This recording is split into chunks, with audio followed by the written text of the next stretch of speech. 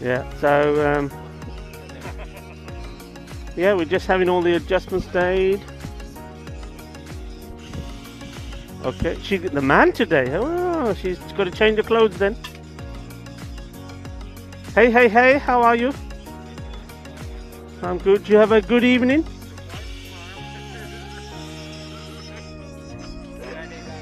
How are we sounding? We sounding good? Sounding good. Should we go a bit higher? Great shot and welcome to the Fancode European Cricket Series here in Spain, Barcelona. Good stuff, good stuff. That's nice. Highlights after the game, the whole game is complete. We're just going to do that innings, right? Is that what? Yeah? Superb. Okay, well, let's. 22. Okay, that's good. Lovely jubbly. Okay, have a good one. If there's anything like Vinny says, just come onto our earpiece. Even if we're talking, one of us will listen and hear. Okay? Alright, let's have a great day.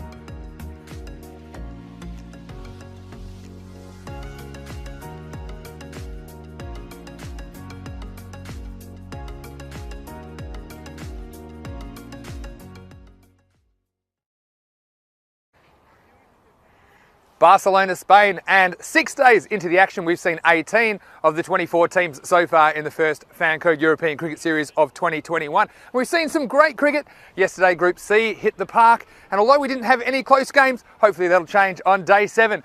Group D get their chance in the Fancode European Cricket Series, and it starts right now.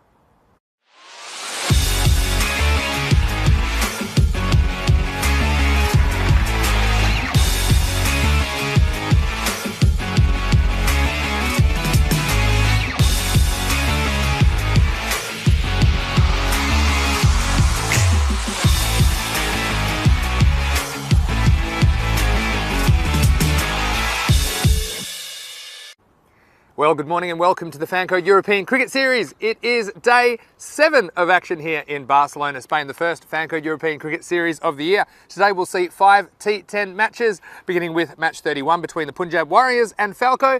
The match referee is with the 2 captains. First is the call. How did that? What can you like to do? I would like to bat. Yeah. Falco, I won the toss and elected to bat once.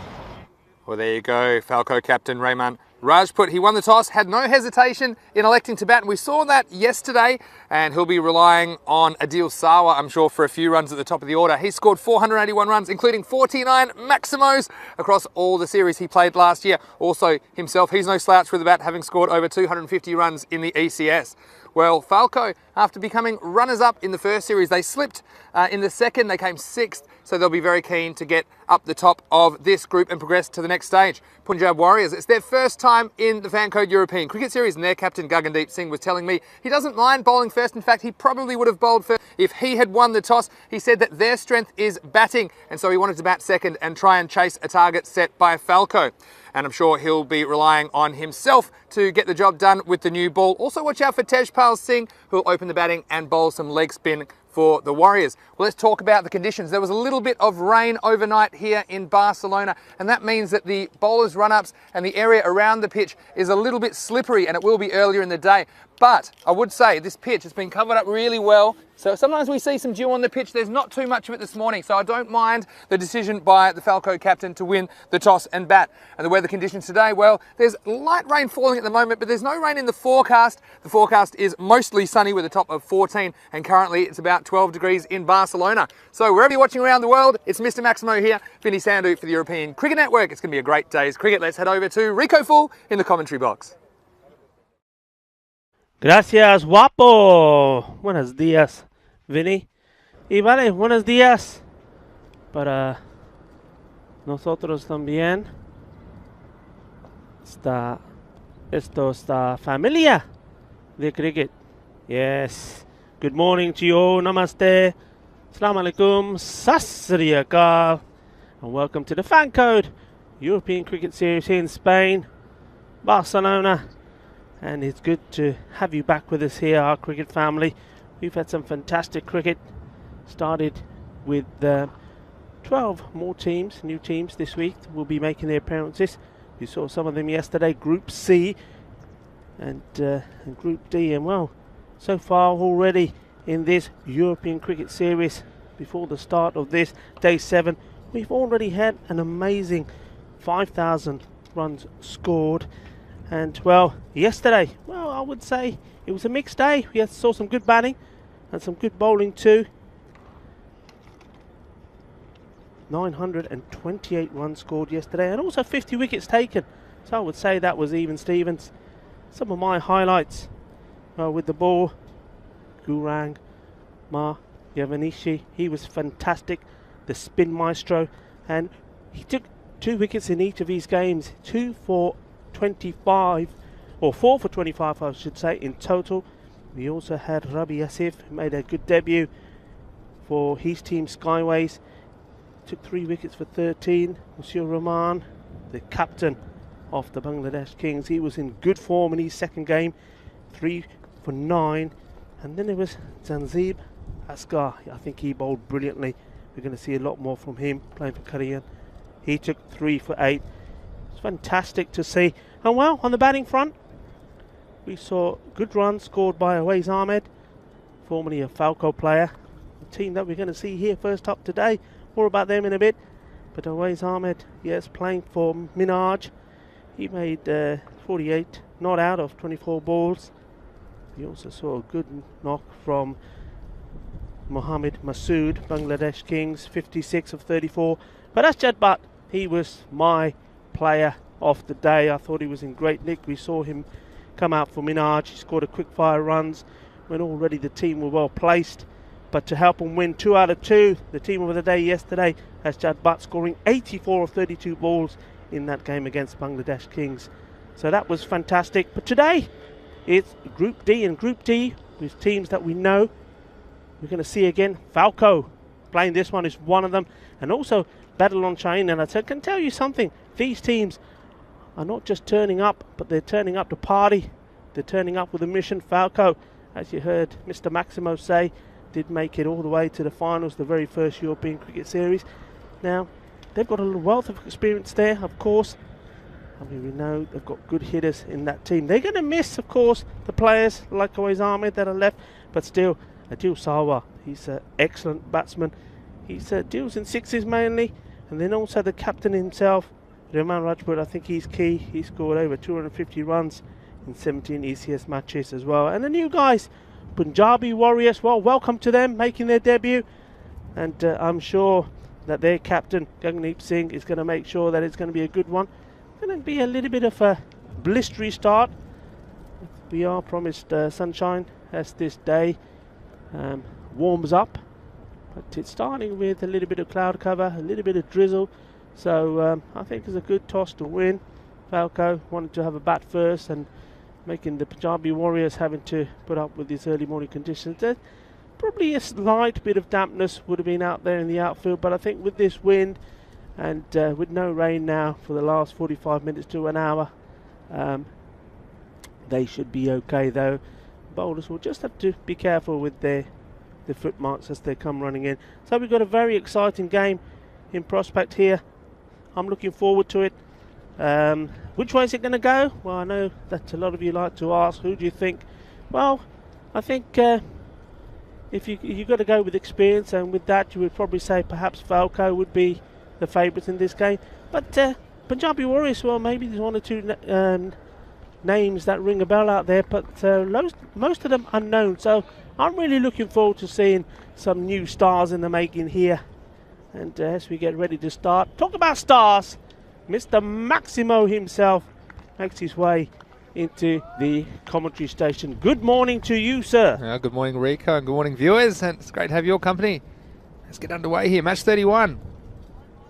And how many times we've seen that? Gagneep Singh, the Punjab Warriors captain, starting with a wide. Yeah, hello to you wherever you're watching around the world. It's great to have you watching our telecast this morning from Barcelona, Spain, in match 31 of the Fan Code European Cricket Series Spain. Also great, like you said, Rico, to see a new team, the Warriors, led by their skipper Gagneep, who's coming in now.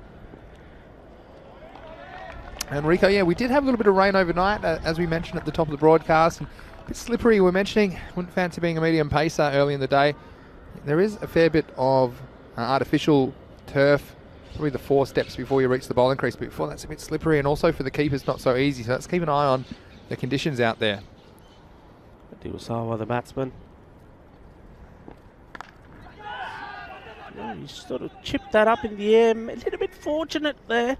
I think the Punjabi Warriors, the fielders on the offside, are very much on, right on that 30-yard circle. If one of them was probably 10 metres in, would have been a chance there. Yeah, and Adil Sawa, who's been a standout batsman for Falco in 2020. He's on 49 Maximos. Did you know that, in the ECS? And just making a careful start. This is Ijaz Ahmed facing now.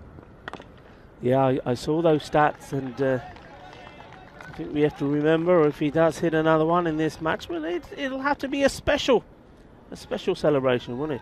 Yeah, but also you see that he's being a little bit careful in the first over. We've seen some batsmen be a bit too aggressive too early sometimes here in the Fan Code European Cricket Series. That had a bit of width about it, and a swing and a miss there from Ijaz Ahmed. And Gagneep Singh, he does have ECS experience, the Warriors captain, playing for Gracia as well as Fateh in 2020, so he'll bring that experience to the table in what is a new team to the competition. He's made a good start here. It's played out to the offside once more for a single. It's so important, isn't it, Rico, that the Warriors don't get blown away here in the start. They've got powerful opening combination. Now Falco missing Cameron Raja, who was probably their best player all round, you'd have to say, last year. So he's not in Spain at the moment, so weakened slightly, but still a very strong outfit. That's well bowled. He's bowling in good areas. He's showing that experience, and that experience and knowledge is exactly what the Punjabi Warriors need. And that's a very good start from him. Started with a wide, but came back well. Yeah, very good over. So 3 for no loss for Falco after 1. Good start for the Warriors. We've seen that with these new teams. Sometimes the starts of matches, they're really playing catch up from the first over. So nice start from Gungadeep. Important that Mohsin Ali, who's coming on, again, he's quite an experienced campaigner himself. He will try and keep the pressure on here in the second over. Of course, 3 over power plays here. T10 cricket on ECN. Starting short, but doesn't make the most of it, the batsman. The new bowler is Mohsin Ali. And you see, I think, some rust there from the batsman as well. Of course, it's their first competitive match in a while. Not easy to train either with all the restrictions in Spain at the moment. So getting away with one there was Mohsin Ali. He needs to pitch it up a little bit more than that. One's picked up beautifully. It was going down the leg side, of danger of being a wide, but the batsman deciding he'd rather take the 4 runs, and that's the first boundary. That's well played. A nice little flick away here from Sawa. Yeah, it's the first cuatro carreras of the morning, and again, straight on the leg stump was the bowler, Mohsin Ali. Needs to straighten up early. A deal. Is that the boundary that gets him away? We know how dangerous that he can be for Falco. Good morning to Golden Paradise, saying good morning, everyone. Hope you'll all enjoy today's games. Well, nice to have you watching, Golden Paradise. Hit down the ground, trying to split the fielders, and successfully does so. 4 more. Didn't time that perfectly well, but it was still a good shot. Rocked back and hit it straight past the bowler. 4 runs. And again, you see the length from Mohsin Ali, just a touch too short. Gives the batsman time, and although I'm not sure it's exactly where he intended to hit it, the ball was on him a bit quick, but you see the ball racing to that short boundary, straight. That's a little bit better, just a little bit pitched up, and Adil Sawa, he's looking for that cross-bat stroke, isn't he? And it's a risky one. We've seen plenty of balls keep low on this service in Barcelona. And just a reminder, if you are watching on the YouTube chat, hello, Felipe Lima de Mela. It's nice to see you, saying nice shot. And it was a nice shot. Wow. Oh, he's put him down. It was, I was about to say, Gandhi ball, think he's going to put it away. But smashing it straight into the hands of the fielders. I don't think he knew too much about this, but the catch has gone down. Watch this. That's gone quick. Look, and when you're a new team in the competition, you want to take every chance given to you, especially with a batsman like Sawa. We've seen him hit some very big scores, so he gets away with one there. You just wonder.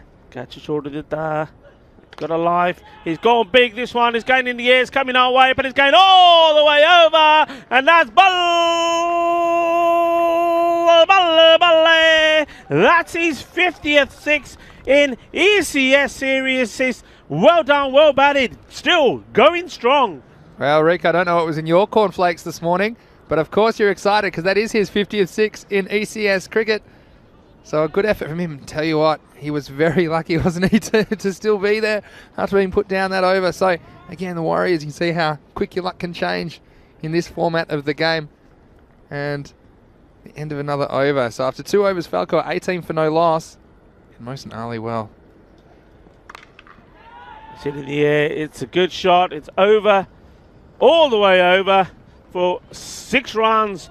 Well, the other batsman here, Ijaz Ahmed, deciding he's going to have a little bit of fun as well.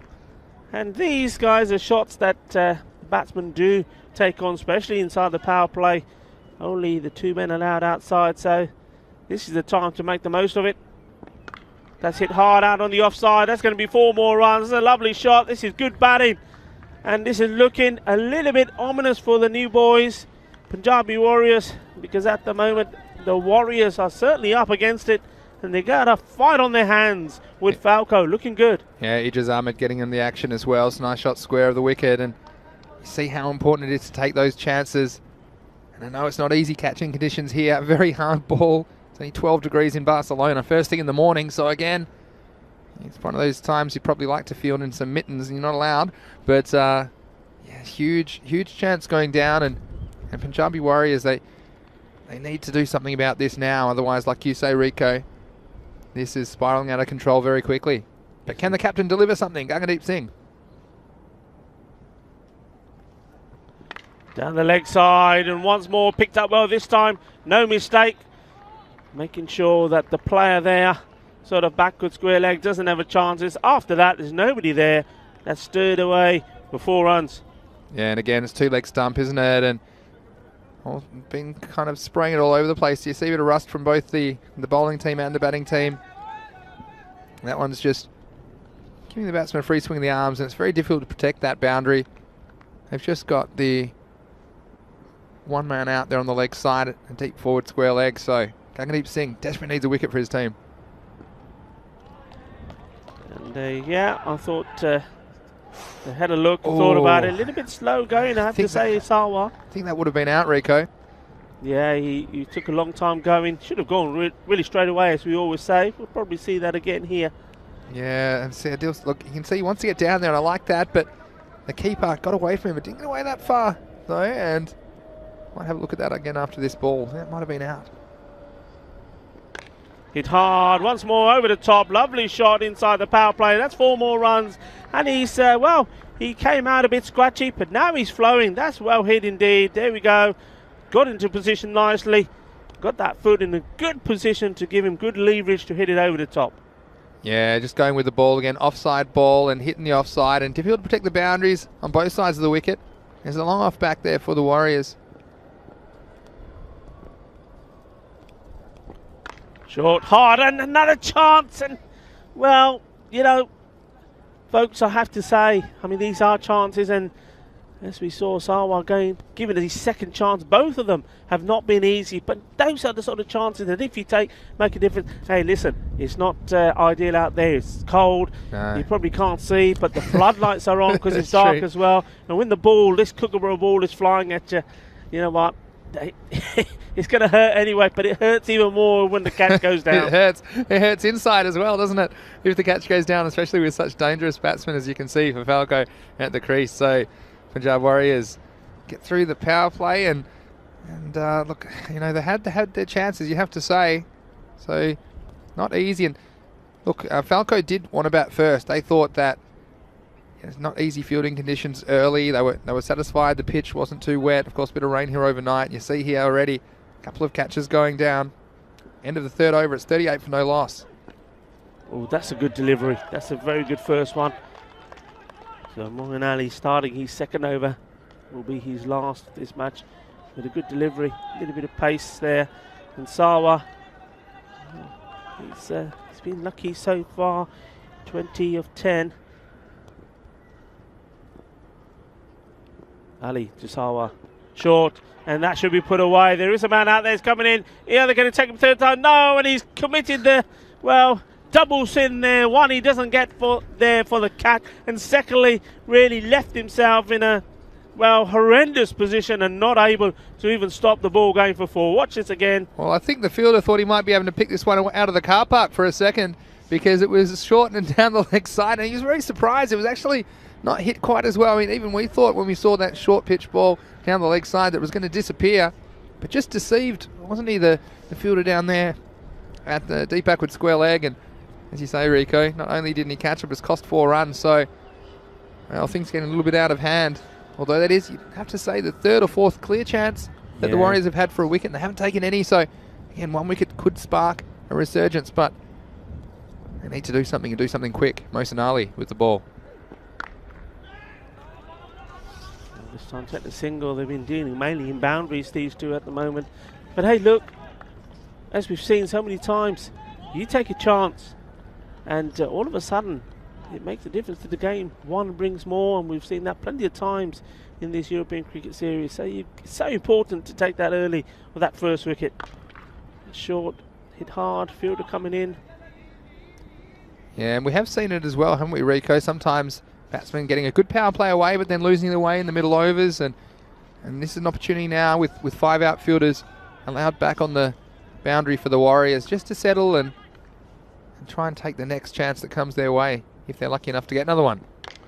That's hit beautifully well. Over it goes. Kidna, Sona, Kidna, Badashaka, and Falco. They are in the mood to party. Well, I'll tell you what, they've had a few gifts as well with the missed chances from the Warriors early in this match. And this one, well, cashing in was Adil Sawa. He's heading for 100 Maximos at this stage. You wonder if he might reach it at some point during this tournament, but some thinking to do for Mohsen Ali. Yeah, I mean, this is at this stage we saw how crucial it was yesterday, and I think here Punjabi Warriors, they'll be looking at maybe Tejpal Singh here now perhaps, or I certainly would be if I was the captain. Bring the spin on.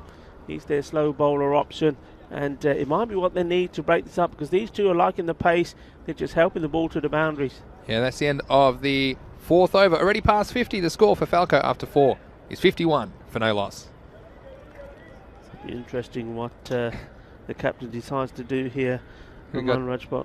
Sorry, just on the YouTube chat, Rico Master Nater 7 saying, give the Warriors gloves, they need them. Well, even I need gloves, to be honest here. I'm not even fielding at the moment. It's pretty cold. It's about 12 degrees here, so we've had colder, but again, first thing in the morning, not easy catching conditions. These balls in this temperature, they're rock hard. Yeah. I'll tell you more about that in a second, but we've got Hardeep Singh coming in to bowl the 5th over for the Warriors. That's a nice shot. There's a fielder right there, Hardeep Singh Jr. I'm going to tell you something we used to do. I think this is allowed. No, it's a long time ago now. But there's a theory that you put the balls in the freezer. Have you heard of this? No, never. You put new balls in the freezer, and apparently they stay harder longer, and you know the seam and this and that. I don't know. This is what we used to think. A snowball off the pitch will be a free hit, and yeah, that was the theory back then. I don't think there's a rule about what temperature you have to get the balls at, and that's from. But these balls came out so hard, and I remember keeping early in these games. We had some reasonably quick bowlers, and they were like rocks, and that's what these balls are like here in Barcelona in these February matches. They are very hard indeed. This is a free hit, so there's no chance of dismissal, and that'll go down to Tejpal Singh at long off. Yeah, but again, it's very easy to watch on TV, seeing these catches go down. But again, these balls are very, very hard, and it's early in the morning. Yeah, not making excuses for the players. We've seen a lot of good fielding as well in the Fancode European Cricket Series this year, but we have seen a consistent amount of drops early in the day. Just struggling there. He's got a interesting bowling action. Sort of the arm comes very much from the side, but of course he's relying a lot on his body direction being good. I mean, going back to that, hard I can understand, but frozen balls not good for fertility, those, eh? Rico, that's an interesting observation. I'm going to go straight back to the chat. We've got Bobby Nemeth watching from Portland, Oregon. I wonder if he's a Trailblazers fan. He says he's totally new to cricket, but loving it. Well, it's great to have you with us. This is a free hit, so can't be out, and this one's gone all the way, and it's going to go all the way into the Falco dugout for a Maximo off the free hit. Yeah, nice shot. Good use of his feet there, and well, Hardeep Singh Jr. Lucky, we'll call him, as that's on the back of his shirt. Not very lucky at the moment. Well, nor is his team. They've been blasted all over the place here. Well, you make your own luck, I think, and comes in again now. This one be just a little bit too wide, so it'll be a wide, have to be re-bowled. Yeah, if you've got any questions about cricket, and look, we love it if our viewers are new to cricket, that's fantastic. And we're all about spreading the word of the game. And basically, I'll give my my explanation. I've spent a lot of time in America, actually, Rico, and sometimes they are a bit puzzled, but I make a few baseball-like comparisons. I might make them after this ball comes in. This is blasted down the pitch, and it will be just a single to Tejpal. So, Bobby, this is how I would explain it to you. I'd say it's like a one-inning game, and each team gets 60 pitches or 60 times to try and hit the ball and get as many runs as they can. This one's up, it's in the air. The fielder is entertained for a second, but it's over him, and that's going to go all the way for a Maximo. So 6 more runs to the total. And that is probably, well, generally, it's the most runs you can get off a ball. It's a bit like a home run in baseball, except you can score it anywhere around the field, 360 degrees. If it goes over the boundary rope without bouncing, then that is 6 runs to the total. As we see the next ball coming in from Hardeep Singh. And that's wide. And if it bounces before it leaves the field of play, you get 4 runs. So they're called boundaries because the ball's gone past the boundary of the field. The other way, of course, to score is by physically running. So you'll notice that there's 2 batters, not just the one batter out there for Falco, the green team at the moment. Every time they change ends, they get a run. So this in the air. Is there going to be a chance? No, just eludes the fielder there on the 30-yard circle. We'll take the single. Yeah, so they get 1 run there because they swapped ends. And of course, the one key difference as well, as we said, the end of the over, so 71 for no loss after 5. One key difference between cricket and baseball is that in baseball, of course, if you hit the ball in the field of play, you have to run. Whereas in cricket, you don't have to run. You only run if you think you can make it safely. And that is a key difference if you're watching and you have a baseball background. Of course, this is a converted baseball ground, isn't it, Rico? So it's really cool that we can play on this field. And then the other thing, which probably is a bit different from baseball, is, well, you can bat as long as you like. Of course, there's a 60 ball max in the innings, but once you're out, that's the end of it. You're not getting another go in the match. So if you get out, then yeah, it's not a very fun experience. There's been a few chances going down. Of course, the fielder's not wearing gloves except for the wicket keeper, which is a bit like the catcher in baseball. He gets to wear gloves. No one else can, and you see him fielding that one there. Charanjit Singh, the new bowler, starting in the no ball. And well, this is the difficulty here, isn't it, for the new team, the Punjabi Warriors. Not only have they found 2 batsmen, Adil Sawa and Ijaz Ahmed, in really good form, hitting the ball well, but they're also giving them loads of freebies and loads of extras. As this hit down, I'll just be the single. See, what's pretty cool about this form of cricket, there's all different forms of cricket, but this one has the 10 over or the 60 pitch, if you want to use a baseball comparison, limit on the innings. So the batsmen have to take risks and they've only got 60 chances to get those runs. So yeah, they've got to play their shots and play them quickly. And this one, again, I'll use got some from Tennessee as well, Master Nate. And so this is a bit like a wild pitch, if you like. So if it's too wide of the batsman or it goes behind the batsman, it's called a wide, and that's 1 run to the total, but that one will have to be bowled again. In comes Charanjit Singh. So, well, wild throw, they should, well, I think Ijaz had his back to the play there, didn't know where that went. It was 2 runs there really for the taking. Yeah. One thing that we're seeing here, Vinny, is that we're seeing Charanjit Singh bowling, and I think Hardeep Singh Jr. as well. There a lot of wides being bowled, but I think it's all to do with their length. If they can push the ball up slightly, because it's swinging a lot, because if you look at that one there, I mean, it's got away. No, he hasn't got away with it, but the ball is pitching so short that the movement is late. If they can just pitch it up, then I think a lot of those wides won't be wides, and they'll probably be pretty good balls around about, leaving the batsman at the off stump. Just got to push the ball up a little bit more. Well, that's a good example of what I'm saying. That's in the air, but it's well hit, well met, and 6 runs. Right, and that's the risk, isn't it? I mean, to pitch it up, and this wasn't quite off the middle of the bat. It was a bit inside out, but it's gone all the way these short boundaries. So again, pitching the ball bouncing for the batsman. Again, something slightly different between cricket and baseball. You don't have that variable in baseball. The ball generally reaching you on the full. And again, well, W Warriors are probably thinking, are they ever going to get these 2 out? Because whenever there is half a chance, or when there's a chance it goes down, when there's a half a chance, the ball going in the air there, mistime shot, nobody around. Well, what do they have to do to get this wicket? Leading a charmed life at the moment, the Falco opening batsman here at match 31. This one will be called, and bowler not getting these 50-50 calls. We've got some more questions on the chat. Master Nate saying, where can we find a schedule of games? I'd like to find a team to follow. Well, you can go to europeancricket.com. Might even put it in the chat for you. How about that? You can find a schedule of this tournament.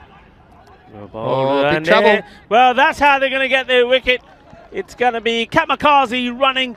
They've given it away, and they're having a chat with each other. Well, we're just saying, how are Punjabi Warriors going to get their first wicket?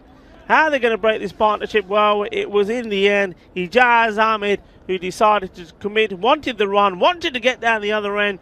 Adil Sawa did not want to know, and it's a run-out. So they had their first wicket, courtesy of a run-out. So well done to the Punjabi Warriors in their very first European Cricket Series. They've taken their first wicket.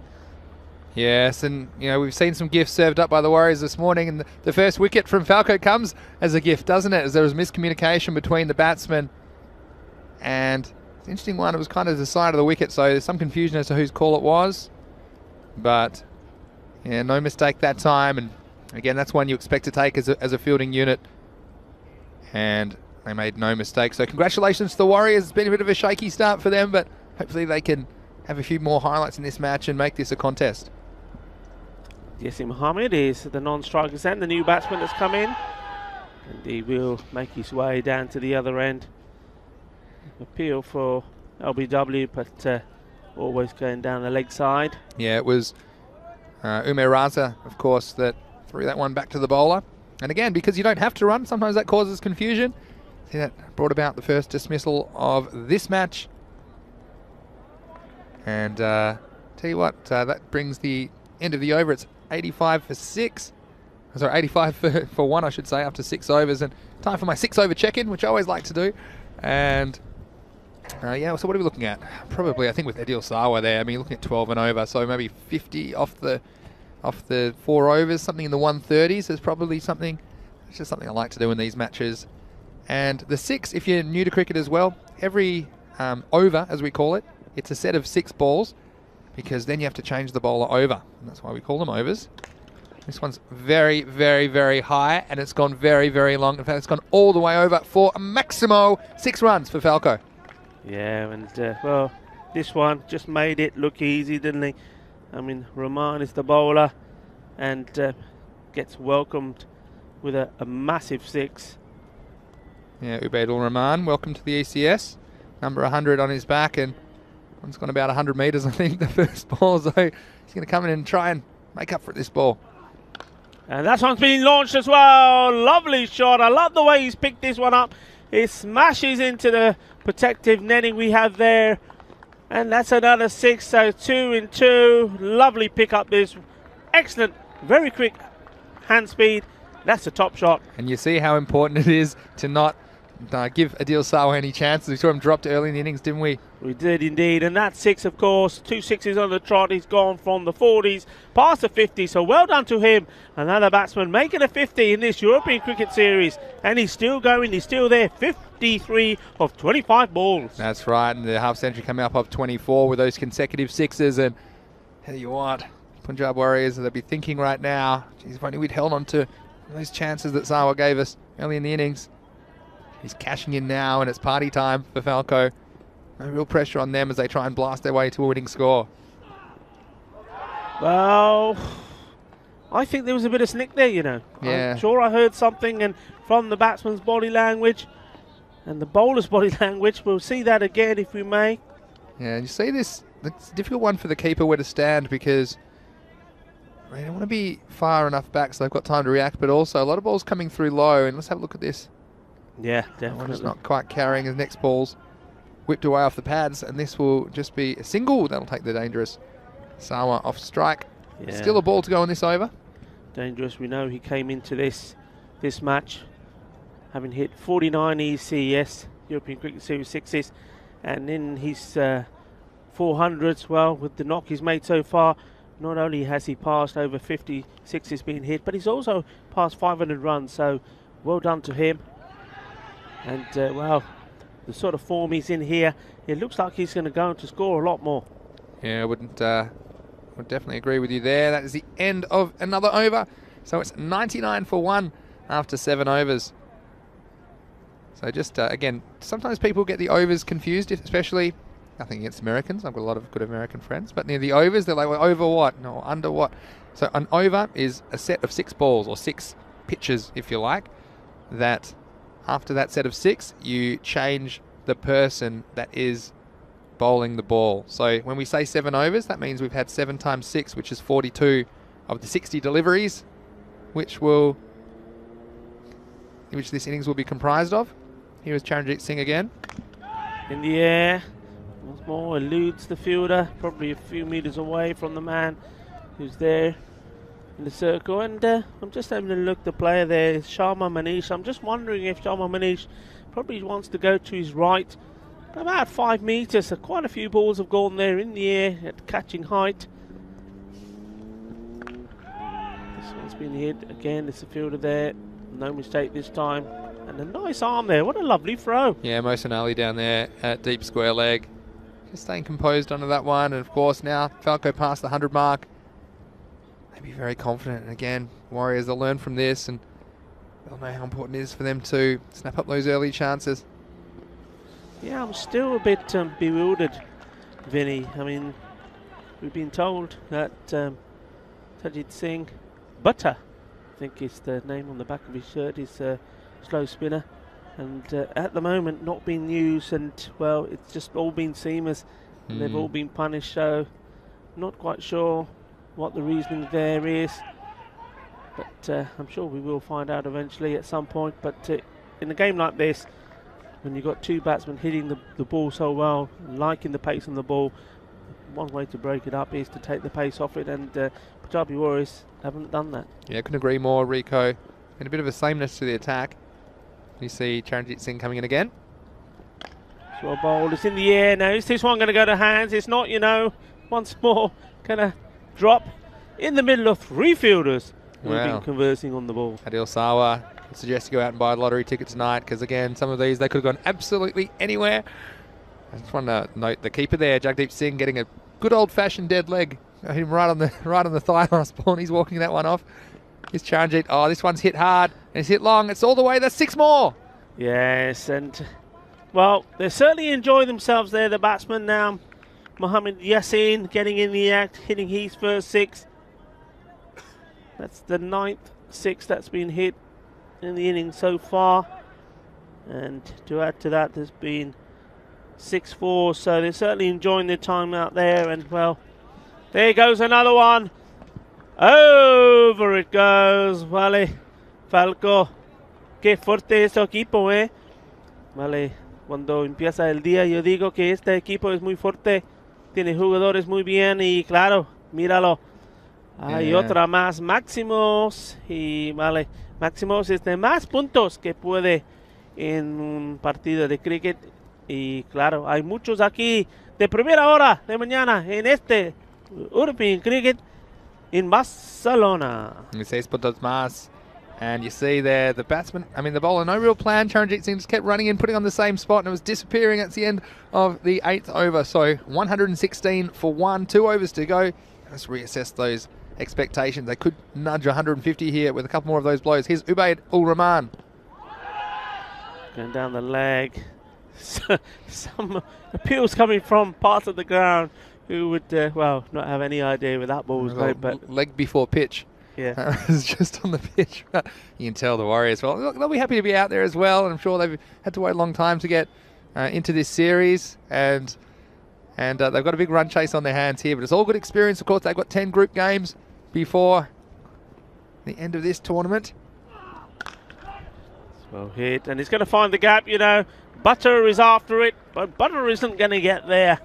And, well, that's another 4 runs. Tajit Singh, Butter on the back of his shirt, giving it chase.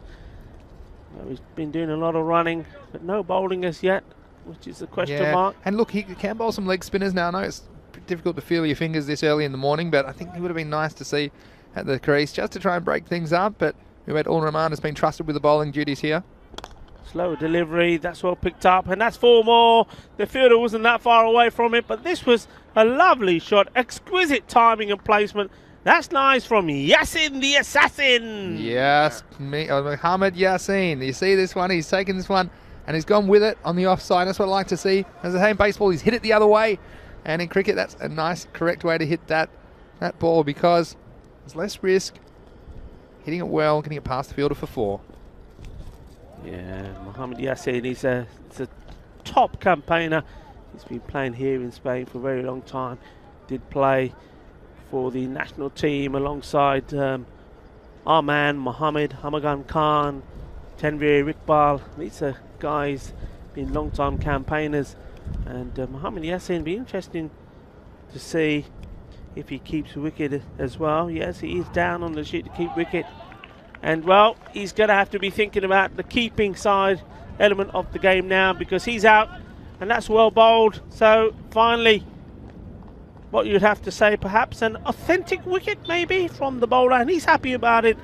Is Abidul Rahman, and so he should be. Yeah. Well done. He stuck to his task with bowling, and you know what? Sometimes when you're up against good batsmen and they're seeing the ball well, good balls are going to disappear, but you've got to stick with it and give him his credit. He has done so. He's kept the ball in the right areas, and in the end, I think he gets his just reward and gets a wicket. Well bowled. Yeah, I'd have to say so. And at this stage of the innings, the bowling, you just have to try and hit the target. That's exactly what he did there. If the batsman misses out, then you want to be sending him back to the dressing room. And of course, in cricket, if you get out, that's the end of your contribution to the innings. You'll be replaced by another member of the batting team. And in fact, it's the captain, Rahman Rajput, who is facing up with a ball to go in the 9th over. Well bowled. Good ball first up. Rajput did well to get back onto it. Thought about taking the 2. Thinking about getting Adil Sawa on strike. It was unselfish from the captain, but Yeah. Sawa saying, no, it's okay. You've got a bat in your hand and trust you to do the job. So that's the end of the 9th over. It's 126 for 2. So only 6 balls remaining in this innings. And Rico, it's been a pretty impressive start to the tournament for Falco, even though they were let off early, but they've cashed in and are on their way to quite a big score here in match 31 of the fan code ECS. Yeah, absolutely. They've done very well. The captain, he's coming out with a lot of runs on the board, 126 at the end of the 9th. And, well, I think from here, they'd like it if they were walking off together after six balls with the score on 140.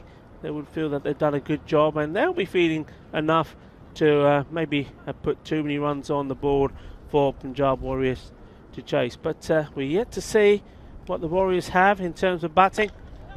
Hardeep Singh to bowl the 10th and final over. And the captain, Rajput, will just settle for a single and say, over to you, Adil Sawa. A lot of nice comments in the chat. Everyone that said they're enjoying the commentary, well, thank you very much for tuning in, and we hope you're enjoying the telecast. This is the first of only 5 matches today. So, and there'll be matches Monday to Friday all week, 5 matches a day. So make sure you tune in to join us. It's great to have your company. That's good bowling. This is Hardeep Singh. That was a toe breaker, wasn't it? Yeah. Adil Sawa, he's not the quickest guy anyway, but chopping that one onto his toe, he took a little while to get going. But again, I'm glad he took this single there. Gives another batsman a chance, Rahman Rajput, the captain, to try and put a couple of balls over the boundary. Of course, as we get towards the end of the innings, there's really no reason the batsman can't be trying to put all of these over the fence for 6. It's that shuffle across. He's had a go, but fielder should cut it off. Yeah, good work there. Yeah, it's Well, good fielding. Tejpal. Tejpal Singh, I think we'll probably see him open the batting. And like I said, we haven't seen his leg spin, but I'm sure it'll feature at some point in the tournament. Just good bowling from Hardeep Singh Senior at the moment. Just bowling a good line. That one is gone for shorter. That's going to be sliced away. It's going to go over the top. It won't go to the boundary. They're looking to come back. They don't do so. So that one, he was a little bit short, but he's just floating the ball up there, doing what I think is good. And well, he'll probably be thinking about this Punjabi Warriors. A lot of things for them to think about and take from this first fielding performance from them. And maybe have this guy here bowling a little bit in the middle of the order.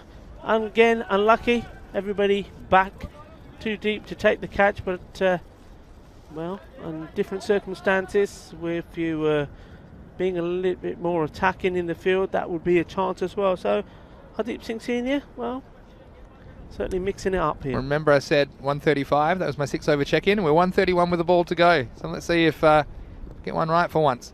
Last ball of the innings. Well, there's a chance. The fielder's right back. And he's has it. Oh, Shaba, Shaba. Little bit of bangara there after taking the catch. Make sure he keeps the ball inside. Well done. That's a very good catch taken there.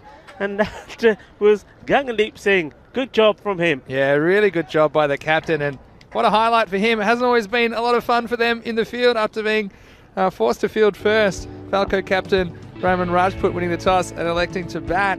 And, well, I tell you what, the Warriors, they can be very happy with that highlight. But Rico, there were some chances for Falco that Falco gave up early to the Warriors, but they weren't able to take them. And Falco, well, they went on their merry way, hitting balls all around the Montreal Olympic ground on the way to a final score of 131 for 3. I tell you what, there were some highlights and some big hits, weren't there? It was. I mean, the openers capitalised on some of the early morning nerves from the newcomers. Adil Sawa particularly hitting the ball really well. Now listen, there were chances as well. He'd lived a charmed life out there, but one of the things is in this T10 is you've got to hit the ball and hit it hard, and that's what Adil Sawa does. So the chances that they weren't easy ones, but he certainly did a great job. Gave his captain a great start, batting all the way through there the innings, and well, all the way through bar the last ball. Well, yeah, all the way through the innings. He was out off the last ball, going for the big hit. And well, some of the shots he played, Vinny, just effortless. It's just he's not got a great big movement with his front foot, but he gets in line and plays it well. And here's the assassin, Yassin, my man. Played some nice shots here, Shane. Look at that, that's lovely. Down on one knee, it was a nice shot, wasn't it? And that was the end of him, though. And that was a good wicket, and he deserved it, didn't he? Adil Rahman took a bit of stick, but I'm sure we'll see plenty more of him in this tournament. He hit the ball very nicely, particularly through the offside. I like that. And you see, look at this one right at the end. I like this one. And then a little bit of the balle. I like the bowler. I don't know if he caught the bowler. No, we didn't catch the bowler. And that was a nice way to end for the Punjabi Warriors, because the bowler, Hardeep Singh Senior there, looking at us at the commentary station and saying, look at my shirt, and put the arms in the air and did a little bunga as well. So I like that. They're here to have fun and enjoy themselves. And Vinny, I love that about teams like that there. Okay, you know, they've got to go out there. They've got quite a large total to try and go after, but they're going to have fun. 132 is the target, but you know what?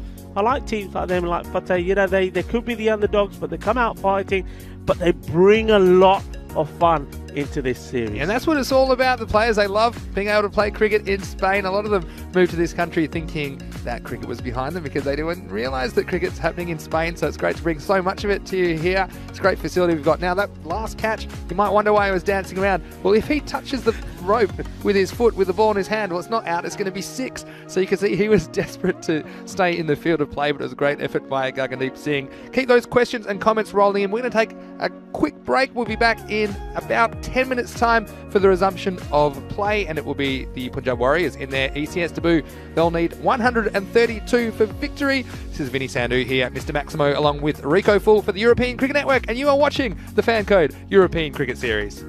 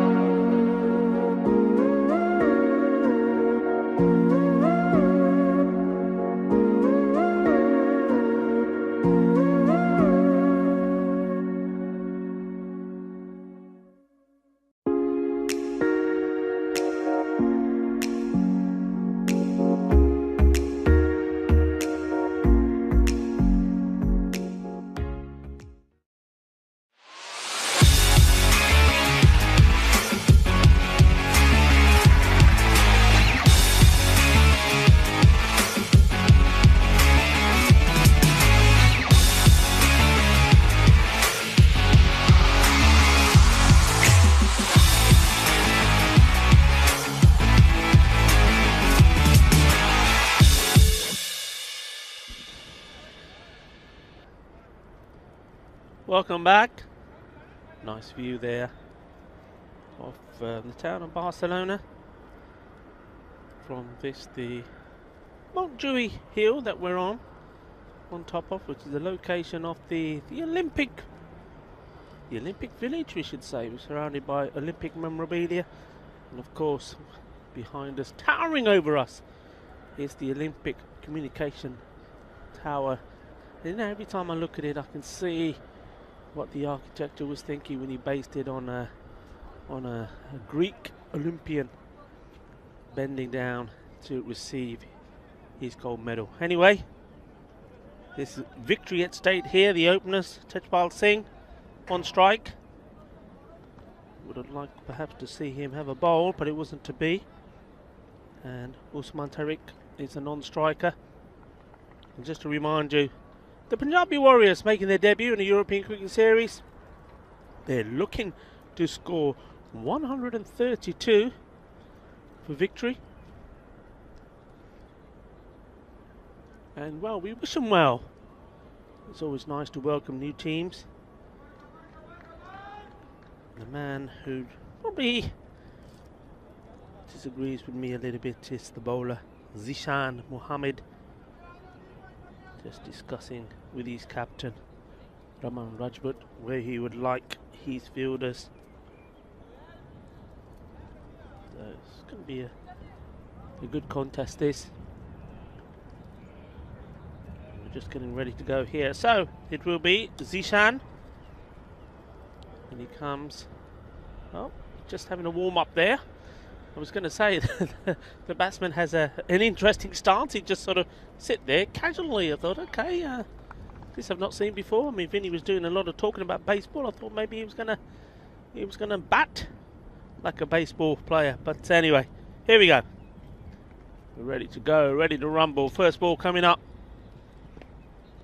and starts with a wide. So instantly runs on the board for the Punjabi Warriors. Tejpal Singh, very important for him to make a good start.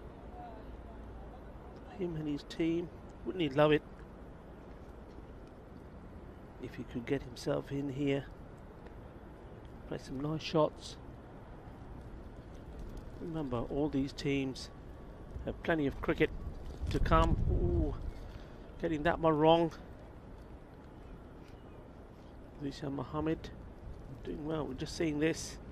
In he comes, and well, this one was so quick nobody saw it. And look at that, Tejpal Singh thinking, oh, I'll have it next time. I will, you know, I'll have it next time. I hope he's okay. Probably finding, I mean, one of the things early on here,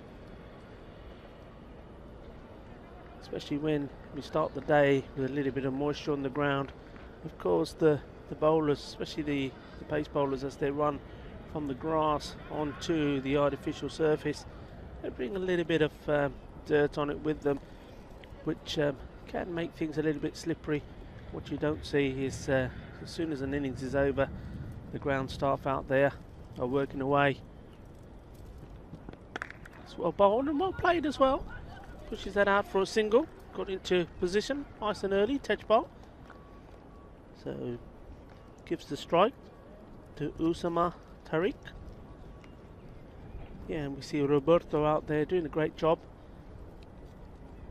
Roberto and Javier are the key men involved, getting a lot of the work done here. So I take my hat off to you guys, doing a wonderful job, supported well by the ground staff, Devinder Singh Kaur, Kushveer Singh Kaur and Ranjit Singh. So well done. Well done to everybody involved with cricket here in Catalonia, Spain. That one a little bit too wide. Nisar Ahmed, Shahidul Ahmed are the umpires. All the umpires here doing a tremendous job. Supported very well by Shubh Navjot Singh, the tournament referee, and also, as we discovered at the weekend, a star batsman. Oh, he was in good nick, and he's probably sitting in there now thinking, oh, I'd love to have a game. I think sometimes we all feel that. That's all cricketers ourselves. We love watching the game, we love commentating it for you. Zishan comes in, that's a better ball. Good wheels on that one, a nice bit of pace. But yeah, sometimes it's good watching the game, but you you just think, oh, I'd love to get out there, love to have a bowl. And, you know, you look at surfaces and I'd like to have a bowl on that. And I think, especially the batsmen probably think, yeah, I'd like to have a bat on that. But, yeah, everyone here doing a fantastic job is great. And, of course, let's give a shout out to the European Cricket Network team here. Obviously myself, Rico Full and Vinny Sandhu, Mr. Maximo, doing the commentating for you. It's that one. Goes wide again. Well, the umpires certainly, the wides in this game have been good for them because it's kept them warm. They've been able to move their arms around and keep warm. And of course a team of people who are always working tirelessly behind the scenes for the European cricket team. Sam Williams, Max Bai, Andy House, Stephen Gooch, Barry Eaton, all doing a wonderful job. And of course one of our partners, Spring Productions, for bringing you all these images. Zishan Mohammed. He gets that one right. No, does he? No, he doesn't, says the umpire. It's still too wide. Zishan thought he was okay. Puts his hands on his hips and has a walk back. He's now having you can see his footmarks there coming on to the artificial. Like I said, it gets swept in between innings, so those are fresh marks. Yeah, I think I have to admit, if I was the bowler there, I'd be a little bit annoyed with that one. I think I'd done enough. I think it was maybe inside, not that wide. But the umpires, well, they've been very consistent in their callings. They've been well briefed by the tournament referee and sticking to their guidelines well. And that one was a little bit wide. In fact, that's gone through and it's gone all the way. So that's not just one, but 5 wides. And, well, Falco are not making the best of starts to this. Struggling. Zishan Mohammed with his line, giving away valuable runs. And he's having a chat once more about probably his footing. But for me, it's very easy. If you're struggling, well, cut down your run. We've seen a lot of bowlers change and decide to go around the wicket because they feel more comfortable. Well, that's better bowled. Does take some getting used to, but now Falco, they're not new to this service. I can understand if it was the Punjabi Warriors. They played on this several times. It's been exactly the same. European Cricket Series 1 and 2 and the Bash here last year during September, October, November. Plenty of cricket here, so these guys will know about this wicket. It's just a matter of getting into a rhythm. So 11 the score. This over is far from finished though, so a good start. Remember, chasing 132. That's going to be another wide, says the umpire. Be interesting here for Falco because they've done a good job with the bat now. Falco are up against their rivals, and I say this because they had some good battles between each other. Badalona Shaheen up next, and I'll be interested to find out from Vinny Sandhu how that toss went, because both of these teams, I mean, Badalona Shaheen, I have to say, I did take a shine to them because I like the way they play the cricket. You heard myself and Vinny talking about the Warriors and how they come into this, you know, wanted to play cricket but also wanted to have fun. Nicely played shot again, gets into position very well for that cut shot touch ball. But yeah, we like to see teams having fun as well. Yeah, of course, when you're out there, you want to play hard, you want to play to win, but it's nice to have characters in your side as well that that you can talk to, that you can have a little bit of fun with, that after the game and in between games are jolly people. And Badalona Shaheen have their fair share of people like that. And one man who comes to mind, and he's an outstanding cricketer for me as well, is Babar Khan, one of 3 brothers in the side. So they're coming back, and now they are playing Falco next game. So whatever the outcome of this game, as you see Zishan banging this one in, starting to get his rhythm now. Those two teams are playing each other. Now the last time they met was an interesting game. I'll just give you the details of that. It was a victory for Badalona. No, it was not. I take it back. I remember the game very well. It should have been a victory for Badalona Shaheen. Falco scored 90 for 3. Now, Badalona Shine were well on top now. On that point, Kuldeep Singh was actually, Kuldeep Lal was playing for the Badalona Shine team. Now, he made a 50, but even though he made a 50, they were not able to win that game. They had it in the bag, and then all of a sudden, the runs dried up, and it wasn't to be. So, Badalona, they will want to make up for that now. I'd be like to know how that toss has gone, whether Falco have won it again, and if they have, I suspect they may want to bat again on this, because they've done a good job so far. So Mr. Maximo, he'll probably thought he'd be coming into this commentary station with probably 3 overs gone, but that one has taken so long. I was going to say. It's only been 14. Welcome back, buddy. Yeah, I was waiting for the end of the over, wasn't I, Rico? I was waiting a long time. In the over 14 for no loss. I was looking that both batsmen are only scored 2 each. That's 4, but the score's 14, and that's because of 10 wides in the over. Was there a 5 wides in there? What did I miss? Yeah, there was this one that went all the way through, and well, Zisha Mohammed was well, throwing toys a little bit, getting it all wrong and looking at this, that, and the other, but just couldn't get it right. When he did, he looked the part, I have to say.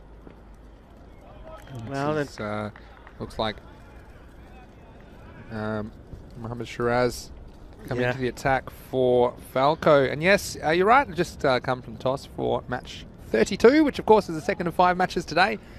Big clash this one, Falco versus Badalona Shaheen. Probably the 2 favourites in this group D. We'll just wait for this ball from Mohammed Shiraz. That had good shape, that had a lot of movement. Yeah, kind of in swing, if you like, or someone call it reverse movement in some parts of the world. Yeah, the news there, Falco, they've won the toss again. So, tell you what, they're calling correctly twice, and no surprises, like you said, Rico. They will bat first against Badalona Shaheen. So Falco to bat first in match 32. Here's Mohammed Shiraz. It's up in the air, and safe to do so at this stage. Early stages inside the power play, hit over the ring.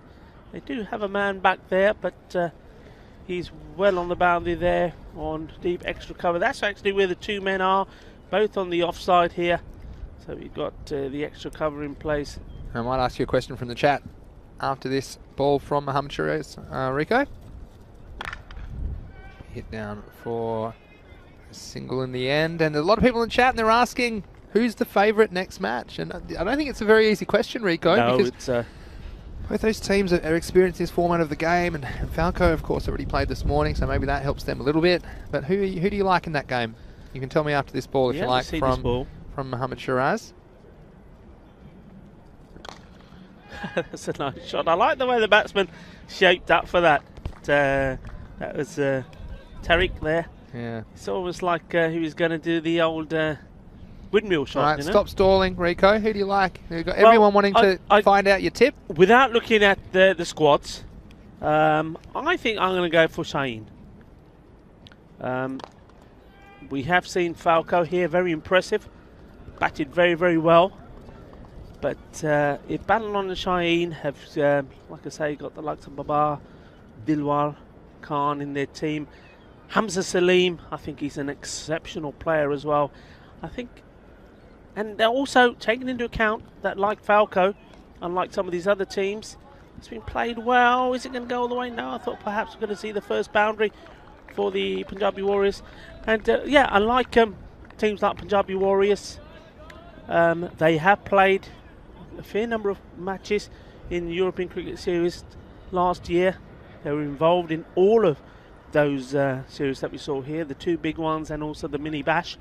So I think they'll be in pretty good nick. So yeah, I'm going to stick my neck out a bit here. Falco looking strong, looking good, but I'm still going to go for Badalona. Yeah, well, you know, one thing I hate is agreeing with you, Rico, but but I think Badalona Shaheen probably just have the edge. But of course, it's what we love is good contests, and I'd love to see a really close match between those 2 teams, and both will want early bragging rights. They'll fancy their chances to top the group, and it'll be a huge match in the context of this tournament, match 32. We've got Mohammed Zishan, who's been trusted to bowl the 3rd over. This is short in the air, but I think it'll be cut off, and it is.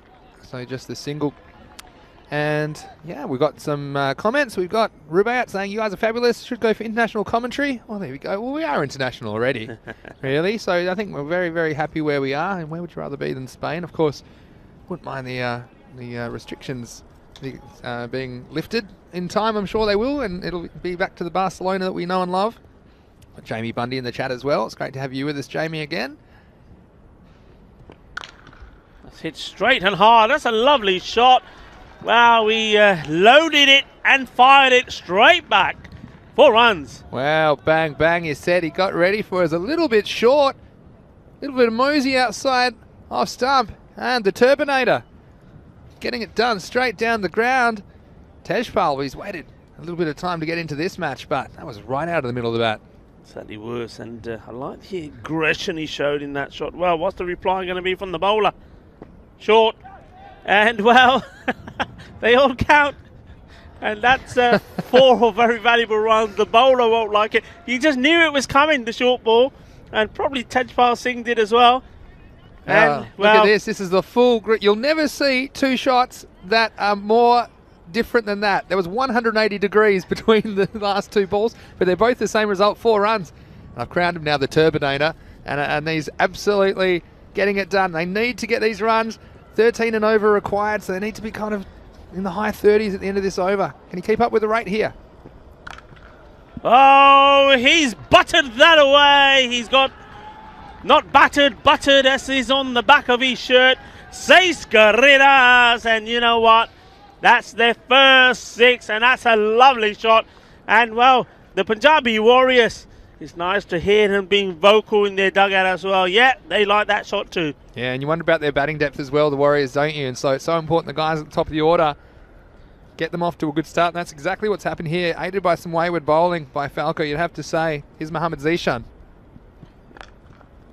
Yeah, just moving around. That's confidence now from Tejpal Singh. He's moving around, trying to put the bowler off. It's good batting this so far. You know, we're talking about the predictions for the next match here. Battle on a Shaheen against Falco. It's going to be a clash of the Titans. Well, we're talking as if this game is over. It's far from over. I mean, Falco, they would love to be going into that contest knowing that they've got 1 win behind them, but they've got work to do here first. Last ball of the over, 36 the score. Hit that well. Has it gone over? He's just done enough. But there's good work from the fielder. Well, he just did enough to get it over the fielder there, and that man diving high as he could to try and reach it, couldn't do so. Yeah, end of the over, Rico. So 38 for no loss, and they're right up with the rate at the moment. And it's all because of that man, the Turbinator, Tejpal Singh, who is on 19 off only 8 balls. Jamie Bundy saying about the first over, don't worry about the 10 wides. I played once with a guy who bowled an 18-ball over. Well, there you go. That would have gone a long time, wouldn't it? And hashtag Brother Bundy. It's great to have you with us, Jamie. What's the weather like in southern England today? Let us know. And let us know where you're watching from, wherever you're watching around the world. And, of course, if you are at home for various reasons at the moment, it's great that we have your company on the European Cricket Network, and if you have family or friends, perhaps you can't physically be together at the moment while watching this Fancode European Cricket Series. It's a great way to spend your day or evening wherever you're watching around the world. Now, it's going to be Mohammad Shiraz to bowl the 4th over. 5 men back now. Hit the end of the power play, and this one will be down the ground. Just the single. So, for the Warriors, the challenge here is keeping pace with that rate required. So 13 and over required through this inning. So they want to be around about the 52 mark at the end of this over.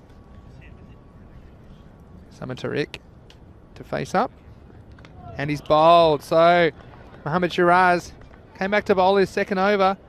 He only conceded 6 in his first, and he's picked up the first wicket for Falco.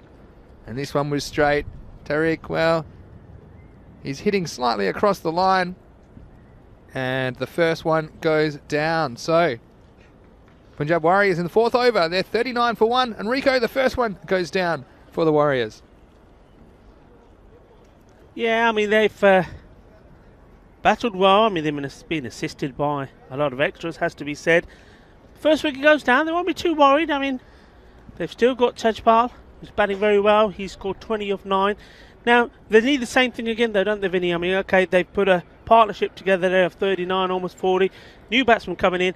And I think what Tejpal will be saying to the new bat here is to say, look, I'm seeing it pretty well. There's nothing really too much to be worried about. Stick around and let's build a partnership. Give me some company, and I think Gagandeep Singh, he's certainly experienced enough to do that. Yeah, you'd hope so. He has the previous ECS experience, of course, with a couple of teams, Gracia and Fateh. And he has to contend with Mohammad Shiraz. 4 balls left in this 4th over. Starts nicely. That's into the gap. Take some stopping. And they'll come back for 2. So we've got some more comments. Always great. We've got M. Wahid Riaz saying, watching in China. Well, there you go. It's nice to see some Chinese audience for this, the European Cricket Series. It is the European Cricket Series, but we know you have viewers all over the world. Here's Mohammad Shiraz. It's well bowled. You saw that just coming back in to the batsman, but getting enough on it. Jamie Bundy says, well, I mentioned rain in England yesterday, Mr. Maximo. Forecast was not wrong. Tell you what, that's one of the easier jobs, isn't it, English weatherman? Because I know my predictions haven't always been right, but if you just predict rain, I think you're right most of the time. Here's Mohammad Shiraz. That's a beautiful shot. He's absolutely clobbered that away. Ginna, Sona. Both acha shots. I love that. Ginna, but shaka. Beautiful. Well, what a shot. Get out of the way. The Turbinator's coming. And he had 2 steps down the wicket. And that one was a long way over the wall, straight down the ground. So keeping his team in the game. And we mentioned the rate. They want to keep up with that rate. And at the moment, Tejpal Singh for the Warriors on ECS debut, keeping them in the game. Well, he's played a few down there, isn't he? There's another one, but this time it goes to the man. Always follows up with a backwards shot, doesn't he? That's the end of the over. So 49 for 1 at the end of 4. And again, they're just keeping pace with that rate, but they can't have an over where they only have single figures or they have a low over. It's going to put a lot of pressure on them. So it's very interesting next 3 overs for the game, in my estimation. And yeah, thank you everyone for your lovely comments. And well, it's lovely to know that we've been watched and listened to around the world. I mean, China, that's fantastic. What's cricket like in China? I'd love to know. Is it played there, and how often? How many teams? Be great. Are we just fantasy dashboard coming up for the next game there? Yeah, Really? that's right. Now we're mentioning the next game. What a big clash it is, and it's going to be Falco winning the toss and batting first. And you see the fantasy points as well. As recent as we could get them, we got Adil Sawa, Ijaz Ahmed and Yassine, of course. They featured heavily in the innings, so make sure you get to our social media at European Cricket to get the dashboard and all that extra information if you are playing some fantasy cricket. And it looks like we have Kawar Javed to bowl the 5th over. And he's going to continue to Tejpal. Tejpal stands and hits that hard. Looking for 2, and this is very good running. Yeah, and that's exactly what they need to do, put pressure on the fielder. And it just fell in a gap, and the ball slows up really quick. The fielder had to make ground to pick it up, and time to get through for 2. A lot of questions about the ICC providing assistance, or the idea of them providing assistance to us. I'll come back to that in a second. We've just got to be careful here, Tejpal Singh. I mean, the last thing he'll want to do now is lose his wicket. 1 wicket's already gone. They just need to build a partnership together, these 2. He's quite key. He's seen the ball well. He's on 29 or 13 balls. He's got to stick around. Didn't really get up, but they might get 2 here. And that one just slowly rolling into the gap between 2 outfielders. Osama Butt says, great effort organising the ECS, guys. He's enjoying saying stuck indoors in the UK, and it's great that you're watching us, Osama Butt. And thank you for your message. And yeah, we have viewers from everywhere, so it's great that you're joining us here. Plenty of cricket still to come today, of course. Oh, that's too wide. You can see what he's trying to do. I mean, Tejpal Singh is making a bit of room for himself, trying to give him going down the leg side. Now, we mentioned a few comments saying the ICC would be great if they got behind the ECS. Well, we do want you to write to your local ICC member. Can you write to them? But if you're enjoying the ECS, let them know, because we'd love some more support, of course. So a bit more bounce, and the Turbinator not negotiating that one.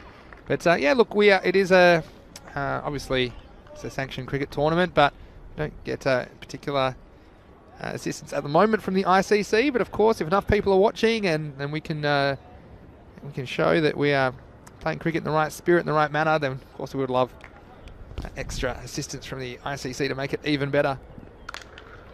हाय बल्ले बल्ले बल्ले किन्ना सोना मैं अपना मुंडा अपना पंजाब खेलदा जिद्दां अपने शहर दे विच खेलदा है परोंठे खा के आया मेरे ख्याल. Yes, I think he's had his prontas this morning. He's hit that very, very well. And what a knock he's having here. Well, we were talking about surprise that he didn't have a bowl. Well, maybe he was saving all his energy for the batting here, Tejpal Singh. Well, it seems so. The Turbinator.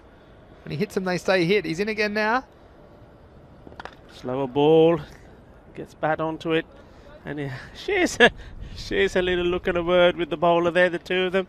And nice to see it was smiles involved there as well. And he's probably saying well bowled, and that's good from him. That's into over, so Tejpal will retain the strike, and after 5, it's 61 for 1 at the halfway point of the innings. Yeah, it's going along nicely. And at that rate, it's around about 13, and they've managed to sort of maintain it to that. I mean, once it starts to get to the 16 mark, that's when you start to say, right, okay, this is going to get beyond them. But while Tejpal Singh is there and playing his shots, they're always in it, and this is going to be an interesting further dice. So change the bowler, new bowler on. Is he going to be on the money straight away, or is he going to be a few loose ones for Tejpal to latch onto? Yeah, Wes Khan, the bowler. And that was almost a very good grab. It goes down. Well, he had a lot of ground to cover, did Zishan Mohammed. And well, he's done his best there, but the ball just didn't want to stick, just popping out here. Watch this. Yeah, he used up all his energy credits on the run, and it wasn't easy. He just had to stick the hands out and hope that it stuck. Of course, he's very hard balls and a bit chilly here in Barcelona, but that one going down, so he's disappointed, but it was a good effort. That's what we like to see, making it into a catch. Unfortunately, couldn't hold on, but a let off for Tejpal. Here he is again. He's hit that hard, and the fielder isn't going to get anywhere near that. That's been clubbed away. Well, you can see Zishan Mohammed a little bit disappointed with himself, but it was a great effort, I have to say. And those ones are difficult. Going back to that catch, when you're running in from a distance and you're trying to take the ball at an uncomfortable height, the momentum of your body is naturally going to push that ball out because it's too far away from you. Sometimes they stick, sometimes they're down, and on a cold day like this, quite often we see them bobble out. Unlucky he was, but well, Tejit Singh making the most of the chance, and he's extra life. Slower ball. I'll just settle for a single this time, and yeah, again, it's just great you're joining our family watching the European Cricket Network today. We've got more chat about where people are watching from. We've got Nibia watching from Bangladesh. Martin Watsbet asking about the weather in the USA. Of course, we had a viewer from Tennessee. Maybe he's a Tennessee Titans fan. Maybe you can tell us. Nate? That's a nice shot from going deep. Unfortunately, just got a little bit too much. But Master Nater saying, Turbinator, let's go Warriors. Well, he wanted to pick a team, didn't he? And the Warriors, well, they're showing a bit of fight here in the second half of match 31. Of course, it's the first of 5 matches that you'll see today, and we're Monday to Friday, of course, on the European Cricket Network at the moment. This could be another chance, just dropping short. Captain running in there. Bit of natural justice here because in the Falco innings there were quite a few balls, and go back to Adil Sawa, he was quite lucky at times, and some balls just could have gone anywhere and popped into gaps, and the Turbinator, Tejpal Singh, he's riding his luck at the moment and keeping his team in the game. Always Khan. It's well bowled, slower. Good work there, Sawa this time. Getting down low and getting the ball in quickly. Yes, that's the end of the over, Rico. At the end of 6, it's 71 for 1. You can see they're just a little bit behind. I mean, they'd be 78 if they're up with the rate, and so they're only 7 runs behind. They can make that up in just 1 or 2 balls, but it's really important now. With only 4 overs left, they've got 9 wickets in hand. Look, they're probably going to need a slice of luck as well, the Warriors, you'd have to say, but it's not beyond them. What's important, Rico, is I think they can't have too many dot balls. So dot balls are balls, we say, that don't have any runs off them. All right, that's what we mean by dot, and traditionally in the scorebook, back in the olden days, you know, when we were playing, you'd have a scorebook, wouldn't you? But now it's all computerized. But yeah, dot is a ball that isn't scored off, and they can't really afford too many more of those, the Warriors. Here is Kawat Javed to bowl the 7th over. Down the leg side, we'll get the wide and the extra ball. So again, that one will have to be re-bowled, and it's 1 run to the batting team. Yeah, Javed just He's not pitching up. He knows that both these batsmen are attacking the ball that is pitched up to him. He's just keeping it slightly short, but it's in danger of straying down the leg side. That's better. That's well bowled. Good length from him, not giving the batsman anything to drive at. And I suspect that we'll see Tajid Singh coming down the wicket to him. He's often made himself room down the leg side, but I just got the feeling that he knows the line here that's been bowled by Javed. And also he knows, as Vinny just said in that last over, that an over where they don't get at least a minimum of 10 from is really going to take that run rate beyond reach. As he changes bats, we have a look at that dashboard again. There we go, battle on Shaheen, Hamza Salim, Dilwara Khan, Already some comments in the chat. Hamza Salim, best player on ACS. There's a lot of chat about him, and Dilwara Khan, we've seen him before as well, so stay tuned. That one will be starting on the half hour here in Barcelona, but for now, he made himself room, didn't take the charge.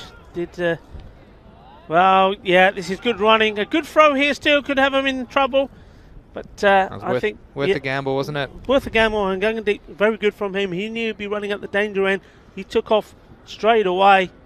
This is good. This is what they need to do. And I think both these batsmen understanding the importance, especially Gangandeep, that Tejpal Singh has to have as much strike as he can. Can he latch onto one here? He really needs to. Short ball, well bowled. Well, he missed out, didn't he, there, Tejpal Singh. We've got M. Wahid Riaz saying, great to listen to good commentary in Spanish. I think probably talking about Rico there, because my Spanish is slow but coming along. And we've got, he's also saying he likes this tournament. We've got Stephen watching from the Netherlands. Well, hello, Stephen. Thanks for joining us. It's great to have your company. We've got Jamal as well with a question I'll come to in a second. Watching from Germany. But here's Kawar Javed. It's a good shot, chase on. And on this occasion, not going back for two, and that's very good from the fielder, knowing that Tajid is the key man, and good arm throwing it to the wicket keeper. So even though Gangandeep may have thought he would go for the second and sacrifice himself, it actually would have been Tajid Singh, the key man, getting run out. So good cricket all round. This is an important hit. Is it going to go all the way? I think it is. That's massive. They needed that boundary so much in this over, and they've got it. And that keeps this contest very much alive. Top shot, 6 runs. Yeah, and just what they needed. And it's going to take both batsmen to go, I think, if the Warriors are going to get close to this target of 132. And you see the captain, Gangandeep, just getting enough on that one, only by a metre or two. Such an important shot that was. And if you can follow it up here. Goes for it, hit hard down the ground. Takes the single. Thinks about chasing for the second. But again, they're all throwing to the end. They know the danger end. So well done. That's the end of the over, Vinny. Yeah, end of the over, 83 for 1. And a lot of chat about the ICC. And speaking of international cricket, we're going to have the European Cricket Championship starting the 13th of September. And that is 15 nations competing in a 10-over format. It'll be right here on the European Cricket Network. So for all the latest on that tournament, it was just announced about a week ago. You can go to our website, europeancricket.com. And of course, we bring you all the action. I'm certainly looking forward to that one. So the European Cricket Championship is one of our marquee tournaments here on ECN. Also, of course, we'll have the European Cricket League coming from the 31st of May, which is the Champions League of cricket in Europe. So plenty of great cricket action here on the ECN. Come to the 8th over. Rafiki is going to bowl it here. Starts with a wide. Yeah. Starts at a wide. Yeah, just taking the pace of it there, Vinny. That's what they've got to try and do. Maybe just break up this partnership. Coming back to Jamal. He had a question which we'll come to after this ball, but it's a pretty good finish here in match 31. I'll just be the single, so I'll get the Turbinator back on strike. But Jamal saying he's in Germany and a good player of cricket. How can I join to play cricket? Well, if you just look for your Cricket Germany, I know there's new clubs popping up all the time in Germany, so make sure you have a search in your area. I'm sure there'll be a cricket club near you. It's in the air. There could be a chance here. It composes itself and takes it. And, well, he gets his man in the end. Hussain Mohammed, a good catch by him. And, well, the end of a great innings from Tejpal Singh. So unfortunate. One more needed and he would have got a European Cricket Series 50 in his first appearance in a European Cricket Series. But he was wasn't selfish, thinking about his team, going through his shots, and in the end, finally going well. He's done a wonderful job. He's kept the Punjabi Warriors in this contest. Yes, and you know, like it's a big effort from him, and needed to show some leadership at the top of the order. We haven't seen every player come in and look so comfortable in the European Cricket Series in their debut, and Tejpal, he hit some good shots and had a bit of luck at times, but he needed it, and he's got them within striking range. But now they're approaching 3 a ball. I think it's going to be difficult from here, especially losing their key man here at the start of the 8th over. So a wicket for Rafiq. Comes in again now to the captain, Gagandeep, and this will be another wide. We've got a couple more comments, and it's great. We've got so many of them. I almost can't keep up today, but Nate in Tennessee saying he lives in Tennessee, but he's a Dallas Cowboys fan. That's America's team. You know anything about NFL? I'm a big Green Bay Packers fan myself. It's upset that we got knocked out in the last game before the Super Bowl. Sliced away, and I heard Gunda said in front of me from Mohamed Zishan, well, it was, but, well, the good thing is it didn't have the legs to go to the boundary. Didn't quite make it. Yeah, so Jamal, we hope you get involved in cricket in Germany. I know that it's gone from about 40 clubs to about 400 over the last 4 or 5 years in Germany. So it's great for cricket in that region. Push out the offside once more. So M.Y. Heidria saying Punjab going well, but yeah, I think they'll be struggling after that. We've got Abai saying he's enjoying our commentary from Oman. Yeah, nice to see some viewers from the Middle East. We've got Ruibos from South Africa. I spent a bit of time there. It's a lovely part of the world as well. We hope you're staying safe and things are okay down there in South Africa. Hussein Ali, the new batsman. He needs to start with a swing. They need a boundary of this over. He goes for it. It's up in the air. And it's Mohamed Zishan is running in. Is he going to get another one? Oh, and once more. He's taken one. But drop that one. How's the throw? And he's made it in well. And he collapses to the ground. Mohamed Zishan, it's just almost like somebody presses a button and down he goes. Well, he's dropped one, which would have been a great catch if he held on to it. Then he took one, a straightforward one. And then once more, look at the ground he's covered. It's almost like 60 metres he's run and he's put it down, and then he just collapses like somebody's pressed the button and he's gone off like a stick of dynamite. Oh, he has, hasn't he? And I love it. Same 50-metre boundaries, but you think he's run 60 metres there, but he has run halfway to the pitch, and again, it's very close with the run out. But anyway, didn't quite need the CPR, but almost. Oh, that's hit straight back at the bowler. I think that was on the full, so I don't know if that goes out as a chance, but that'll be the end of the over. So the end of 8, it's 92 for 2, and even though this game looks to be a bit out of reach, you'd have to say for the Warriors, still plenty of entertainment. As it was Mozam Rafiq who took that one, and that is not going to tickle. For those of you that haven't seen much cricket before, the ball's very hard. It's harder than a baseball or cricket ball, and something a bit like a field hockey ball is probably what I would describe it as far as how hard it is. But it's been a very entertaining match, and of course we have match 32 just around the corner here on the European Cricket Network in about half an hour's time. We've got some more viewers. We've got FDF watching from the West Indies. It's a nice place to be. We've got a viewer from the Maldives as well, Balasubramaniam Dharmendrakumar. As we so wide there. And I don't think the Maldives is in Europe, but if they said they wanted to have a European Cricket Series in the Maldives, then Rico and I are definitely first on the plane. It's a beautiful part. I've never been. Very nice part of the world, I've heard. Well, he can't bowl too many extras here. Started with a wide. And where's that one?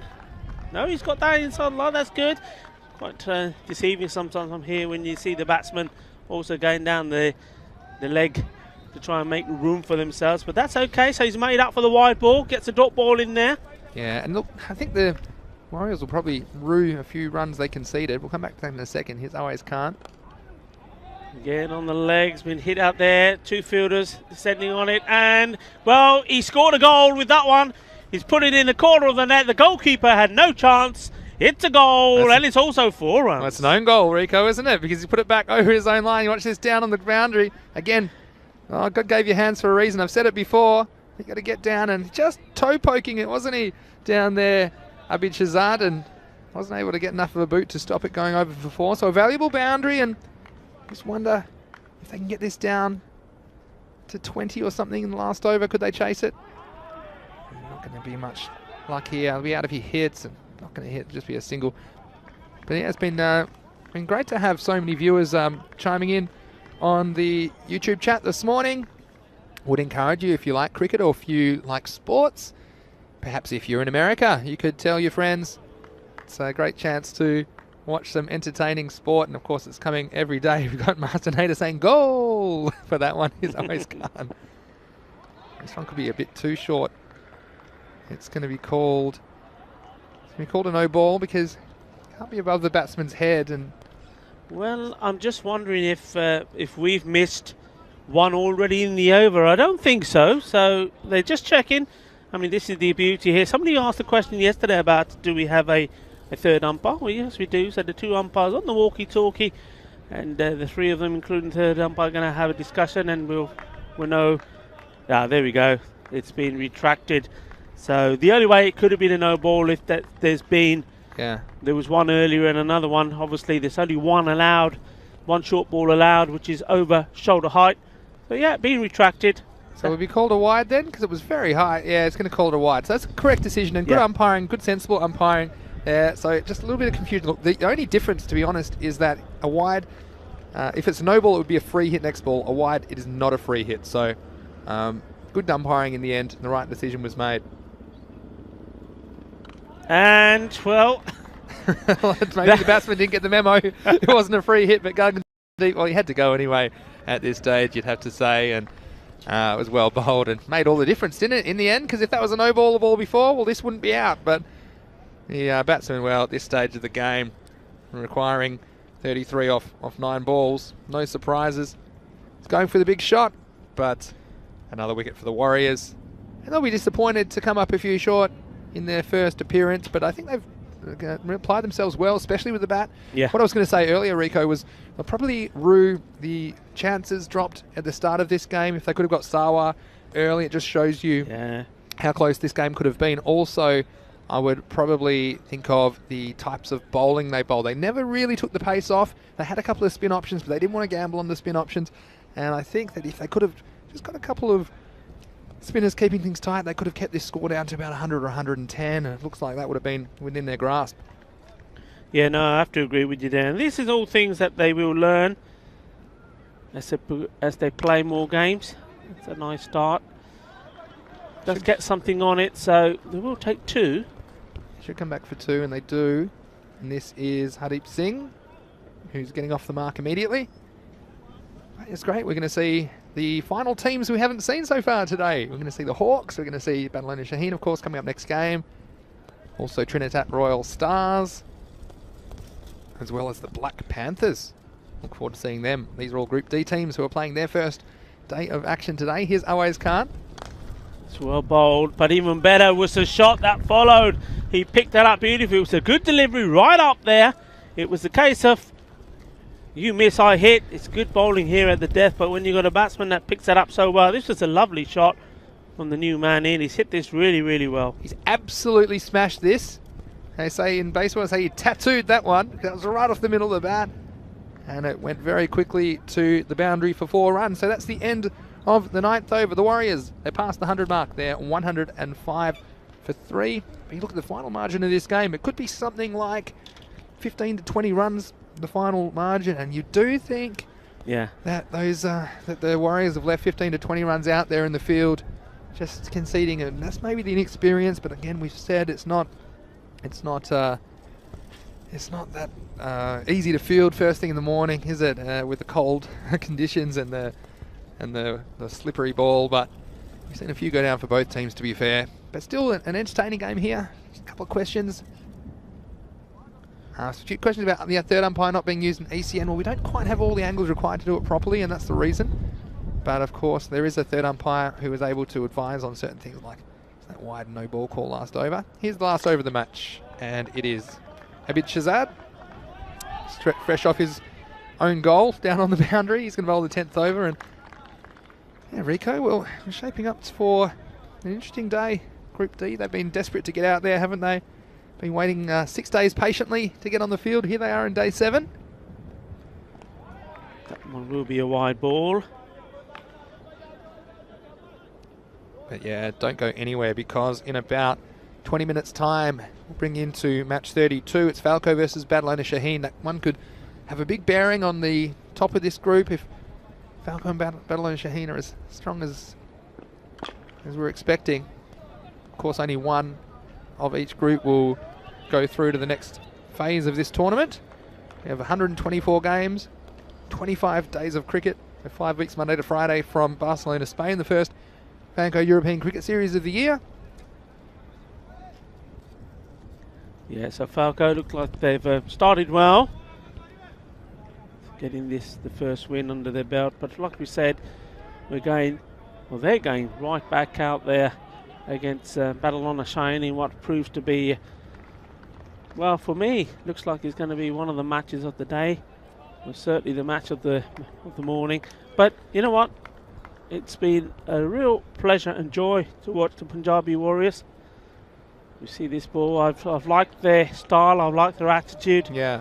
I've liked the way they've gone about it. I've liked their batting. I love the batting of Tejpal Singh there. I think he batted really well. But they made a very good debut here, and they should be very proud of what they've achieved. And, you know, they've kept Falco on their toes during this match. And in the end, they've come pretty close. I think losing the wicket just at key stage there. But they've scored 100 runs as well. They've done very well. And you know what? We'll see them back in match 3 of the day, match 33 against the Hawks. So, Nate, we know you're a big Punjab Warriors fan. Another chance to see the Turbinator. This is the last one match. They'll be back in match 3. And this one will be hit down the ground. I think they'll just get the single.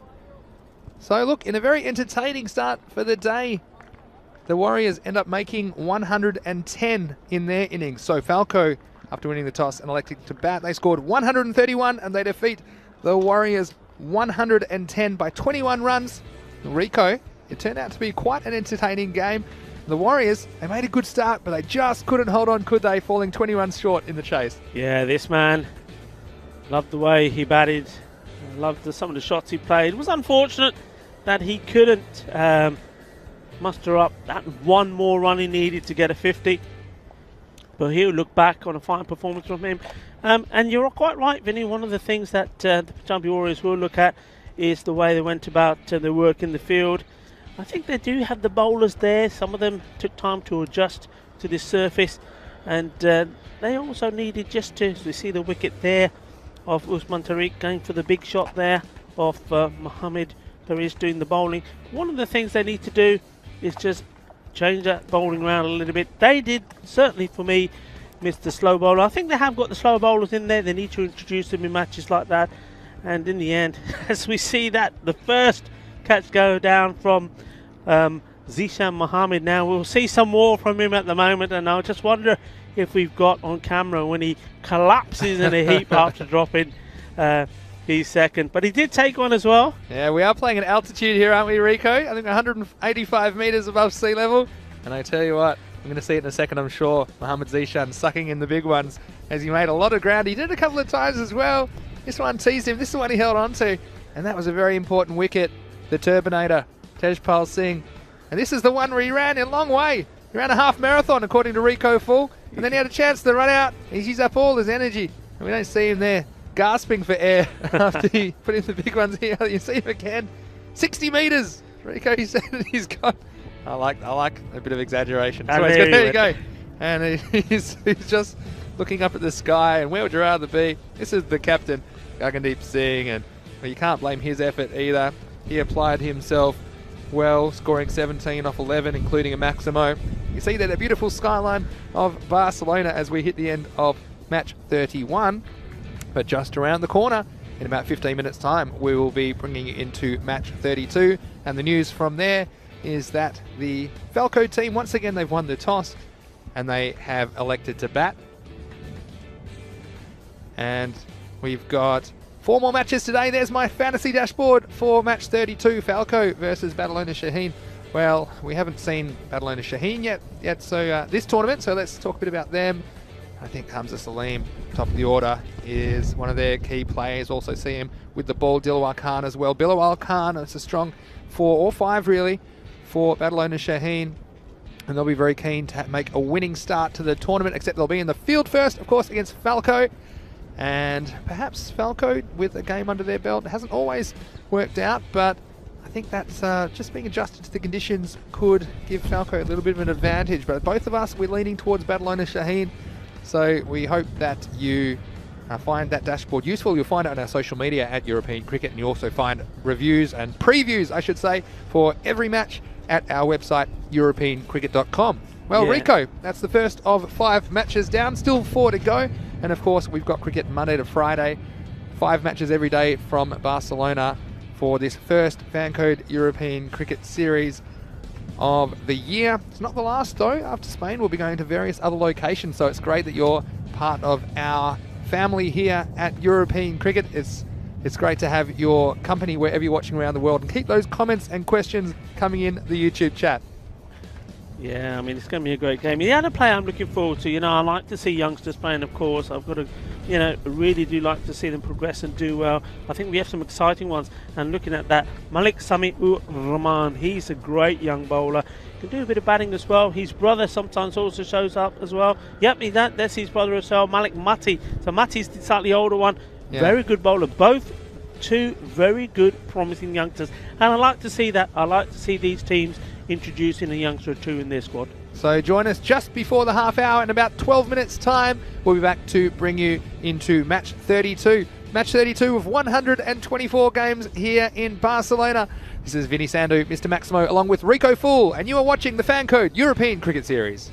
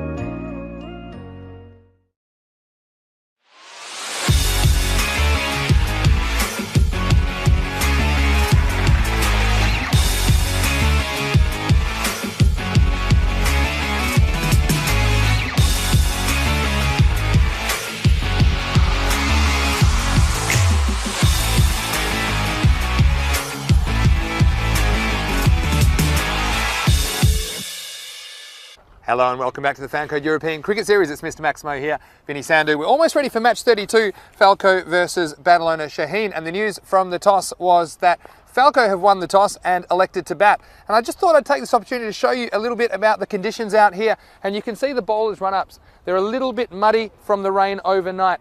And it's causing a few problems for the bowlers, but hopefully it will get a little bit easier for them as the day goes. Let's talk a little bit about this game. Falco, well, they did bat first and bat well in the first game, posting 131. They'll be hoping for a similar total in this game, but Badalona Shaheen, there'll be a bit stiffer opposition. I think their captain Dilawar Khan is telling me they cannot wait to get out there. So let's get ready for match 32, and it's over to you, Rico. Thank you very much, Vinny. Yeah, I'm just, I must admit, I was inspecting those footmarks that you were talking about earlier this morning when I got to the ground, yeah, one of the things I was thinking to myself, well, you know, I like to run in and bend my back when I'm bowling, and certainly that's something that would play on my mind to start off with until I get into a bit of a rhythm.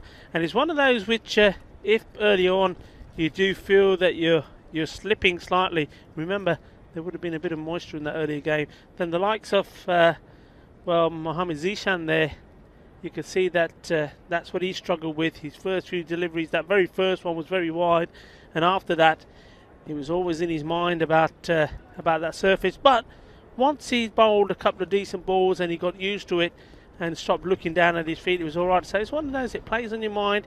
If you run in good first time and everything goes well, then you're not thinking about it at all. But if you do slip a few times, or if you don't feel comfortable on your feet running in, then it's something that plays on your mind a fair bit. So yeah, it was good to see that, and it's good for viewers to see that as well. Of course, what we do need is a bit of the Spanish sunshine, because, well, if we have that out here for a couple of days, then, all of that will soon disappear, and it was all harden up pretty quickly.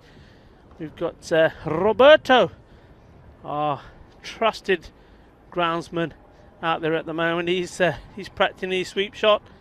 No, he's not. He's a baseball man, really, but he's doing a bit of sweeping. That's what he's doing, just making sure that he can get as much of the little small particles of mud that's on the ground off. You can probably just see him there through your image on the screen. And that, of course, is the Champions League of Europe cricket that you're seeing there from that's the European Cricket League. In fact, what you're seeing there now, that's the 31st of May to the 25th of June. And, well, we've got a lot of exciting teams taking part in that. Now, the last time I saw the European Cricket League was in La Manga, and what a fantastic memory I have of that. It was just awesome. The best cricket that I've seen in Europe, the way the stage was set up. And I know that you were there, Vinny, and it was just, well, it was cricket at another level, a level that I've not seen in Europe before. Yeah, thanks. It's great to be back here, Rico. And yeah, European Cricket League coming up, and it's not that far away.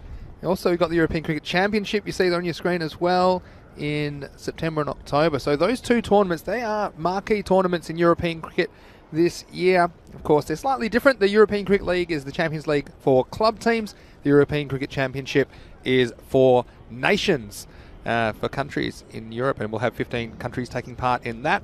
Of course, a little bit earlier than that, the European Cricket League, we have 16 teams from 15 countries, so the 15 champions from the participating nations, as well as the returning champions of VOC Rotterdam. And like you said, Rico, we had it in 2019, didn't we? Unfortunately, we planned to have it in 2020, but like a lot of things in 2020, it didn't go ahead due to the pandemic. But the European Cricket League will be back starting the 31st of May, right here on the European Cricket Network. Now, it's going to be very interesting because we have Badalona Shaheen entering the tournament for the first time here in match 32, and they're taking on Falco. So Falco, off that victory in match 31, they won 131 to 110 over the Punjab Warriors in their ECS debut. It's going to be Falco batting first again, and we saw them give up a few chances in the first match, and they weren't taken by the Warriors, and quite a few other ones that just popped into gaps. But you wonder if a team like Badalona Shaheen will take those chances. So looks like it'll be Adil Sawa opening the batting once again. Of course, he went large in their first match this morning. The bowler for Badalona Shaheen will be a key player for them. Hamza Salim. He comes in to bowl the first ball now of match 32. This one's flicked away off the pads. In fact, that is a good start. It's going to go all the way for 4 runs. So cuatro carreras and a good start for Adil Sawa. Yeah, I mean, he's already found the middle of his bat more than once in that first innings of his. Remember, a very fine innings from him, scoring 50. So he's in good form. He's seen the ball well, and a loosener down the leg side. Well, he's going to punish it and put it away, especially inside the power play. So he's off. 4 runs, first ball. Flying start for Falco. Next ball's bowled, so he tried it again. And Hamza Salim has the last laugh. It wasn't that short, and we've seen batsmen play that stroke at their peril this week in Barcelona. So Hamza Salim, he went for a boundary first ball. This one wasn't quite as short, stayed down a touch. And Falco, well, if they want to score, they're going to have to look elsewhere because that's the end of Sawa. He goes for only 4 runs, and after 2 balls, it is 4 for 1. Yeah, and what a reply from Hamza Salim. Now, I mentioned his name when I was being asked about my tips for this game. I said, well, it all depends what names are on the sheet for the squad of players. And one name that I mentioned was this one, Hamza Salim. He's a classy player, great all-rounder to have on your side. First ball goes for 4, then he comes back with the ball on the money, knocking the stumps over. Adil Sawa having a look at the pitch. Well, you know what I'm going to say, Adil. You've been there, you've played on it, you've scored runs on it, you know how it plays. There's no point looking at the pitch. There's no excuses here. You played a bad shot, you played all around it, you're on your way back. You got to live with it, buddy. You got to live with it. So a bit more of a pressure situation for Mohammad Yassin to come to the pitch at number 3. But no pressure here from the bowler as it goes down leg side for a wide. So, yeah, early wickets so important in this game. Setting the standard for the game, and Badalona Shaheen, well, I've had to wait until match 32 to get out there in the middle in this Fancode European Cricket Series. They made a very good start, hitting the start running. Hamza Salim, we mentioned him in the fantasy dashboard as an important player for that team. And in he comes again to Mohammad Yassin. Well played by Yassin again. That one again, Yassin, just not coming on, not coming up that much. But, well, you've still got to play the right shot to the right ball, and Mohammad Yassin there, just keeping his shape well. Yeah, that's the difference, isn't it? If you play that ball with the horizontal bat, you run the risk of being fooled by the bounce, but nice vertical bat shot there. A little bit safer from Yassin. And his one's bowled again. So 2 in the over, and this one was a peach. Rico Full, watch this one on the replay. Yassin, well, he played it correctly, just trying to keep it out, but the little movement away from the bat, and 2 wickets in the first over for Badalona Shaheen. You beauty! What a delivery that is. That's going to be, for me, that's the best we've seen so far. What a ball that was. And Mohammad Yassin just thinking, I did everything I could to keep it out, but not enough. That's an absolute gorgeous delivery. He's taken 2 wickets in this over, and all I'm saying now to him is please don't bowl this one a wide. New batsman coming in, put it right on the money. What a start. Be very proud of that one, and there's a lot of batsmen around the world that would have struggled to take that one out. It was a perfect little bit of bowlsmanship. It's come in with the arm and then just straightening down the line, and Mohammad Yassin, well, he paid it respect, which hasn't always been the case this week in Barcelona, but that one nipping away, hitting the top of off stump, and what a highlight for the man, Hamza Salim. Well, he might have waited 31 matches to get involved into this Fancode European Cricket Series, but he definitely has announced his arrival.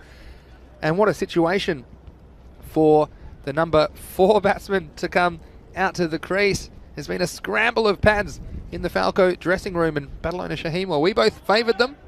And so far, they've made a very, very good start, and 2 dangerous players back in the pavilion.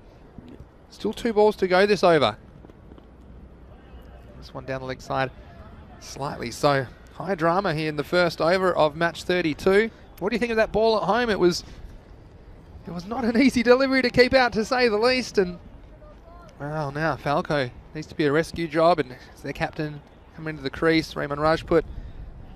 And both these 2 players capable though, but they have to be a little bit on the back foot after seeing this first over.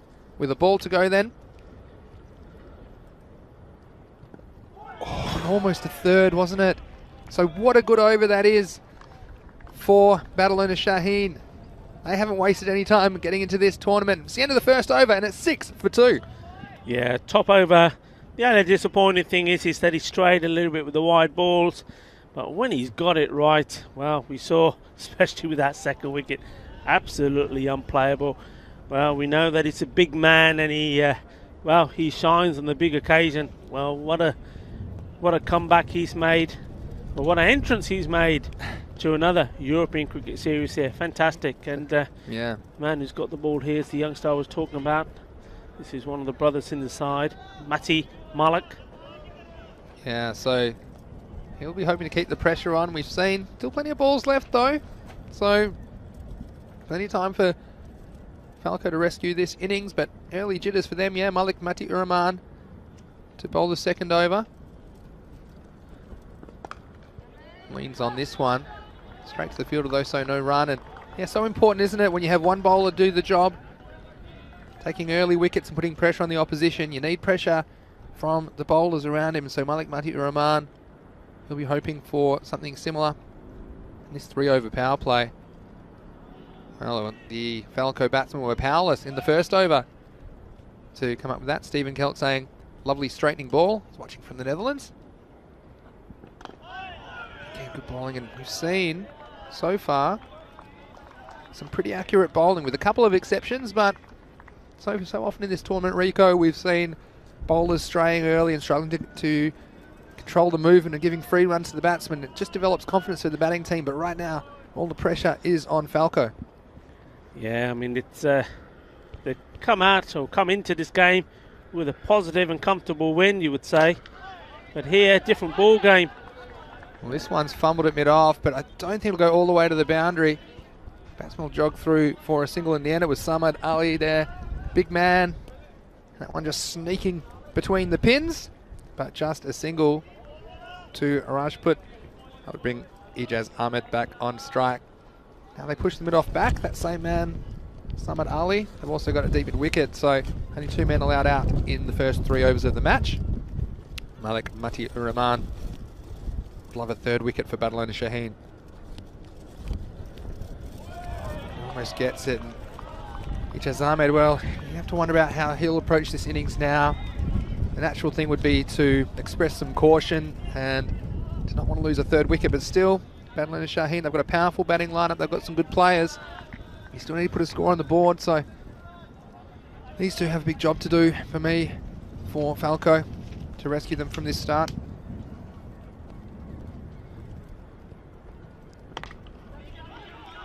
Driven away, and again, no run, so the important thing here for Falco now, I mean, it's a little bit different to the first game when they were just doing it all with boundaries. Here they've got to take the runs, and we saw, I think, in a couple of balls ago, the misfield, they only took the one there. Now they're surely all the way down in front of us. That's 2 runs. They've got to, can't be just waiting to try and hit big shots. They've got to take the singles, got to run the first one quick. Got to try and apply a little bit of pressure on Badalona Shaheen, who right here at the moment are on a high, aren't they? Yeah, well, and why wouldn't they be? At the end of another very good over, and not giving anything away was Malik Mati Uraman. There were 2 off that over. So at the end of 2 overs, 8 runs on the board for the loss of 2 wickets for Falco. Yeah, very good over, and doing exactly what the captain would have wanted here, Babar Iqbal, after those 2 wickets. He didn't want a soft second over to let Falco off the hook and score some runs, just wanted it nice and tidy, and Malik Mati Uraman providing that. So I think this is a good shout, getting Hamza Salim to finish off. He's bowling well, might as well see if he can pick up a couple of more wickets here. In he comes. Hit hard! And it would have been an amazing catch. Rico, this one, well, I'm glad he doesn't bowl left-handed. We talked about the temperature until the wind's picked up a bit in the last few minutes. It's even colder, I think. This one was absolutely smashed back at him by Ijaz. He got one hand there, and this might be a baseball ground. I bet he would have loved to have a baseball glove to try and catch that one, because that one will sting. But a good stop nonetheless. You can see he is freezing out there. It will sting, and don't forget, Hamza Salim not only is a classy bowler, he's a great batsman as well. So that's going to sting, and hopefully he ain't going to make any impact when it comes to him batting. It's a nicer shot off the back foot, and it'll go through cover. They'll cross for 1. I think that's all they'll get. So Hamza Salim making things happen for Badalona Shaheen here early in match 32. And he's certainly one I would have in my fantasy team if you are playing some Dream 11, wherever you're watching from around the world. You get all the inside information and scoops at EuropeanCricket.com. There's previews for every single match on the website, as well as our social media at European Cricket. Here's Hamza again. Just a bit of extra bounce, and Rico, Hamza just shows you it's been a lot of batting heavy and runs scored in this tournament, but you get a good bowler, and there's a bit in the pitch in it for the bowlers. Absolutely. I was just about to say what a beauty that was, and well, you know, we've seen some that have stayed low, but how about that for a delivery? Absolute peach. And just imagine what's going through the mind of the batsman here. Some staying low, that one's popped up. This one straight, and yeah, have a go, why not? Yeah, and tight single, but I'll take it. And I think at this stage you've almost got to take your medicine, don't you? It's just one ball, or just a couple of deliveries, I should say, left for Hamza Salim. So if you can negotiate this without a wicket, then maybe you can target some other bowlers, I suppose. And it's proved to be a very dangerous customer in this innings so far. Hamza Salim, in he comes again. Hit hard, it's in the air, it was another chance. And it was, well, I don't think he's going to get a warning for a fake shot at the stumps there. I think that deliberately did slip out. But yes, another chance now. How important was this? If this one had stuck, who knows, anything could have happened. Well, hope there might be a 2-for-1 sale at the broken hand shop, because there's 2 broken left hands, I think. 2 balls in this over. So he's in the last ball here from Hamza Salim of his spell. This is up, it's very high. The fielder's coming around, but I don't think he's going to get a hand on it. And he skates away, so it'll be just the single. So what a spell that is to start this match from Hamza Salim. He concedes only 9 runs off his 2 overs, picking up 2 wickets. And after 3 overs, well, not a very powerful power play for Falco. They are 12 for 2. And the big man there, he's shaking his hand, and I like the way that Hamza Salim, the bowler, looked at him and think, well, if that hurts, can you imagine mine that came back at me like a rocket? So this Kookaburra ball is certainly leaving some marks on some of these players here. Well, I tell you what, I agree with them. I wouldn't want the ball coming to me at any pace, not on a day like today. I mean, we sat here and that chill is going right through us at the moment, but the power play is over, and just 12 runs taken off 3 overs and 2 wickets down. Well, the next 3 overs so important for mine, Rico. I think that Falco, they can't mess about. They need to get 10 plus off each of these next 3 overs, get them back in this game. This is Malik Mati-Ur-Rahman continuing. This will take some stopping. There was a nice bit of work on the boundary from Shafir Mohammed. And again, Badalona Shaheen.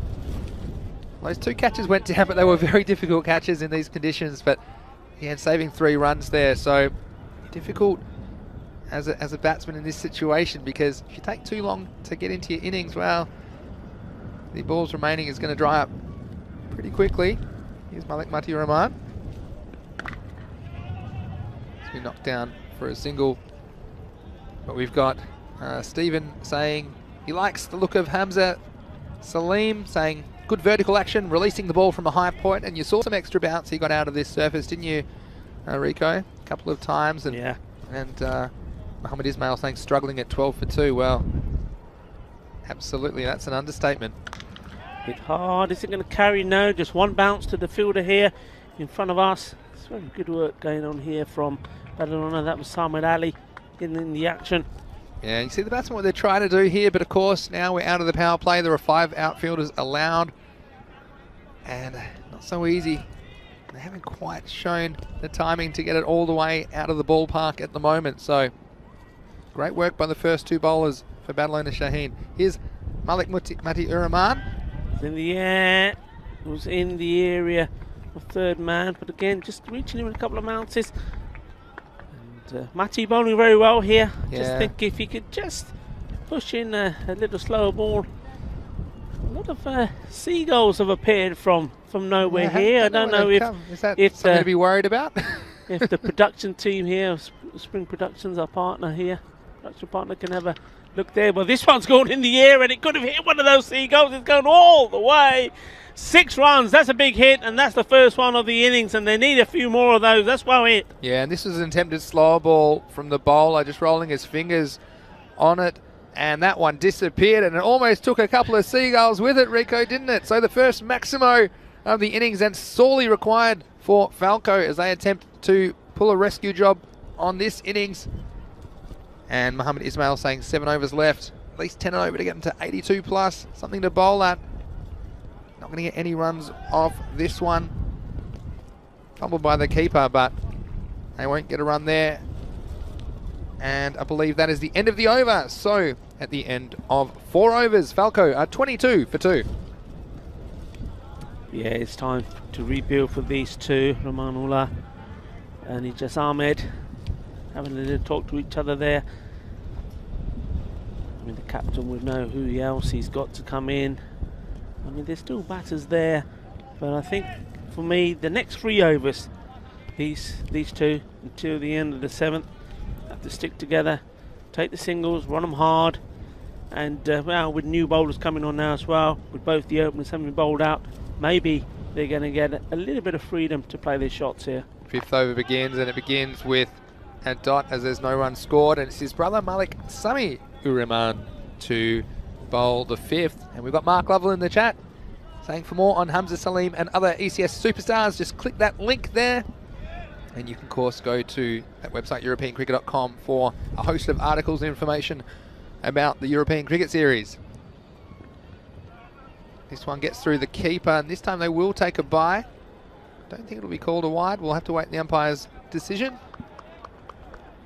It's called a bye. So that one just outside the off stump, but staying inside the indication line comfortably in the end. Yeah, Hamza Ali, I remember in one of the games in the, I think it probably was in the 2nd European Cricket Series, he had a bit of a mare behind the stumps. It's, I think he's pretty new to taking the gloves. That's in the air, and once more it was in the area of Dilwara, who then makes a really wayward throw. Dropping short of him, not saying it's a catch, but well, Dilwara didn't have to throw the ball away there. Yeah, Dilwara. He's regularly the captain of this team, but he's thrown that one away. And a run goes down, so he's not having a great time in the field so far. Wonder how many layers he's wearing. Here's Sammy. This one's dragged out to the leg side. We'll go down to the man on the boundary for a single. And yeah, we might have to do a check-in after this over at the halfway point, just to see what kind of a score Falco can get up to. And probably what you would say as well about Leonard Shaheen, well, haven't missed any time getting into it with the ball, but with the bat, of course, a lot of their players, even though they're quality players, they wouldn't have had much time to practice, and something on the board at least gives you a chance to bowl at them. And this one's bowled, and Malik Sami Uriman, he hits the stumps again. There's a big shot that came out from the captain Rajput, trying to hit across the line, trying to up the rate, but Malik Sami Uriman, he was right on target. A little bit of in movement, inside edge as well, I think, and onto the off stump, and the captain, well, he's going to have to leave it up to some of his teammates to rescue this innings as Falco fall to 25 for 3 in the 5th over. Yeah, I've been very impressed with this bowling performance.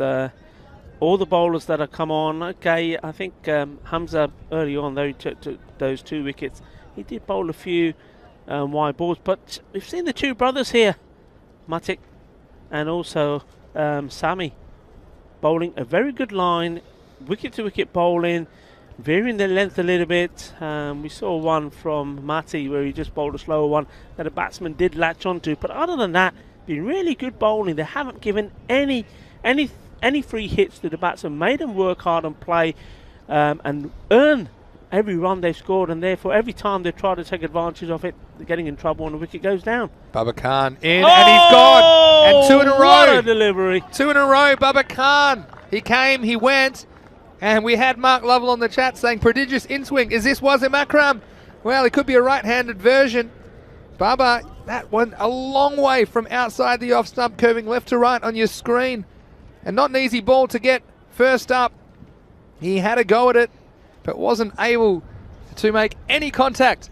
So, high drama here. That'll be the end of the over. The end of the over finishes with Falco at 25 for 4. and that man, Malik Sami Uriman, will be on a hat-trick, and I expect him to come back to the bowling crease at the end of this over, so he'll probably bowl the 7th. High drama here in match 32. Badalona Shaheen, well, they might have waited until day 7 to enter the fray in the Fancode European Cricket Series, but they've made every post a winner so far. I tell you what, Rico, it's not a great day to be that set of stumps down at the striker's end. It has been battered time and time again. Here's Shafir Muhammad to bowl the 6th over. Ooh. Yes, and so just, we said, so important that the other bowlers complement the bowlers that are getting the wickets. It's interesting, of course, that they bowled their 2 openers out in the first 4 overs, so they've had to turn to other options, and Shafir Muhammad, a bit of a shaky start, but I'd like to get it back on target. Yeah, that's better. It's got the loosener out of the way. Could we see a hat-trick all bowled? I mean, we saw a hat-trick dropped. We've seen a hat-trick taken so far in the Fancode European Cricket Series. Got Mohammed Ismail saying going to struggle to get to 60. Well, the way that Badalona Shaheen are bowling. And wouldn't disagree with you there, Mohammed Ismail. Thanks for your comments. And, of course, we enjoy your comments and questions in the YouTube chat. Here's Shafir Muhammad.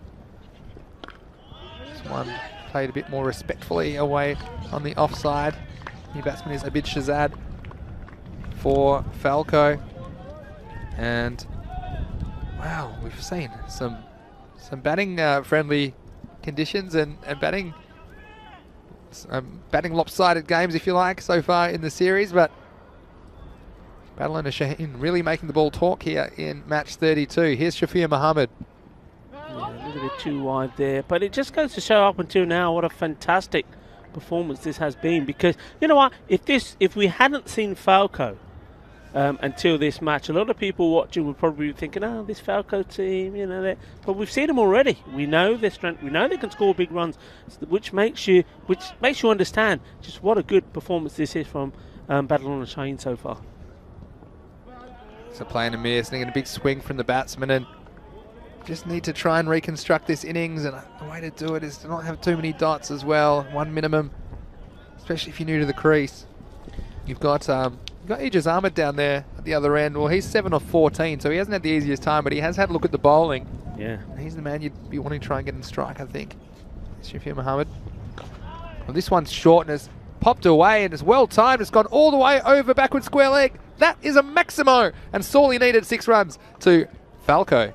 Yeah, I mean, that shot there, he's played this well, actually. You see, he's kept his eye on the ball and then sort of almost scoops it away. It's almost like a chip, but he's done the job. It's 6 runs, and that will help to take some of the tension away that they're feeling at the moment. Under a lot of pressure here, Falco. Well, Shafir just letting the pressure off there for a second, although it's a bit of a risky stroke as well across the line. He was lucky he got it in the middle of the bat. This could have been in some trouble. Here's Shafir again. This one is going to be called wide by the umpire. Ralph Saman out there. And it's great to have your company wherever you're watching around the world. It's great to get comments and questions. Mohammed Ismail, who says Ahmed needs to get a move on. He's 7 off 14. Needs to get a move on to get his team closer to a competitive score. Easier said than done. He can't really do it from the non-strikers end either. This one is whipped away off the pads, and again loose bowling from Shafir. Yeah. He's straight onto the legs, and again letting the pressure off. So 4 more valuable runs. 4 carreras más for Falco. Yeah, sometimes it's an over like this, a couple of wides, a couple of boundaries, which take the pressure off. It, if you like, it allows Falco to breathe again, and it could kickstart their revival. So, yeah, expensive so far. Last ball of the over. 39 the score. This is up. It's in the air. It's going to go all the way. This one will be feeding the snakes. It's over the mystery wall for a Maximo. So a great finish to the over. It's Abid Shazad coming out, and he has raced to 16 off 5 balls. And at the end of 6 overs, Falco are 45 for 4. Yeah, big important over that for them. So now the young man coming back, Samuel Rahman. Remember, he's on a hat-trick ball. We have had 1 hat-trick in this European Cricket Series already, and that was Anwar Al-Haq of Hero Sabadell. He took 3 for 15, and he's up there in the Fancode European Cricket Series Hall of Fame. So are we going to be joined by another name up there? Is this going to be the second hat-trick of this Fancode European Cricket Series here in Spain, Barcelona? Going to be the striker, Ijaz Ahmed. And it's edge, and he'll run away for 4. So no hat-trick, unfortunately, for Malik Sami Ur-Rahman. It was the opener, Ijaz Ahmed on strike. It was a full toss, and he hit the stumps a couple of times, but this one is a little bit off target, probably missing by another set. That one's going to run away, and again, 4 runs. And look, Rico, we've seen a lot of wickets, and it's easy to get a wrong impression about how far Falco are behind in this game. Obviously not quite where they wanted to be, but their run rate is reasonable. Yeah. They're about 8 and over or so. This will help as well. It's gone all the way. It's going to bisect the men that are straight down the ground, and that's 6 more. Another Maximo to Falco, and that brings up the 50. Yeah, I mean, the acceleration has now come, and I said that sometimes it just takes one over, one magic over for that to happen, and that last over from Shafir Mohammed was it. 20 runs coming off, and then all of a sudden Falco now thinking, well, things ain't so bad. The fireworks have finally been lit, and they're starting to take off. Mohammed Ismail said Ijaz has to get a move on. He's done just that in the 7th over. This next one is driven away through cover. Dilawar will do the fielding with that left hand. I'm sure it's still stinging from that earlier chance, and that will be a single. So kind of missed my 6 over check-in because there's a lot going on. I might have to do a 7 over check-in at the end of this over, but this is all helping for Falco, and also has helped that Abid Shahzad's come to the crease, and he's obviously sparked Ijaz into action as well. It's a bit on strike now, but this one plays and misses, and good bowling from Malik Sami Ur-Rahman. So he's had something to think about after only conceding 2 runs in his first over. And this is also the argument, isn't it, Vinny? I mean, we've seen that both the bowlers here, the openers that bowl very well, bowling themselves out. So 4 overs, and it was 22 for 2. You just see this delivery being bowled here. This one struck down the ground. So you'll see a lot of captains will prefer not to do that. They prefer to hold 1 over back from one of those key opening bowlers. And this is probably the reason why, because they think, well, okay, you know, we're getting to a stage where 2 batsmen are getting in. Okay, I can call back upon that man. Just wondering here with them 2 good top overs there at the beginning, whether Badal and Shaheen will probably think about doing that next time, as this one crashed away again. That's going to be well fielded, is it? Has he kept it in? He has. Well done to the fielder there. Yeah, not great running from the batsman as well. I think they thought that was going for 4. I'll be running just to keep warm at the moment. This one was sliced away over the offside field, and was that just a single? Did they only take a single? Just the single. Oh, that's criminal. Yeah, at the end of the over, it's 58 for 4 then, and a nice spell from Malik Sami Ur-Rahman. He finishes with 2 for 15 off his 2 overs. So, look, still there's 6 wickets in hand, Rico, and their run rate is, it's above 8.28, I think, top of my head. So, right now, if they can get, let's say 11 and over, that will get them to 90, and that's probably what I'll be looking at. And so, those scores, especially first game of the tournament, if you can get between 80 and 100, then it's a bit of a chase. Put something on the board at least, and it looked like they might struggle to get to 60 at one point, as it was mentioned in the chat. So let's see how we go. New bowler on. This one's picked up. It's very high. I'm not sure it'll carry to the fieldsman, and in the end it'll be just a single. The new bowler is Kasim Hussain for Badalona Shaheen, and 3 overs to go. I think this is critically important, these 3 overs, because it'll determine the target and the kind of pressure that Badalona Shaheen will be under. And Falco, well, they've got some good bowlers as well. They'll fancy their chance for some early wickets. Here's Kasim Hussain again. He's hit up in the air, and it's going to get over the fieldsman at backward point. They'll cross for 1, and again, that's all they'll get. So Falco has nice little rearguard action here in the middle overs. Yeah, but again, if there's one comment to make here from Badalona Shaheen, I mean, they've looked good, all the bowlers bowl relatively well, but once more, it's all pace. They could do with a spinner. Hussain's in, and he bowls up in the block hole. That's good bowling at this stage of the innings, getting full and at the stumps. No length to work with for Ijaz.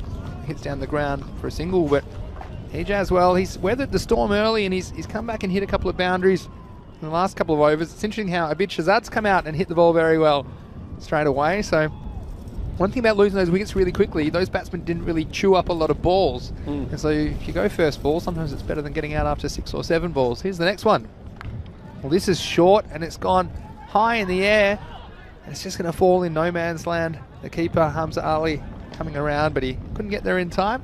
Yeah, Shazad head. I mean, if you're anyone looking, any youngster is learning the art of the game, just look at the head there. Head right up in the air, and of course the ball going nowhere but straight up. Look at the head. Head goes right up. Didn't get on top of the ball, and luckily for him, fielder not able to get anywhere near it. Well, next one's miscued. It goes straight to the bowl and a valuable dot. So it just shows you there were 58 before this over, and we kind of said, well, I said 11 and over pretty nonchalantly, but not able to get a boundary away. This over, you see already, they've only scored 4 off it with a ball to go, so it doesn't look like they'll get their 11, but I'd love a boundary at this stage. Yeah, I mean, they did score of the previous 2 overs, 33 runs, so that's the sort of rate they would have been hoping to keep accelerating on, but not this time. Well, he tries it, and the fielder's in the game down there, not able to make it in the end, and again, that was a bit lazy from the batsman. They're going to jog through for a single in the end, so that's the end of the 8th over. A very good one from Kasim Hussain. He only concedes 5 runs, so with 2 overs remaining, Falco are 63 for 4. Yeah, good over that. I mean, the previous overs, like I said, had gone for plenty of runs. They needed somebody to bowl one to just stop the flow a little bit, and they've done that. And once more, battle honour. 2 more overs, 12 more balls, and that's exactly what they'll want it to be, just 12 more balls. They won't want it to be any more than that, so no extras, no wides, no balls. This Samad Ali, new bowler. We haven't seen him yet this innings. He'll be bowling the 9th over. He is only over this innings, and he's going to come in to bowl to Ejaz. Only 12 deliveries remain in this innings. This one's picked up, and this one's gone a long way. So welcome to the crease, Samad. He gets smashed over the mid-wicket boundary, and that is a maximo and 6 valuable runs for Falco. Yeah, that's a glorious shot. It was right there in the slot, though, for him, and just smashed it away. This is a very, very important over. They're going to attack here. So Samad Ali needs to just get this one a little bit more fuller. And he comes again. Again, he's got some length to work with. And this is miscued down to the fine leg fieldsman. But you see, Rico, in these last couple of overs, traditional bowling theory is you try and get the ball up at the batsman's feet or nice and full. Don't give them any length to work with, because you saw that first ball, Ejaz able to get under the ball and send it out of the ground. Yeah, absolutely spot on there, Vinny. It's you know, look, if you're getting the ball straight and right up there, you know, you're going to get hit for 1 or 2 maybe. It's just a little conversation happening here. I'm not sure why they're going to Dilwar. I thought the captain was Babar, but they're having a chat. Maybe it's to do with the time, perhaps. We'll soon find out. Yeah, well, there's a bunch of regulations that the players and the umpires are trying to negotiate, of course, around the COVID regulations as well, and also time penalties, and there's certain restrictions as to who can fix up the stumps, for example. So it's a bit of an unusual situation at the moment, so we're not quite sure what that was about, but umpires obviously in control of it, and they've done a good job, haven't they, throughout this tournament so far, the men in black. So nice to see them take control of the match as well, and mention our match referee as well, Shub Navjot. Yeah, I mean, so the bowling front, yeah, you're going to get hit for a few, but you've got to keep the ball right up there, and it's got to be the mentality will say, well, I'm going to bowl it up there. They're going to hit some, miss some, and the ones they miss, we're going to take the wickets. 10 balls remain in this innings. Here's Samad Ali, and there's still 10 balls remaining, and that one is called a no ball for off the surface. That makes this a free hit. I think regardless, the batsman will be treating everything like it's a free hit at the moment, but you just see these middle of the road scores. We've seen it before. They do make for good matches, and wickets are so important to get new batsmen in, but Falco have just kept chugging along here in this first innings of this match. This is up, it's in the air. I tell you what, this one's got the distance. It crashes into the wall, and 6 runs for Falco, another maximo. That's well hit. He gave this one everything. It was a free hit. And, well, we've seen quite a lot of free hits in this Fancode European Cricket Series, but he made no mistake with that one. That one has gone all the way, and he's got the maximum from it. Samad Ali getting a bit of the treatment here, and he's only halfway through his over.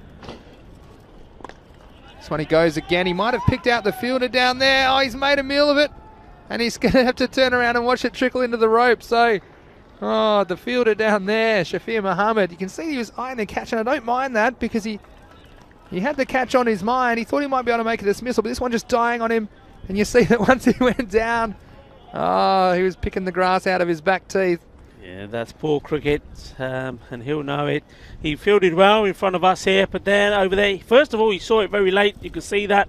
Probably can't see that in the camera, but he didn't move until the ball was almost to him. And when you're in that position, it's probably more important in this towards the end of the innings. Past 80 now, the next ball be 4 more.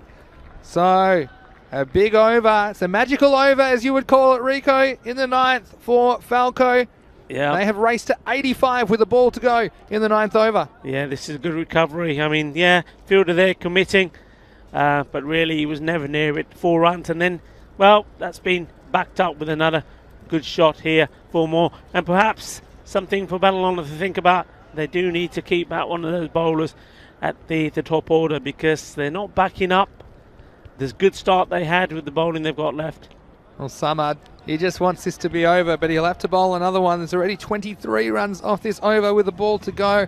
So it just shows you this game. It's a shortened format of the game, and it might be a short match, but there's so many twists and turns, and it can change even quicker. And Falco getting onto what I would call more or less a pass score now, despite the loss of those early wickets and the heroics of Hamza Salim. This last ball, well, he can book this one. This one's in the book. 6 more. Another Maximo, and they go past 90 after 9 overs. The score is 92, and there were 29 off that over for Falco. That's a very, very nice shot. I mean, look, he knew the ball was going down leg, so LBW was never in the equation. He didn't move his feet at all. Just beautiful timing, good contact with the ball, and he sent that a long, long way. And also, with the conditions we've got here, that wind's quite strong. It's blowing in that direction. Any decent hit, it's going to fly over for 6. So, well, what a great recovery. 92. And just remind yourself, at the end of 6 overs, they were only on 45. We talked about them getting up to something in the range of around 90. They've already passed that. Last over begins. It's Kasim.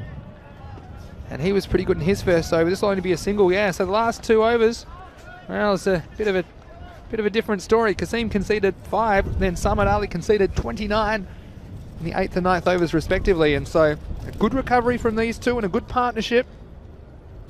They've put on, I believe, 68 for the 5th wicket, and valuable for Falco. Absolutely massive, and well, there's more runs here to come for sure. This one's up, it's in the air, the fielder's in the game, he steadies, and I think he's grasped it. Oh! And he's almost knocked it back over the rope, so he's having a few issues out there, isn't he, Shafir Muhammad? He's having a mirror, isn't he? He sat on top of it, so he stopped it dead, which was good, and then he almost backflipped it over the boundary rope. I don't think laying the egg's going to catch on as far as a fielding manoeuvre. He just found it under him.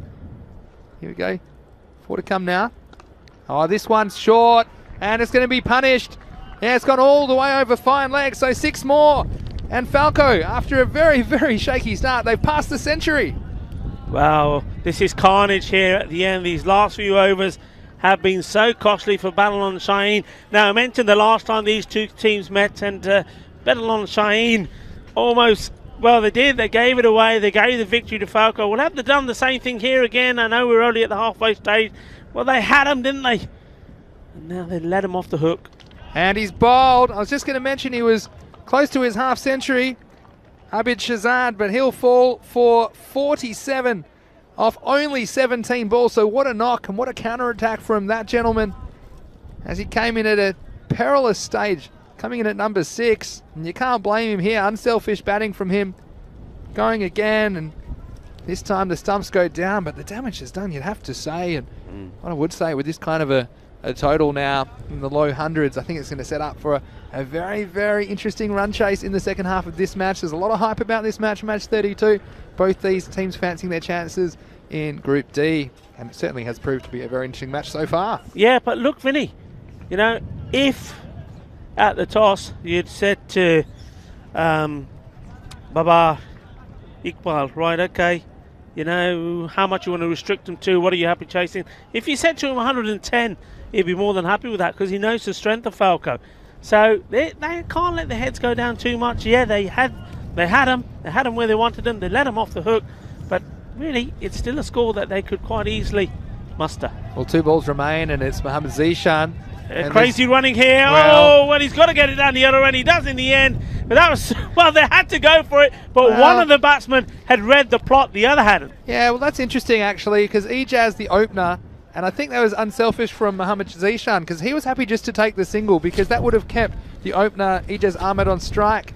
But Ijaz deciding he was going to push for 2, and in the end, well, there was just no chance that Mohamed Zishan was going to get back down that end.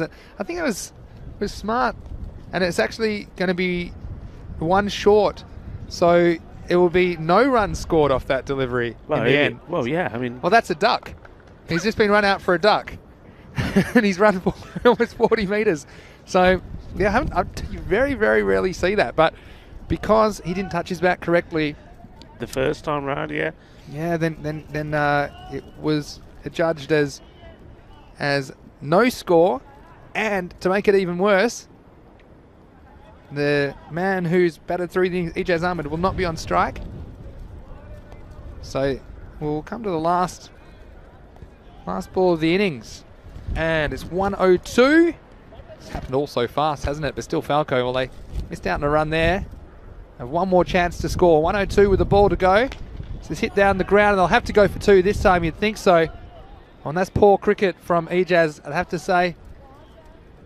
Not sure if you realise that was the last ball of the innings or not, but it was probably worth going back. If they lose this game by a run, then that's one that they could have attempted. But at any rate, they will go through, just confirming that didn't include the 1 short. So they will finish on 102 for the loss of 6 wickets.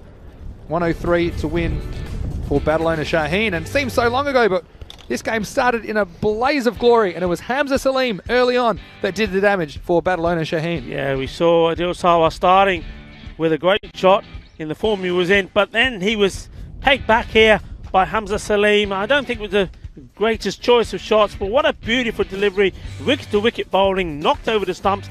Well, then he came back with it in a better way, let himself down by bowling a wide ball first up to the new batsman, but then came back with an absolute jaffa. That was a beauty, and yeah. That was the ball of the tournament for me so far, and here we are in match 32. That one stung his hand, didn't it? And Falco, well, they looked like they might get away, but then there was another hero stepping up to the plate, and it was Malik Sami there, wasn't it? It was, I think that one there, we saw that one was from the younger brother, Sami, bringing that ball in, the in-swing. What a beauty that was. Wasn't he happy about it as well? He wasn't done just yet. Baba, he came, he saw, he left, and it was 2 and 2. And at this stage, Falco at 24 for 4, they were in some real trouble. Yeah, they were struggling. And, well, they needed something to happen. They needed a partnership. And, well, that's exactly what they got. And it goes back to say, we say it so many times, Vinny, don't we? That no matter what the situation is, the 2 batsmen that are out there, they've got to have a look at the time they got and build a partnership. That's exactly what these 2 did. They didn't go blazing straight away. They took their time. They waited patiently. And as soon as those top order bowlers were gone, they came back and did the job. And they did it well. And they've given Falco a reasonable score. One they'll be happy with. But I say again, if you offer this to Badalona Shaheen at the beginning, that this is what they're going to be chasing to beat a team like Falco, I think they would have taken that as well, Vinny. Yeah, look, it went in fits and starts, didn't it, for Falco? For that game-breaking 9th over, Samad Ali came on. He went for 29. So you look at that, well, it's a fair chunk of the innings just there in the 3rd over, about almost 30% of the score in that 1 over. And this was a bit of an interesting attempt. And it was that man, Shafir Mohammed, on the point boundary. We had a few things to think about down there. Of course, not easy catching conditions. And then the man, Abid Shahzad, after a fantastic knock of 47 off only 17 balls. He's a big reason that they got up over the century mark, Falco. Yeah, certainly. And this is the run out here. And I think this was Zishan Mohammed He's always involved in something or another. Yeah. And this time he found himself run out. You can't blame him there. Ejaz, I mean, if I was him, I would have been camped down that striker's end, saying I'll take the last ball, but he didn't. And in the end, it was just a single off the last ball. So Falco, after winning the toss and electing to bat, they finish up at 102 for 6. A very, very interesting run chase lies ahead. We'll be back in about 10 minutes here. Vinny Sandhu, Mr. Maximo, along with Rico Fool. You are watching the European Cricket Network, and this is the Fan Code European Cricket Series, Spain.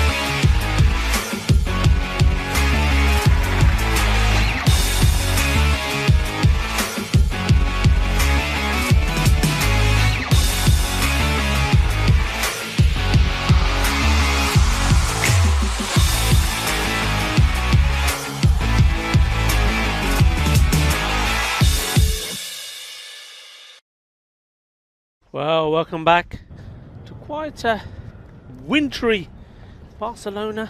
That wind has certainly got a chill factor about it. We're being promised some sunshine today. No sign of it yet, but hopefully this wind will at least blow these clouds out the way and let that sunshine through. Well, we missed it yesterday and we're missing it so far today. We don't usually go a couple of days without sunshine here in Spain. It's not something we're used to. It goes through to our bones. Well, what a match we have in prospect here.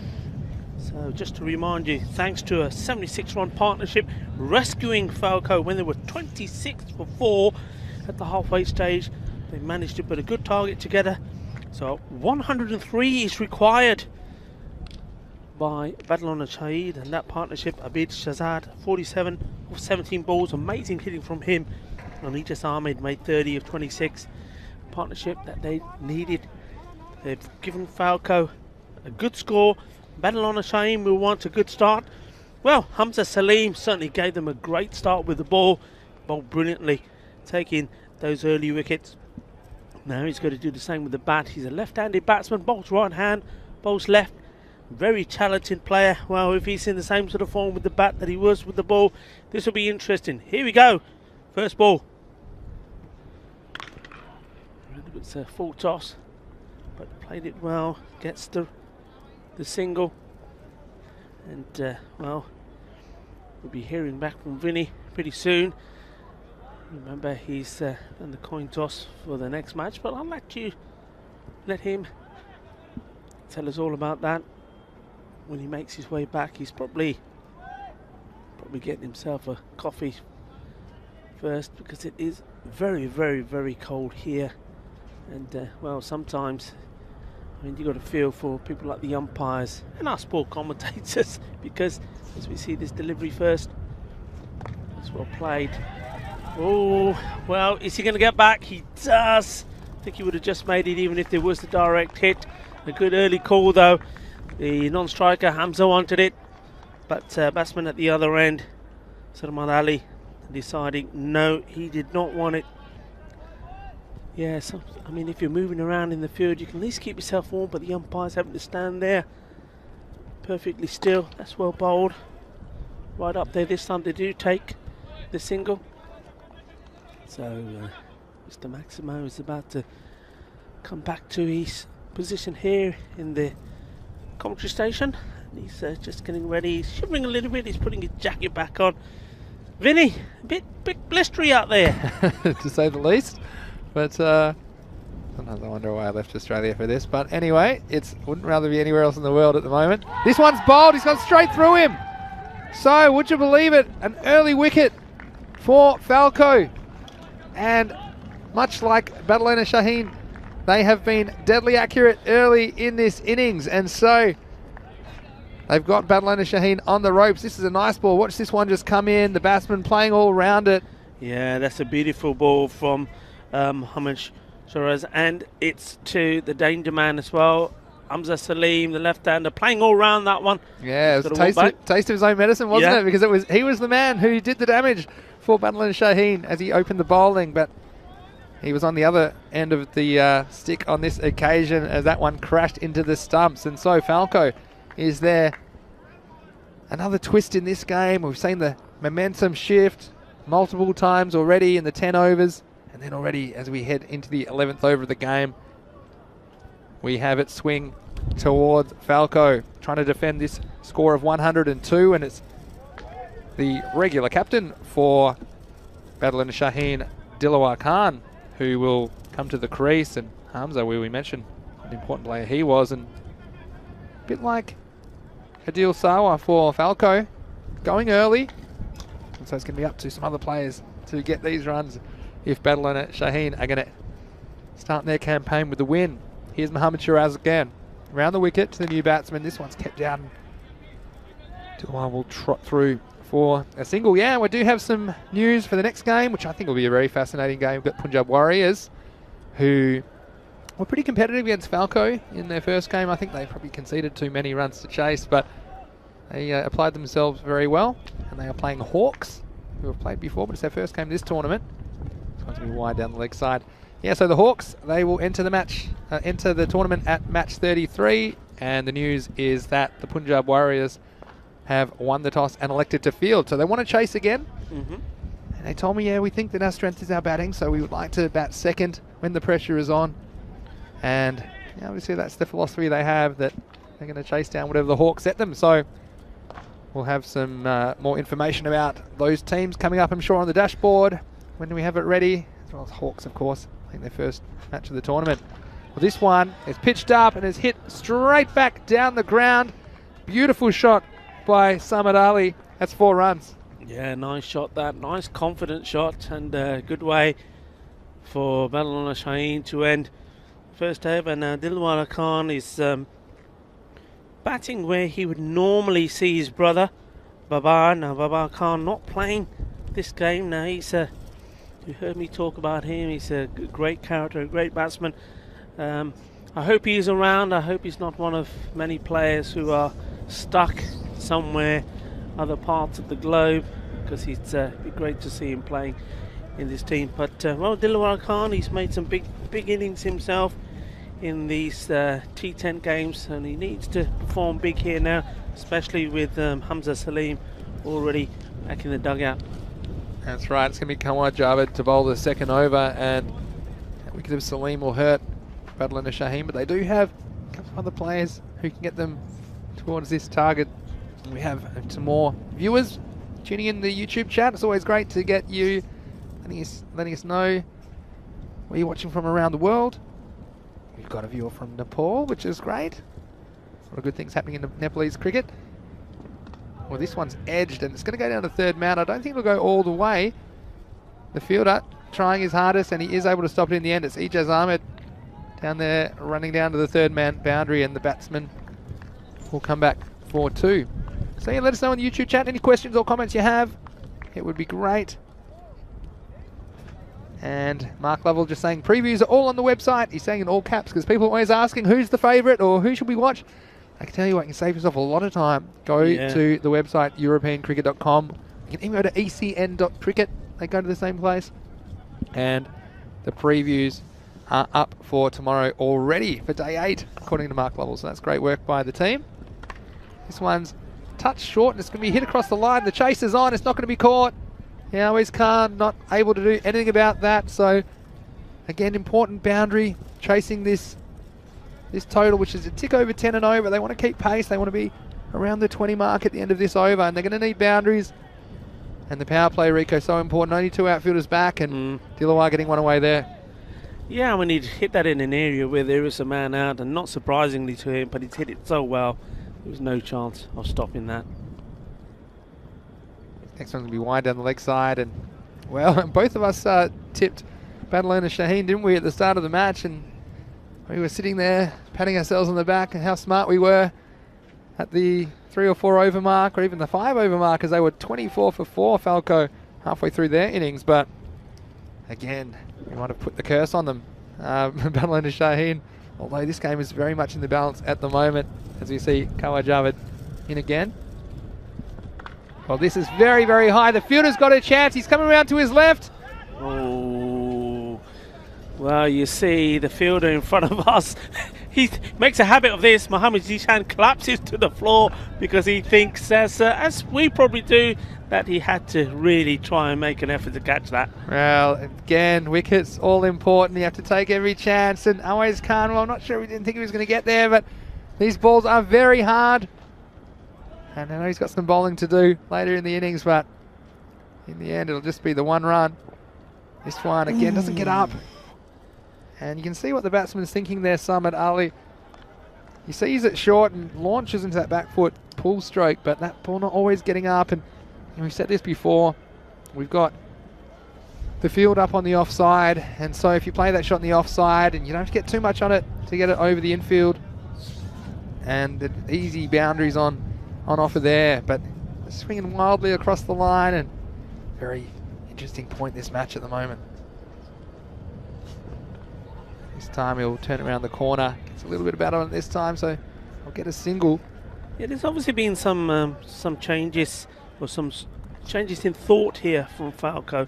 I mean, in front of us here is Mohamed Zishan now, he opened the bowling in the first match. He took his time to get his rhythm, but when he did, he bowled very well. Now they've kept him back here, so I think that could be that could work in their favour here for Falco. It's always nice to have a big gun that you can call upon at a stage in the game, and that I think Badalona Shaheen, they were definitely missing that. Remember, 25 for 4 at the halfway stage, but then they just missed another bowler, and as a result of that, we saw runs going all over the place. They could have really been, I mean, they're chasing over 100 here. It could have, and probably they will think should have been between 70 and 80. Yeah, certainly you would say. In that 9th over, going for 29, Samad Ali at the bowling crease. Well, he's got the job to do with the bat at the moment. He's facing up for the start of the 3rd over. The score after 2 overs, Badalona Shaheen 17 for 1. So they require 86 runs off the last 48 balls. I'm telling you right now, Rico, this is a 50-50 game at the moment, and everything could be crucial. We've got Mohamed Shiraz coming back in, and could almost ask Mohamed Zishan, couldn't we? We could ask him why he's not. He's so close to us down here on the boundary. Yeah. He's a good character as well. We saw him making some ground before. Some good efforts in the field. Just well bowled. Yeah, just the single, and that is good bowling at this stage. I'd say with the power play in effect for the one more over. Mohamed Shiraz, you see he's going around the wicket. You can see what he's trying to do there. Just angle the ball in and perhaps tail it away from Samad Ali. And Falco, we're trying desperately to defend this. I'd say is more or less a pass score of 102. The way they got there was interesting. Oh, this hits them on the pad, but umpire very quick to say that one is going down the leg side, and he's going to have to move it significantly down the line if he's going to get an LBW. You'll see this on the replay. This one did look to be heading down the leg side, so good call from the umpire. We have seen a lot of good decisions from the umpires, so they're out there as well, just doing their best to get it right. Of course, they don't have all the advantages of the replays that you would have some tournaments around the world. This time the batsman advances. Dilawar hits him on the pad. I tell you, he's not that fast. This could be out, and it's given. Well, Yasin the assassin, there you take him on.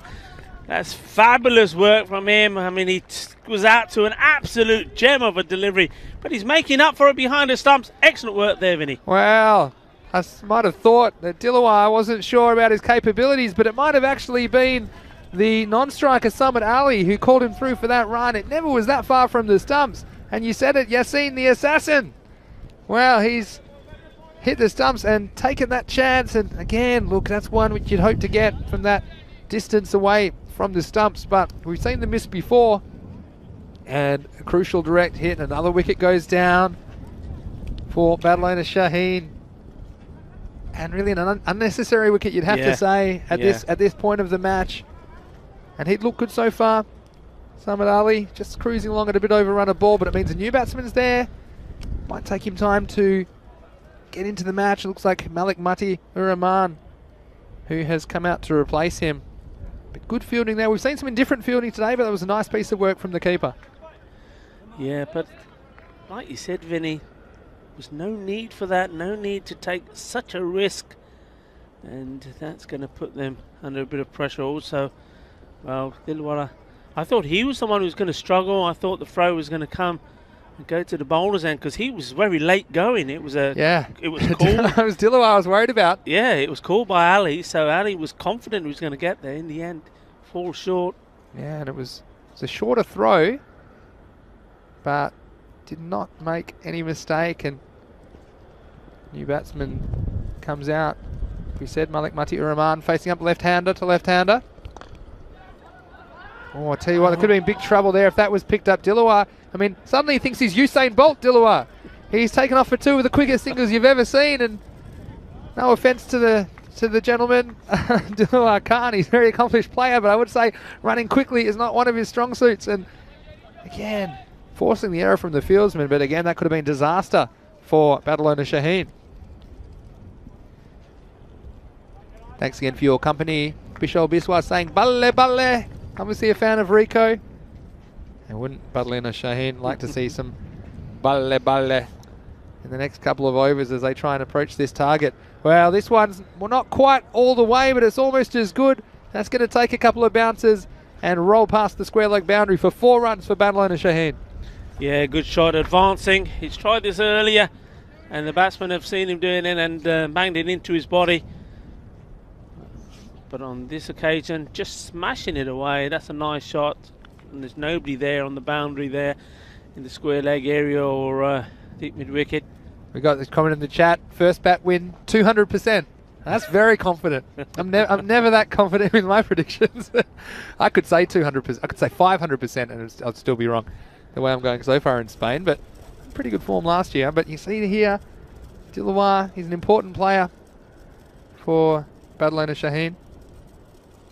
And so, I'm not quite sure what the delay is. Might have finally run out of balls. We have one back now. Let us know where you're watching from everywhere. All right, there's everywhere around the world people are watching the European Cricket Network, and that is fantastic. It's Vinny Sandhu here, Mr. Maximo, along with Rico Full. We're here to answer your questions or highlight your comments in the YouTube chat. You might be watching on Fancode in India as well, and we welcome all of our viewers. It's great that you're joining us, and we have plenty of cricket going on here at European Cricket. Here's Mohammad Shiraz. This is a wild swing at Dilawar. He might have just lost his mind in the last 5 minutes. We've seen him take off for a couple of crazy runs, and he got away with the boundary there, but, well, he's very important to Badalona Shaheen if they're going to overhaul this target. That's the end of the over. 3 overs down, it's 23 for 2. Yeah, you just get the feeling that sometimes if he just stands his ground, for example, that last ball is a good example. If he just stood still and waited for it, I think he would have been playing a nice shot over the top here. Nobody in this area would have been safe, but he's not giving himself enough time. He's walking into the shot.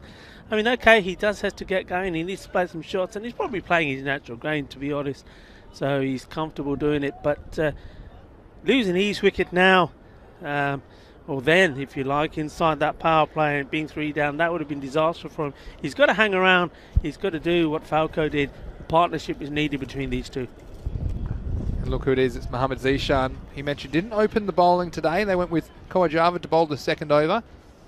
But it is that man, Mohammad Zishan, to continue. He'll bowl the 4th over. He bowls to Mati Rahman. On the pads, he's asking the question, pretty comfortable, Look, that was pretty confident. Yeah, it was a good shout, I think. The only question for me maybe where this ball pitched and if it was going on to hit the stumps, because it did seem to hit him in line. I'm sure we'll see this on the replay. And this one will give you a good idea of height. Maybe not so much the line. This one hitting him, yeah, just below the knee roll. Yeah, and I think that's a good call because the umpires noticed that's pitched just to the left of the stump. So even though it might have gone on and hit them, can't be at LBW. Good umpiring again from the men in black. Here's Mohammad Zishan. This one's going to catch a little bit of pad again. I think it'll go away for a leg by. So see at this point, with the start of this over, 80 required. So we're in for a 10th run chase. It's just want to keep that under 2 runs a ball or 12 and over, I think, Badalona Shaheen. And they'll be ruining that 9th over of the first innings of this match that went for 29. I'm sure they'd like some of those back. But nothing they can do about that now. And Mohammad Zishan, he's quite the character, isn't he? And it's great to see him bowling again. And this is going to be a very fascinating contest, Rico, between Mohammad Zishan and Dilawar Khan. Yeah, I mean, Dilawar, will he come down? Will he walk down the wicket? He's in danger of seeing it go under his bat, but we'll see. He only knows one way to bat. Well, that's the only way, and they might get a run here. He can better get his skates on. Dilawar, and definitely would be throwing at that if the man backing up there, the captain at long off, was there to back up. So I would have having a pop at Dilawar. He's a big wicket at this stage. You've got Akif Khan saying, nice commentary from both of us. Well, thank you for saying that, Akif, and we're glad you're enjoying the coverage. And like I say, you can ask us anything you like, and we've got people watching from all around the world, and 5 matches a day on the European Cricket Network, Monday to Friday. This is only week 2 of 5 in Spain. Yeah. Seems like we've been here forever already, but we're really enjoying it. And we've had quite a few close games, and I feel like this might be another one. Rico, as we see Malik Mati Uraman on strike. This is shorter, and it's pulled away, and I think this will find the fence. Yeah. So again, that was too short for Mohammad Zishan, not Mohammad Zishan, not adjusting for the left-hander. It was on his legs and easy put away for Malik Mati Uraman. Yeah, very nice shot, very comfortably played. But look, You know, I've noticed last 4 balls that Malik has received, he's trying to play the shot on the leg side. So not very clever bowling from Zishan. He needs to concentrate outside his offside. Try to get him playing on the offside, because you know he's trying to play everything, trying to work everything around the leg side. You just think a good, nice straight ball, and he could be in danger of LB. Well, he needs to adjust, and he does. This is much better. Yeah. This is pitched on the off stump, and see what Malik Mati Rahman's. He's thinking leg side, isn't he? He's got the bowler coming over the wicket, and anything outside that leg stump he wants to have a go at, and trying to pick out that leg side. There are some gaps on that leg side, aren't there? There's only 4 men on the leg side, and particularly square of the wicket. There's a big gap.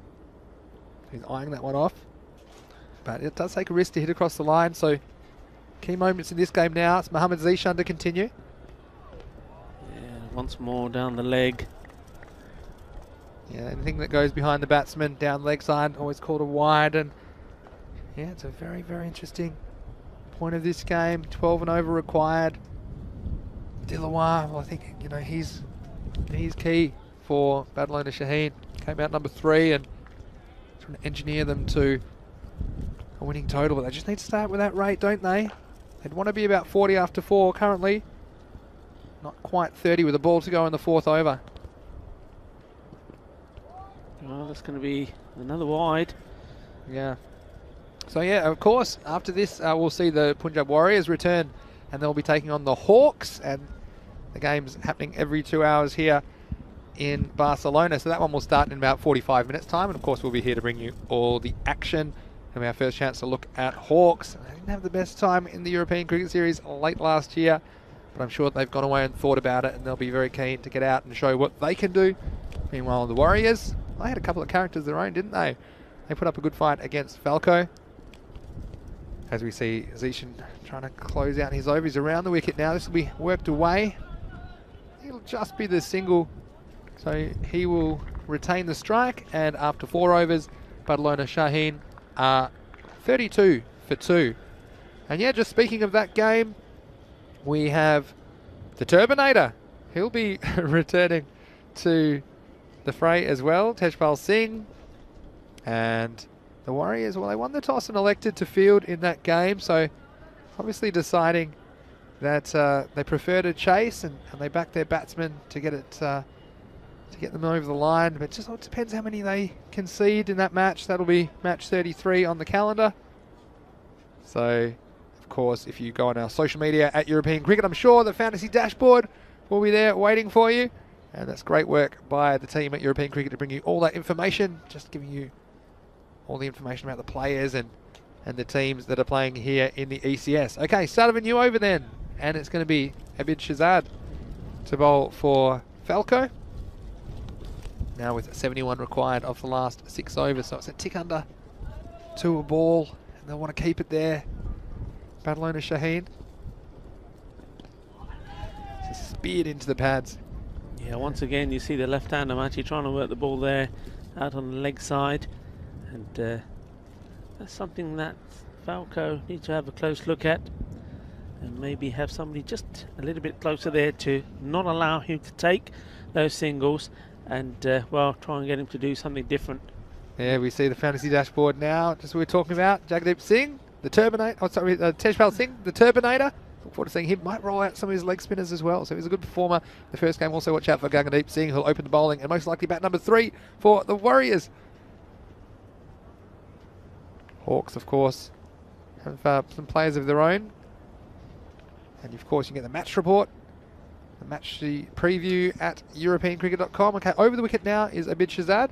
Dilawar cracks him through the offside, but straight at the fielder, and this time they're not going to get a run. So I tell you what, he's taken a couple of runs that you think weren't there. Yeah. But that time, he just was on the back foot and decided he was going to stay down the striker's end. Let's see if it pays off for him.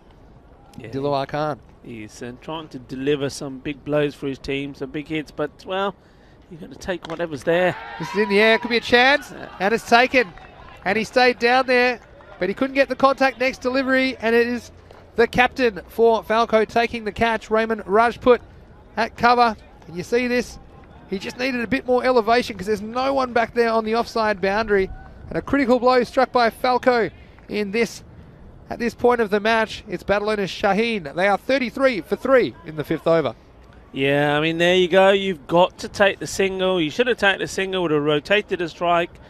And, well, and then he just plays that shot straight into the hands of the captain. There's the catch there, taken, easily done. Yeah, still cold, even though it didn't come that quickly. Yeah. But, yeah, it was well done. And the captains, I've noticed their fielding has been pretty good as we look ahead to the Hawks versus Warriors match 33, and you see the Hawks, they're likely to open up with Cameron Zia and Mohamed Sanaullah, Umar Latif at 3, and looking there for Karim Shahzad as well. And they have some bowling options down the bottom. Faisal Mahmood, I'm sure we'll see him at some point at the bowling crease. So Hawks, well, like we say, they were a little bit disappointing in last year's series, but you can catch all the action of that game starting at 11:30 GMT, which is 12:30 in Central Europe, and it's 5 p.m. in India. It's the 3rd of 5 matches today. So Abid Shahzad removes the dangerous Dilawar Khan. Yeah, and replaced by his brother, Bilawal.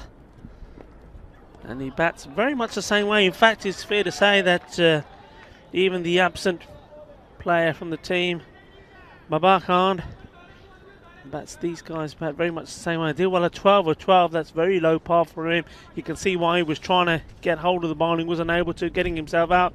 What can Dilwala do? This will be wide down the leg side. Nice stop from the keeper, Yassine Mohammed.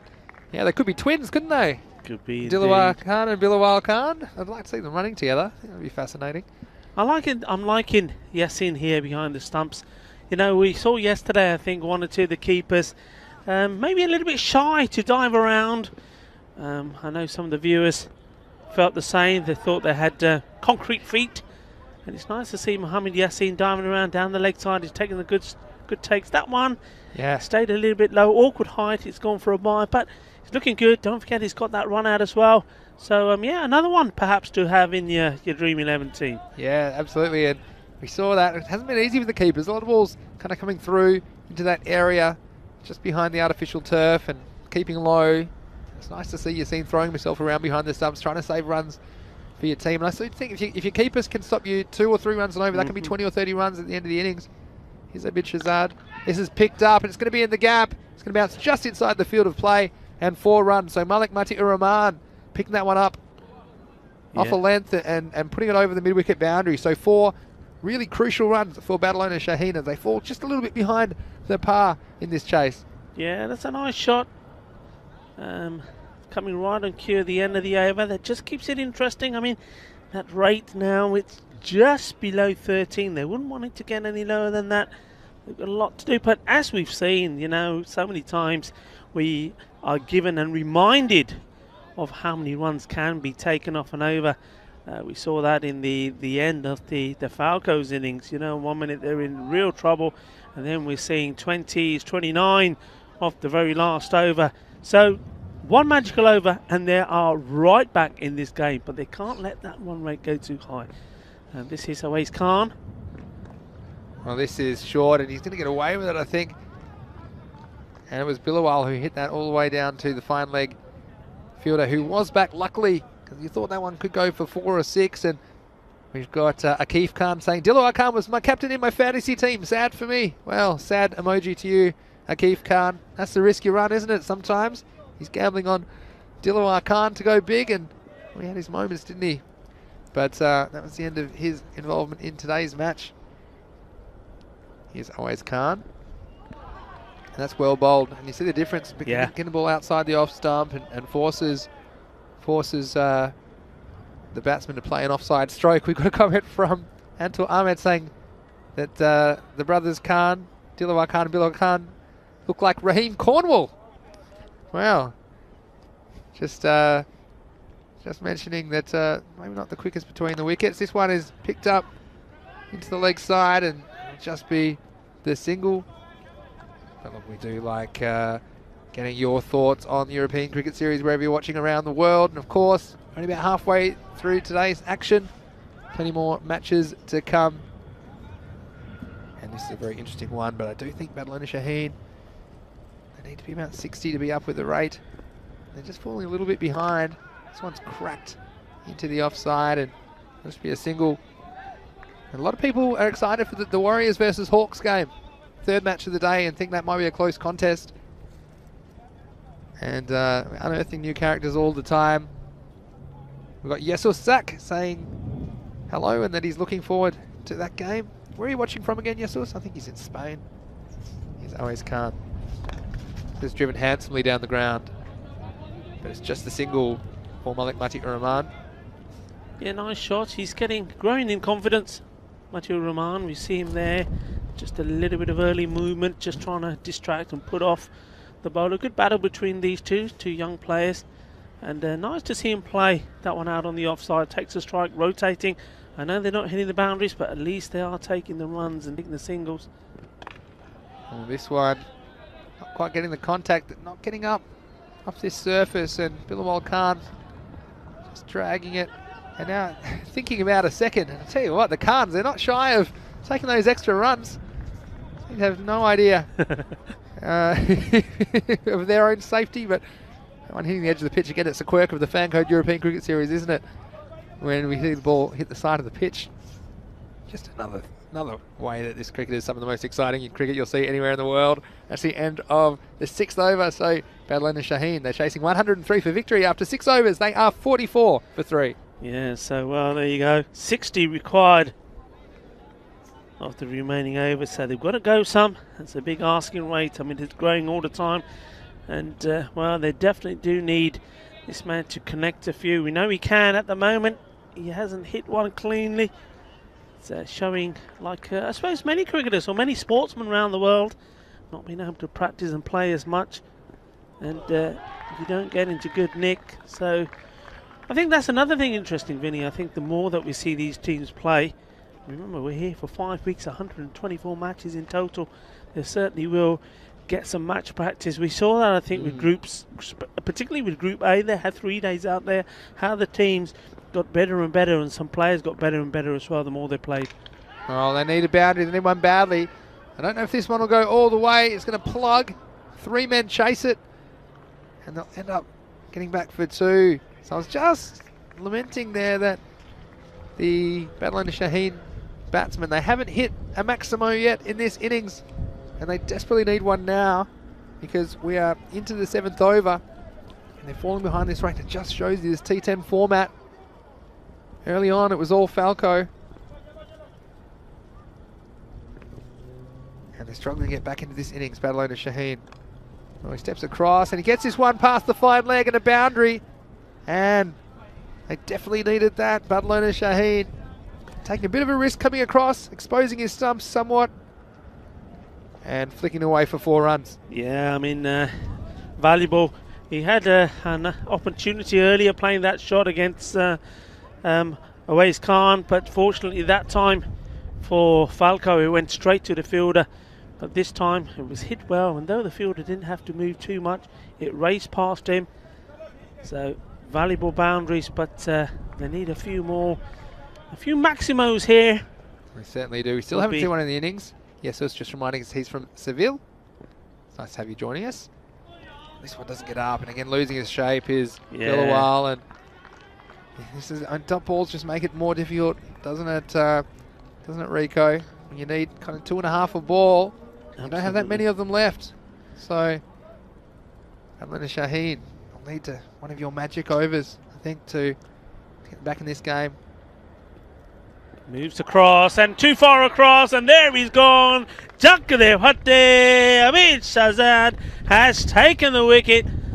Another big man goes, and well, with that, would you say that's all hope gone? Well, I don't know, but not sensible batting though from the batsman there as he goes. Bilawal, I mean, he just played 4 runs and then had the opportunity perhaps just to push the ball out, rotate the strike, went for the big one, missed it. And there you see he just moved right the way across, and a good ball was always going to get him. And I think you just need Mati there steering there, because I think if you get a good guy in who can play his shots, make a little partnership here. Don't forget, they haven't made the most of this left and right partnership either. I mean, hit a 4, take a single, then you have to bowl to the left-hander, maybe put the bowler off, get the odd extra here and there. That's what they should be thinking. But by doing this here, okay, he's hit a 4, but then couple of dot balls, then he's out. That's another dot ball. And really that 4 runs, that boundary means nothing now, does it? Yeah, and Abid Shahzad has been great for Falco in defending his score. He's taken 2 for 11 with 1 ball left in his 2 overs. Comes in to finish his spell now. Well, he's hit straight up in the air, but it's going to fall safely. And in the end, it'll just be 2 runs for the new batsman. And that's the end of another over. Badalona Shaheen with only 3 overs remaining. They're 52 for 4. Yes, and Falco here are looking good. They're looking comfortable there.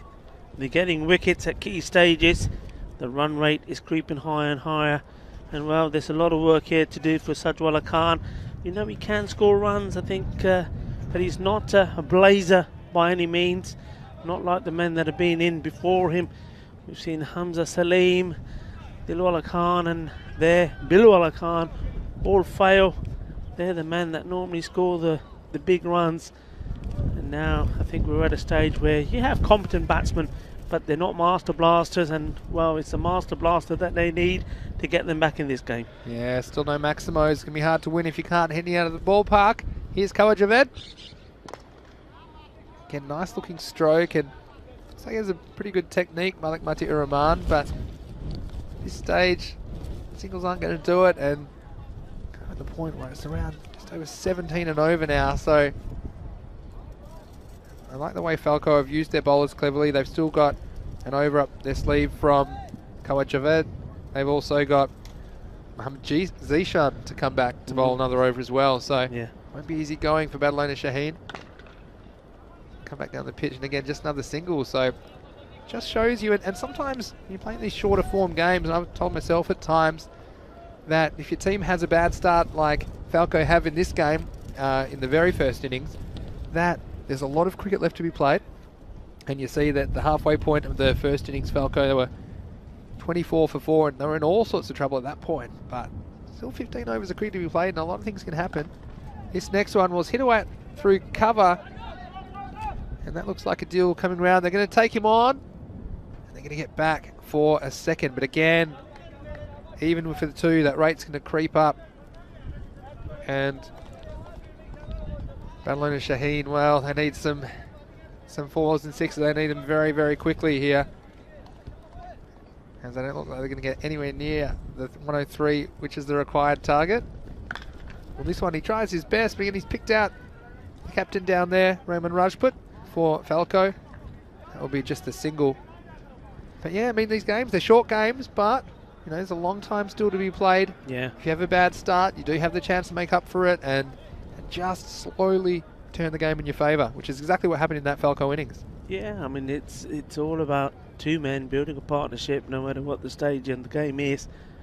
And well, we've seen that it does reward you to do that. Speared to the pads, and that'll be just a single again. So frustrated, aren't they, Badalona Shaheen? I don't know if we've seen an innings yet with no 6s in it. This might be the first one. Yeah, I think that the least we've had is the 1, so we have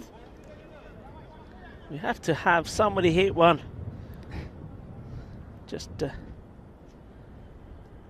let's see. Well, this man, Matty's certainly trying. We're running out of time. This one, well, he's tried. It's gone up in the air. Has it got the carry? And there it is. So the first one of the innings. Rico Full, you've called it. And Badalona Shaheen, well, that'll bring the rate down somewhat, but they need plenty more of that kind of action if they're going to get close to this target, because with 2 overs remaining, they are 64 for 4.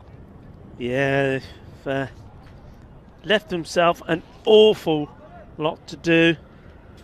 But, well... I'll tell you something, though. Go on. Let's look at the comparison. After 8 overs, Falco were 63 for 4. Badalona Shaheen are 64 for 4. So they're on top, are they?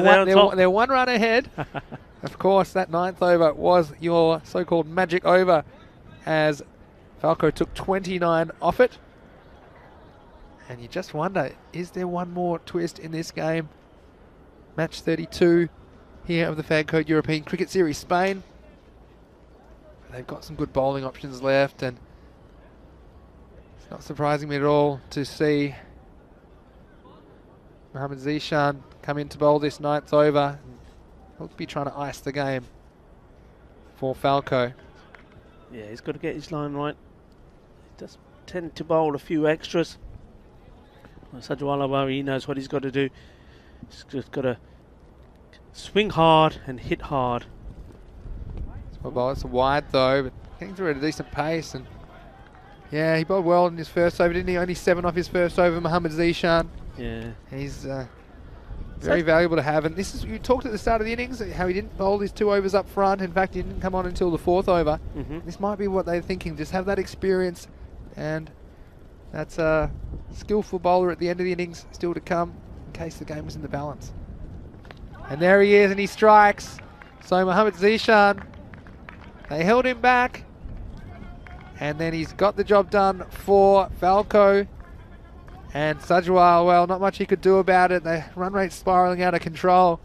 That was full and straight and well executed by Zishan. He picks up another wicket for Falco. Yeah, and that's where you got to be. We was talking about this when Falco indeed were batting. And we were saying about the battle on chain bowlers, where they were trying to do all sorts with it. And really the only thing you need to do at this stage of the game is bowl at the stance, pitch it right up, and because the batsmen are going to be trying to hit, it's a classic example there, ball pitch right up, batsman trying to connect and get the boundary from it, and if you miss, well, you're out. That's good bowling, bowled at good pace as well from Mohammad Zishan. Kasim Hussain is a new batsman making his way to the striker's end. Here comes Mohammad Zishan again. This really doesn't get up, does it? And this is the variable bounce that the bowlers can work with on this surface if they get that length right. And now I'm kind of reflecting on our predictions at the start of the match. You knew I was going to say that. Yeah. And we put the kibosh on Badalona Shaheen. We've done it big time, haven't we? The double commentator's curse. The double whammy. We both, I thought I might just go with Falco just to disagree with you, because yeah, Falco didn't really impress me in that first match. And good at times, but Badalona Shaheen blowing off the rust in their first appearance. This one, again, just a bit too spicy for the new batsman, Kasim Hussain. Yeah, I mean, when you've got two good campaigners, 2 top teams in the competition, sometimes, you know, maybe the occasion is too big. But I do, for me, my pick, as you know, was Badalona Shaheen, and that's because of the likes of some of the good players, top players they have, and one of those, Babar Khan, not playing in this game, and I think they've definitely missed him. He can really score big and score quick and big. Him being missing, they've certainly missed him, but you know, they can't have any excuses, Badalona. They've still got great players up there. It's just been a game that the opening bat haven't performed, and it's as simple as that. And whereas Falco, their openers performed in their very first game against the Punjabi Warriors, you see this ball, they didn't perform in this one, but at least they had backup. Those openers didn't perform. The same man who scored the runs in that first game didn't perform, but other players stood up to the mark and scored good. I mean, you know, Abid Shahzad, 47 of 17, Ijaz Ahmed, and well, Badalona Shaheen just haven't had that. Yeah, hit the nail on the head there, Rico.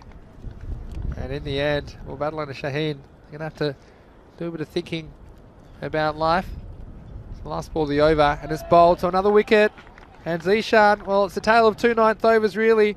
In the Falco innings, they were able to blast 29 off that over, but in this innings, there's been only 2 runs scored and 2 wickets taken by the men in green. And Mohammad Zishan, he's thrilled to take another wicket. And unfortunately, it's all going wrong. Well, Malik Mati Uramani played some nice looking shots, but he didn't quite have the firepower required for the game situation. So, end of the 9th over, 66 for 6. Let's have a look ahead to this next match, match 33, which will start in just over 20 minutes time. We'll be bringing you into the broadcast in about just under 20 minutes time, and it's the Hawks against the Punjab Warriors. You can see there, this is our fantasy dashboard. If you are playing some Dream 11 cricket, it's a very useful resource for you. It has all the players' roles as well as their credits and Dream 11 points. Of course, the Hawks don't have any Dream 11 points just yet because it's their first match of the tournament. But look out for particularly Cameron Zia for them, I think, as well as Shabazz Muhammad in the middle order. Karam Shahzad, of course, very experienced campaigner as well. and we look forward to seeing them. They'll be very keen to get out there. They've waited 32 matches to get a chance to be out on the field here in Montjuic as we start the final over of this game. And well, the result is beyond doubt now, as there's no pressure on Rafiq as he comes in to bowl the third over. And well, kind of mentioned where it all went wrong for Badalona Shaheen Rico on that last over. That ninth over summing it up, and clever use of resources as well by Falco captain Raymond Rajput. He knew that he had Badalona Shaheen in some early trouble, but he decided, even though Zishan got a pretty good fourth over, he held him back towards the end of the game, just had him up his sleeve all the time. And they haven't really had to go to spin because Badalona Shaheen was struggling to get the seam away. So again, it's some of that flexibility shown and clever captaincy to go with what was working. So Badalona Shaheen, they'll be disappointed, but there's still 9 more group matches for them to make an impression on this tournament and hopefully secure the qualification from Group D. Of course, only 1 team out of every 6 will make it through to the next phase of the tournament in day 25. So disappointing from Badalona Shaheen, and Hamza Salim, of course, well, he started the game in a blaze of glory in that first over, taking 2 wickets, but unfortunately his early demise was in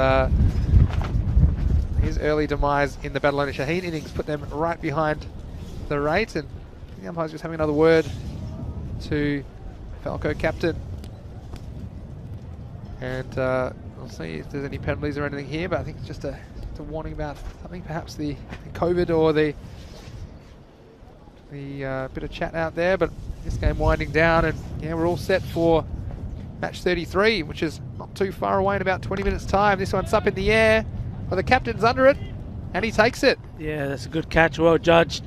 He had to go back, but nice to see that he's going back, moving back to take the catch, but never took his eye off the ball, and in the end, comfortable catch. Just look at this. Well judged and well taken. Safe hands there. And, well, that's another catch for the captain. Yeah. And another wicket and we've for Falco. Yeah, the captains have been good with their hands, haven't they? They've been showing some of their younger players how to do it as well in the field. And, yeah, it's a disappointing end for Kasim Hussain. But Falco, well, after a start where they were in all kinds of trouble, they were 24 for 4 wickets halfway through their innings, but they recovered to score 78 off the second half of their innings. It was a tale of 2 halves, and here is the last match, and it's going to be another wicket.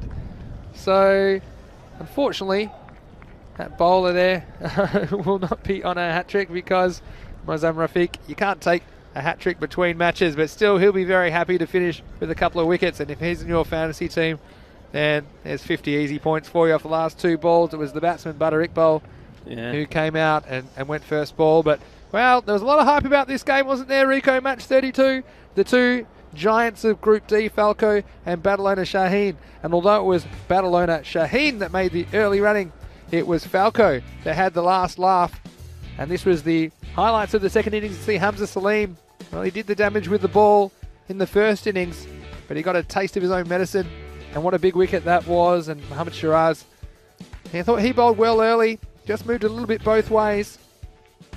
He was instrumental in the early advantage, which then we had Kawhi Javed open the bowling with him today, and he went for a few runs, but again,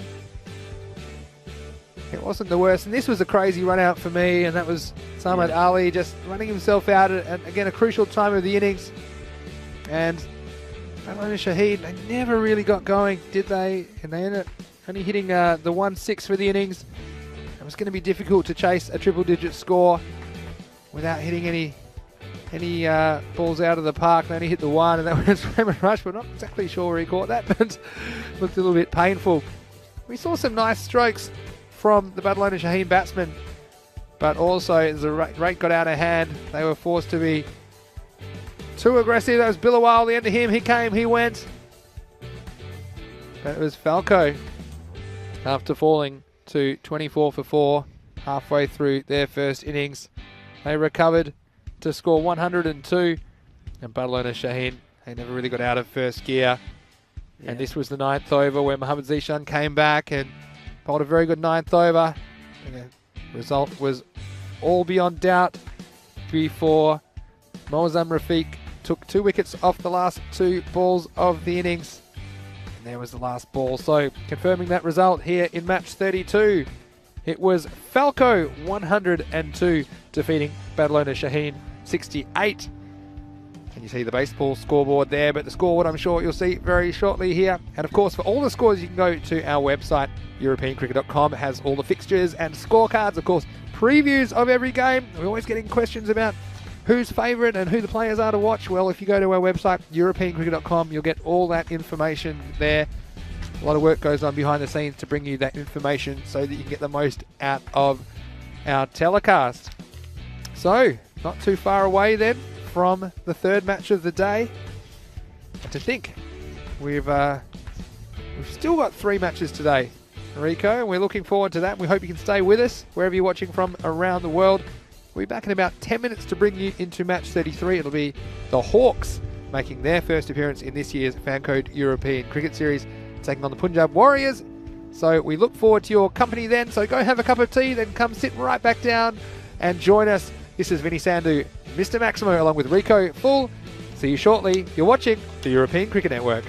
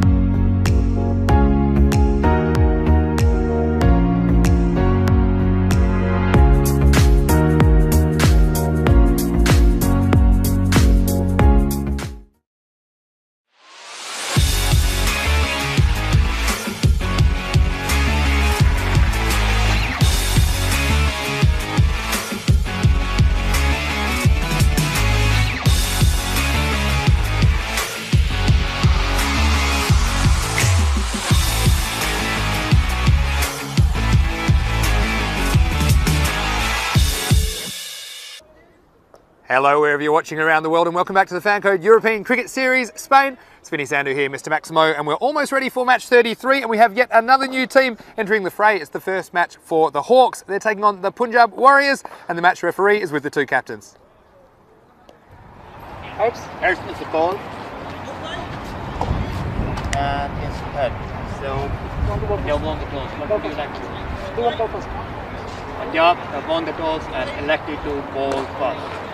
So there you go, the Punjab Warriors skipper Gagandeep Singh, and we certainly enjoyed watching them play in the first match of the day. He had no hesitation, electing to field first. He thinks they're a pretty good chasing team, and you saw they put in a good chase against Falco, even though they couldn't quite get enough runs to get over the line in that one. And their opener, Tejpal Singh, well, I called him the Turbinator, and I wonder if we'll see him in action, not only with the bat, but also with the ball in this game with his leg spin.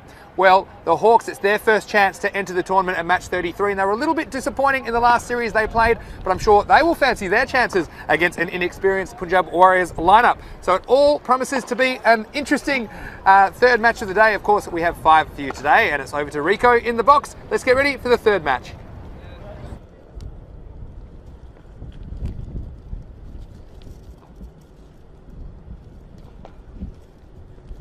Well, welcome back. And well, we've had the opportunity just to talk to a couple of teams. Hawks, very happy to be back here at the Montjuic Olympic Stadium. And it was also gave me the opportunity to speak to some of the Punjabi Warriors. And like myself, one of the things that they were saying themselves is that they really do want to make a big impact on this game. They want the win, and they've promised me. And they said, let Mr. Maximo know as well. We will see some spin. I think they certainly did go back and listen to some of our points. And I'll be delighted to tell Vinny that when he comes back into the commentary station, because one of the things that does make us chuckle is that when we get some of the players and some of the captains saying, we were listening to your comments on the commentary when they look back and watch the game and say, yeah, you were right about this, we are going to do this. So that was very nice to hear. And also it was great to chat to Tejpal Singh, lovely character. All of these guys, they all are living and based very close to where we are here in the Mount Dewey. You know the area well, but one of the other things that they said to me is, what's going on here? We've had beautiful sunshine for weeks on end, and the cricket started, and we've had a couple of crazy cold days as we see that fantasy dashboard come up there again. So, but it's going to be an interesting match. Punjabi Warriors doing what they like to do. They like to chase. So, they are going to be in the field, and you are going to see them mix it up a little bit. The Hawks. Welcome back to the Hawks. Now, as Vinny said a few times, they didn't make the best of starts in the European Cricket Series the last time we saw them. They did have a few close games, but at the end of the day, I think some of the teams in their group, in the group stage, were just a little bit too strong for them. But what they have got is a good experience behind them. They know, of course, how this pitch plays, having played here before. So they'll be hoping to make amends. Maybe they can do what Bengali CC did. Don't forget Bengali also in a similar position in Group A. Maybe they can start off with a win and be there right at the top of the table. Anything can happen in this format of game. As we get ready to start, Mr. Maximo is coming back into the commentary station. Welcome back. Yeah, thanks Rico, and I was a bit worried for a sec there. I'll come to that in a second as we're going to see Rajpal start this match. Straight back, no run. I was worried because I normally throw back to you in the commentary box, and I saw there was nobody home there. And because you were chatting to the Punjab Warriors, weren't you? I was having a good chat. So if you sounded a little bit out of breath, then there's no cause for concern, viewers. Just Rico had to put in the big jogs because I was giving you the big signal, wasn't I? Get back in there. We need you. You've given me many signals. Some of them were a bit rude, actually. That was staying a bit low, but I think going down the leg think it's a good decision. And it's a big appeal, and of course you can't blame the Warriors early in this game for wanting an early wicket. Yeah, but it's nice to see you get back just in time. It's like you say, it's just because of this interest we've got for this game. Yeah, that was a good decision, hitting maybe in line with the stumps, with the angle taking it past the leg stump. So you see immediately we've got Yuvraj Singh into the attack and starting with a bit of spin. Well, I hope it doesn't go horribly wrong. Otherwise, I was just saying before you got here that the Punjabi Warriors were saying how they've been listening to the commentary and really enjoying it. They've liked the mix of the Indian and the Spanish. They were very impressed with your Spanish as well. One or two of them thought, well, that you were Spanish, Vinny, so there you go. But yeah, they do. Just goes to show a lot of the teams listen back. They listen to the comments we make, and here we kept saying to them they didn't have anybody took the pace of the ball, and straight away starting with the spinner. So there we go. We're even having an influence in the decision for who's going to bowl when in the captain's mind. But I have to say though, they do listen to me because they know what your predictions are like. So. I was going to say, well, a lot of people think I'm Spanish until I open my mouth in this part of the world, but you see here immediately the difference in Hawks. Well, they haven't had the chance to settle in to this tournament yet. Their first match here in match 33, big appeal, but I don't think there's any bet on that. So that'll be the end of the over. And at the start of the first over, 3 without loss, that commentary box almost takes off into outer space. So that shows you how windy it is. And shout out to Terry O'Connor in the Czech Republic if he's watching. He is the only commentator so far to be attacked by one of the marquees taking off. It's a very famous moment. One of my most memorable moments of 2020 when a tent landed on Terry while he was in the middle of commentary. So yeah, we had something, and now we've got a crew of quite a few people here coming to make it all better around us. And the sun pokes out for the first time today, Rico. So how about that? Yeah, the sun's poked up, but the wind has also picked up as well. But the only good thing is hopefully the wind will blow these clouds away and just allow the sun to shine for the rest of this afternoon. That would be lovely. We're the skipper to bowl the second over, Gagandeep Singh. And it's in the air and 4 runs. But there you go. We know what we're talking about. The spin's on and not a boundary. And as soon as the pace comes on, bang, 4 runs. Yeah, but I do like Gagandeep Singh here. Yeah. He's a good cricketer. We'll probably see him bat in the number 3 position.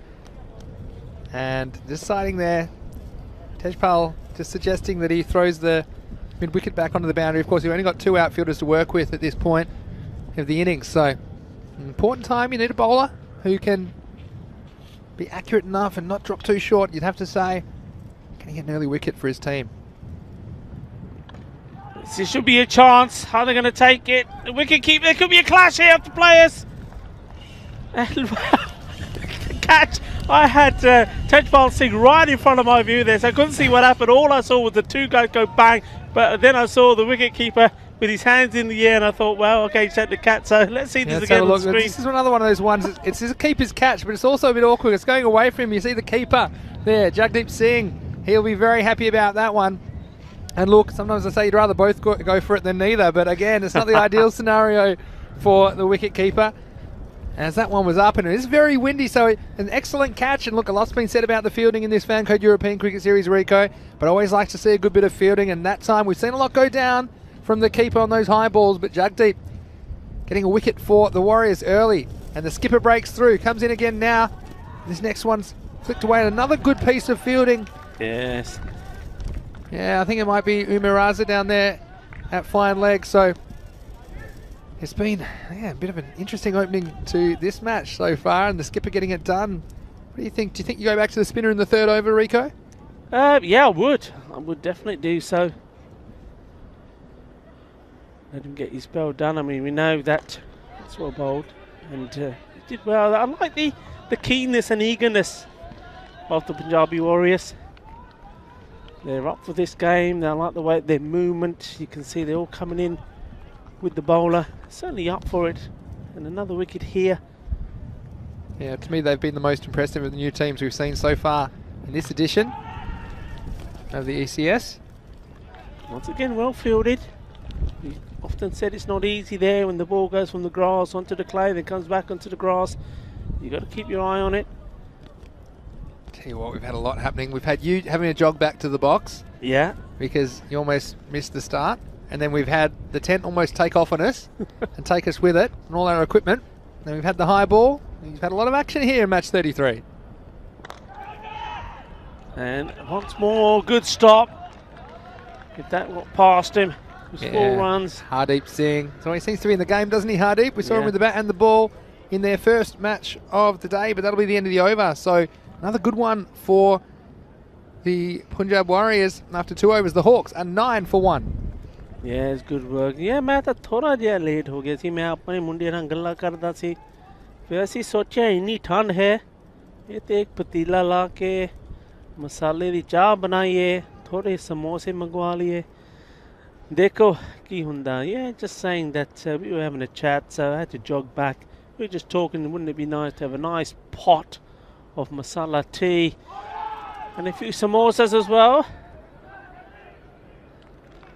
But, well, that one, I was just watching what the umpire's going to signal here. There was an appeal. It'll be wide, catch, I think. Yeah.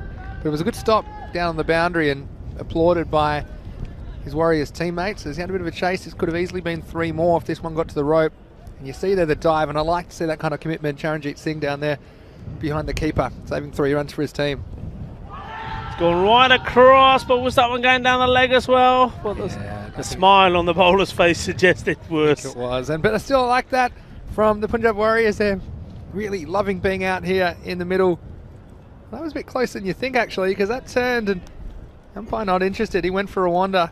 He'd seen enough and decided it wasn't out. So, again, it was good work from the bowler. Yeah, that was good. Let's see. I'd like to watch this again because, first of all, a good amount of spin on this. Have a look.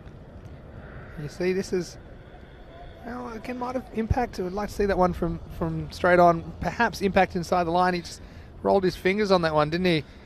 In a leg spinning way. So, it's nice work. UV.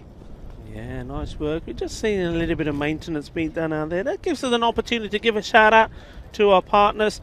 So our title partner, Fancode, and of course those of you watching on the sub-Indian continent. Welcome to you all, our ball partners, Kookaburra. And don't forget Bizaway Travel. Well, we haven't had too many Bizaway Super Sixes yet here today. It's very much been a battle between bat and ball.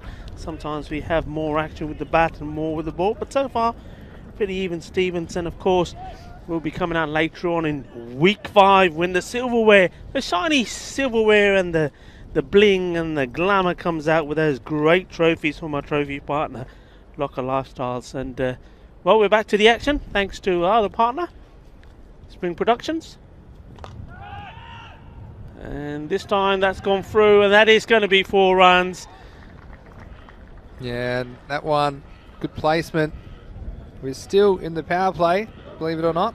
So 2 fielders back, but 1 deep. The wicket couldn't get around for that. And going back to the chat, don't forget, join us in the YouTube chat. SVG saying, not a fan of any team, just telling fact. He thinks that the Hawks will win easily. That was a few minutes ago. Let's see if he still is confident in that prediction. Well, this one, this is huge. It's gone all the way straight. That's a Maximo. That's a nice hit, isn't it? He's picked that up lovely. Good footwork. You've just seen there, Tejpal Singh on your screen. But let's have a look at this. Yeah, that's a nice shot. I wouldn't say that it was the best of footwork, but it certainly was the best of hitting. Found the middle of the bat, and that sailed away. So that's a nice shot there from Miraz Imtaz Asghar. Maybe they heard SVG in the chat, and that was just the encouragement they needed. The Hawks, their first of the innings. He's planted his foot there again. They're asking the question, and the reason they're asking is this, he's getting that ball to come back into the batsman. So this will be interesting to see again. Yeah, let's have a look at this on the reef. We get another look at this.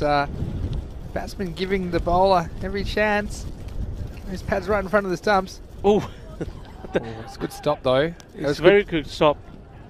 Yeah, the keeper, he's done well so far, Jagdeep Singh. We've seen him take a good catch, and this isn't easy for a keeper because the batsman obscures your vision. You lose the ball for a second. So what you need to do, you need to anticipate that ball appearing again magically down the leg side and doing a good job to cut that one off.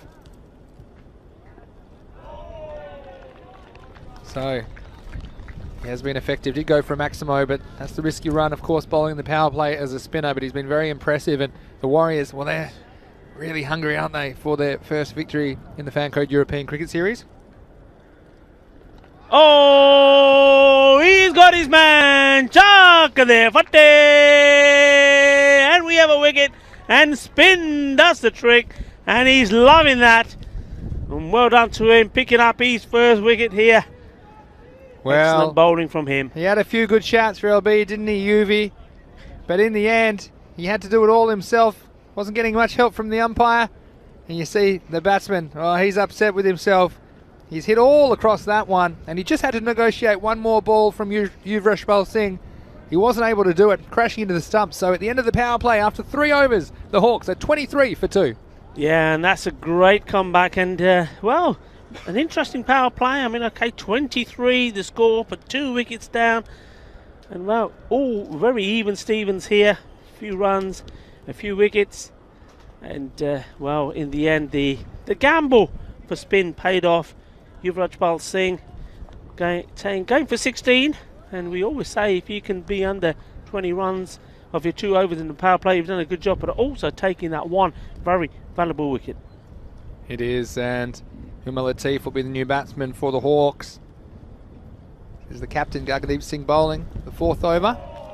This one goes straight past the batsman, and Jagdeep, I like the way he's running after that. And you mentioned the keeping earlier today. Yeah. Rico, we saw even a lackluster keeping from some of the more established players yesterday, but we've seen some good keeping today from Mohammad Yassin, for example. Yassin Mohammed as well.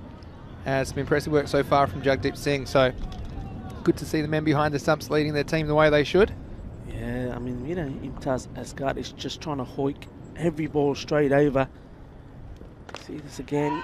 It's a catch and it's a chance, and it's beautifully taken. What a lovely catch there. I said he's only got one thing in his mind, but Mohsin Ali there. That's fabulous. And well, the Punjabi Warriors, they certainly are fighting there. That's a good catch. Another great wicket. Well, they're a bit more settled on the big stage, aren't they? And this man, Mohsin Ali, he's shown an ability in all 3 facets of the game so far. That one was really travelling, and we've talked about the conditions. Very windy. It's 13 degrees here in Barcelona. And these balls are rock hard. That one was hit fast to him on the boundary. And again, he needed a little bit of help, but it was good technique. Didn't bounce out. He was able to hold on. Another wicket. Hawks lose their 3rd, so 23 for 3 now.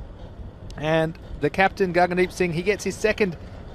He's got 2 for 6, and he's 2 balls into his 2nd over. So, again, he's a great person to have in your Dream 11 team if you are playing some fantasy cricket. And I think he was highlighted in the match preview that I was reading on EuropeanCricket.com. Of course, all of our fantastic research goes into those match previews. So make sure you check those out. But I tell you what, it reminds me a little bit of the last game we saw where Falco were in some early trouble, and they were 24 for 4 actually. So dissimilar scoreline. It's 23 for 3 at the moment. Let's see if the Hawks can rescue the innings the way that Falco did. Falco ultimately ended up winning that match back in match 32, but it's the captain of the Warriors, Gagdeep. On to Faisal Mahmood, the new batsman, and that optimistic shout. Yeah, that one's too high. I think you'll find, but again, I love the enthusiasm of these Warriors. A very popular team already with our viewers.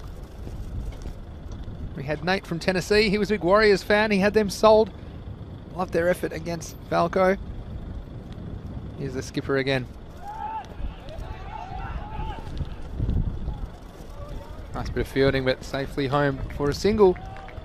And it'll be interesting to see who they turn to after this over, Rico, because they've bowled Yuvreshpal and Gagdeep out there too. So again, it's critical that these next couple of overs keep that pressure on. They might go to someone like a Mohsin Ali.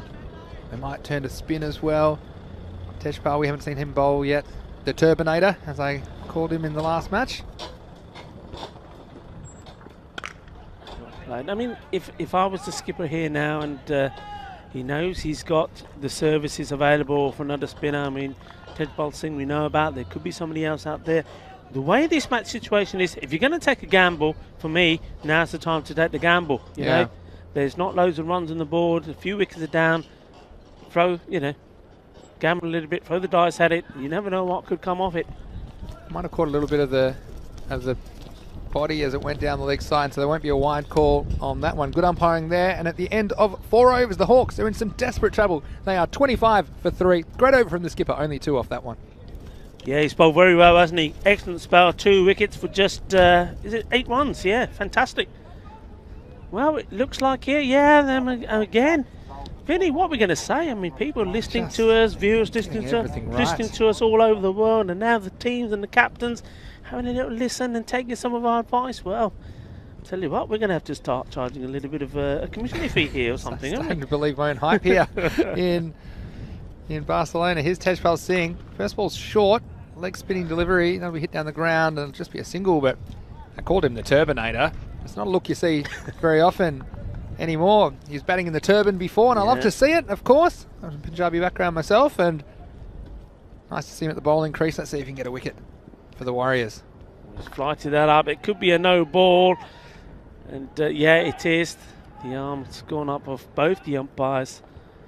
And this is a risk, Rico, and in these conditions, I can't feel my fingers. And so for Tejpal Singh, if you're trying to bowl leg spinners, it's not the easiest, and that will be one warning, I believe, for a high delivery. But the batsman will say, well, you can keep bowling those all day to me, Tejpal. And in fact, I think he might have saved about 5 runs there, because that one probably should have gone over the fence. But this will be a free hit. His batsman can't be dismissed off this delivery, more or less, except for run out. So, again, this is a critical moment. Can the Hawks take advantage? Umpire Salim doing a great job at the bowler's end, just signalling the free hit. Free hit for the Hawks. Oh, it still will be, and that's going to be another no ball, so the free hit is still in place. And this is clever by the non-strike to get through for the single. But I can tell you what, Umar Latif, he'll be filthy about that, because he had a free hit, and he's only got a couple of runs to his name, and he thought, what are you doing? I want to stay down there and have a free hit. Still a free hit. And it's a free miss. Tejpal back on target. I told you that the other day, didn't I? 3 times I've been bowled a no ball, and I took a single off all 3 of them. I've never faced a free hit. I don't know when I'll play again either. So here we go for the Turbinator. It's a better ball. A bit short though. Yeah, that's well played. He's got into position, not afraid to go on the back foot and place that through the gaps. A little bit too short. You just think if you can get that length, but a little bit more towards that off stump, it could be better for him. But bowling it on the leg, the batsman just got time to go back and play that shot. And you mentioned it was a bit of a gamble to bowl the wrist spinner at this stage of the game, and it's a gamble worth taking. But so far, it's the Hawks who have taken advantage in this over. Oh, that could have been the one. That's so well bowled. And if that one had just nipped back like some of the others have done, he would have hit leg stump. This is good bowling. Yeah, and I think might have been a missed stumping chance. We'll come back to it, back to live action now. It's in the air. Will be a single. It was actually the batsman back in his crease, so it wasn't a stumping chance. Next ball was hit down the ground for a single. A lot happening quickly. It's nice to see the Warriors getting through their overs very quickly at the moment. That will be the end of the over. So at the end of 5, it's the halfway point of the innings. The Hawks are 35 for 3.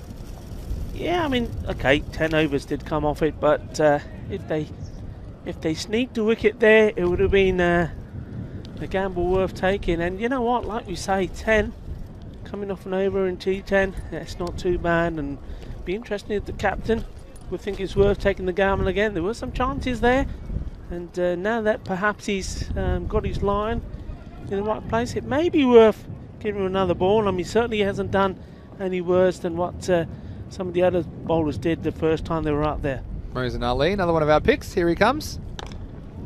Hit down the ground for a single. Yeah, but Mohsin Ali, I like the way he's played his cricket as well today.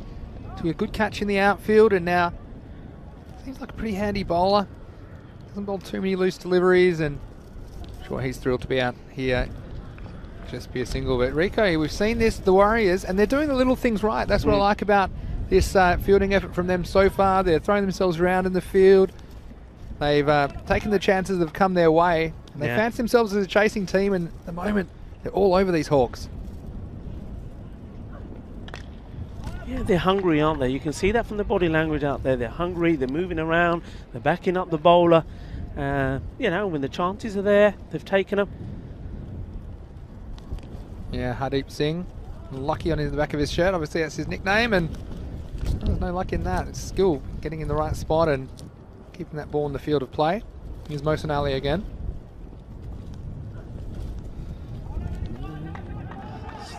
Quickly. Well, I love that. I don't know if he was trying to throw the ball at the stumps and it would come out of his hands. I'm not too sure about that. But at the end of the day, it was a dot ball. Batsman thinking he maybe had a wide. Yeah, and you see the middle order players for the Hawks just struggling to adjust. And this is what happens when you lose your best couple of players. Not easy for the slightly lower down batters to come in and keep the scoring rate up. I think these balls, we talked about it before, haven't we, Rico? If you lose your top 2-3 batsmen, and then some of these balls that are halfway down the pitch, if there's a more established player in there, they're probably disappearing out of the ground. But again, the middle order players and sometimes lower order players not able to take advantage. So that's the end of the 6th over, and the Hawks are 39 for 3. Sí, ¿cómo estás todos? ¿Cómo se gusta esos partidos de cricket? Es un gran torneo aquí en el campo de béisbol en Montjuïc. European Cricket Series Barcelona. Y ese partido es de Punjabi Warriors con la Hawks. Y la Hawks de momento es de equipo que el batador. Bienvenido. ¿Se gusta o no? Me gusta cricket mucho. Tengo mucho amor por cricket. Love to hear you commentating in Spanish as well. I know a lot of people around the world are enjoying the various language skills of you, Rico. Here's Ubaid Ul Rahman. That's probably worked away and should get a single, and they do. And I was just thinking, doing my 6 over check-in, and 39 for 3, the score at the end of 6.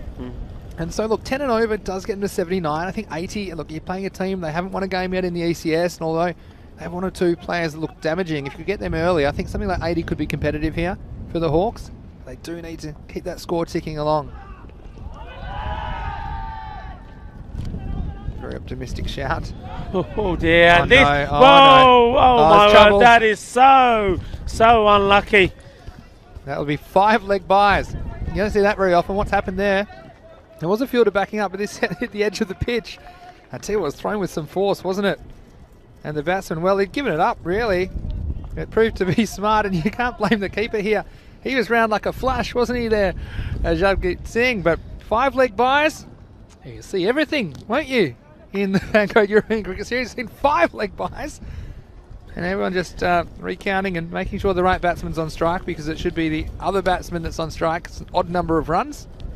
And that's what we're just confirming that's the case. But is that the lucky break that the Hawks needed just to get this inning started? And you can't blame Gaggandeep Singh. He was backing up, but that took a wicket deflection off the side of the pitch. And Yeah, I mean, 5 leg byes. yeah, I mean, have you seen? I don't think so. No, I definitely haven't. And boys and girls, I mean, myself and Vinny, between us, we've been watching and playing cricket a long time. I've not been in a game.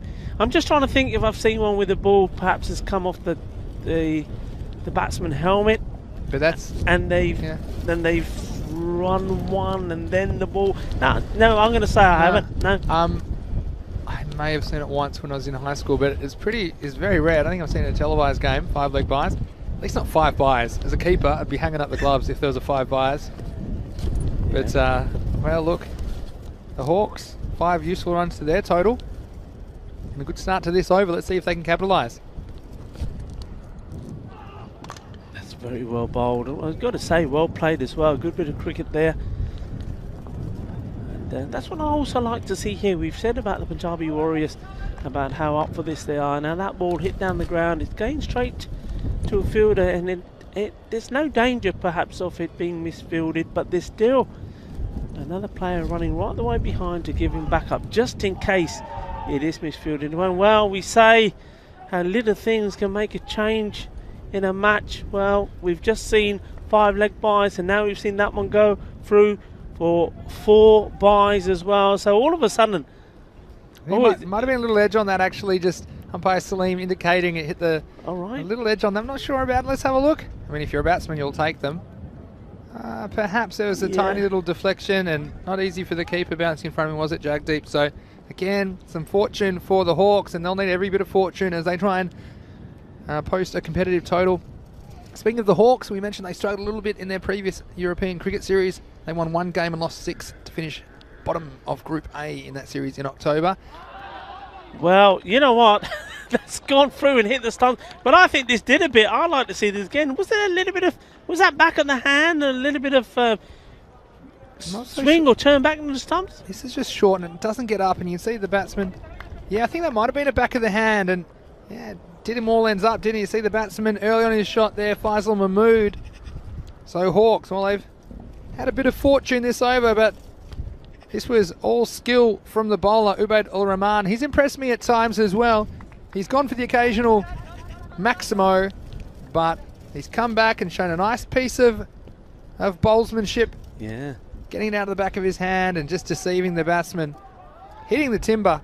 Another wicket goes down. So the Hawks, they lose a 4th. They are 51 for 4. Yeah, I mean, we saw flow of runs in this over, but a wicket's been taken as well. Oh, and there's that stroke of luck going the other way to Hawks. This game is just swinging one way and another. Yeah, it's going to be one. It's got a feeling of being one of those classics, isn't it? It's going to be a classic game that's going to be close. We said that from the start. It's going to be a close game. And you can see here, 1 minute, a wicket goes down, and Punjabi Warriors on top. And a little edge there, goes all the way for 4 runs. Yeah, not much that the keeper could do about there. Big deflection away from Jagdeep Singh. It's Sanaullah, the new batsman. And lucky that edge wasn't a little bit finer. Would have brought the keeper into the game. But 4 useful runs again for the Hawks. There was 16 off that. What an unusual over it was as well. The Hawks, after 7 overs, they are 55 for 4. So, well, you can see the Punjabi Warriors, they're still making sure everybody's in the right place. They've seen what happened in that last game, in the last few overs. And they want to be saying, that's hit really well. The field's going to have to do very well to try and stop it. No chance of that. Nice shot, अच्छा shot सीगा, बहुत अच्छी timing से ये fielded है कैसी लगे पर चौका हो गया. That was hit too hard and too well. And Luke Belgium mentioning that the backstop is a good position. Says it'll save you runs every innings. Well, Mohsin Ali wasn't the worst ball, but Umar's cracked that one for 4. This time there's no contact. Gets away from the keeper for a bye. So I think you'd be pretty comfortable at this stage having Umar Latif down the other end, because he struck that ball very well from Mohsin Ali, and we're into the 8th over. Again, 10 and over will take them into the mid-80s, or even high 80s now after that boundary first ball of the over. So let's see what Sanaullah can do. Well, that would have been stumped. It would have been stumped by a long way. And now he's doing some crazy stuff. And look, there is a time for craziness, but we're still in the 8th over. Don't have to be too crazy. Can just stay there and just face another ball, Sanaullah. Well, he went down there and the wicket keeps saying, didn't touch him, Cover, didn't touch him. And you see this? And eventually got back, but I'll tell you what, cue the circus music. Here comes Mohsin Ali again. You can see what Sanaullah is trying to do. Yeah. He's happy just to play the support role for Umar Latif. Umar himself, well, he's getting to double figures now, 10 off 10, but he's played a nice shot off Mohsin Ali, and obviously Sanaullah just wanting to give the strike to Umar Latif and see what he can do. He faces Mohsin Ali now.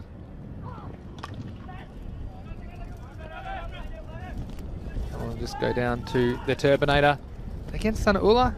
I can see what he's trying to do. He's trying to manipulate the strike, but I don't know if you can read the scoreboard. It's only the 8th over, so you need to go running yourself out every ball at this point.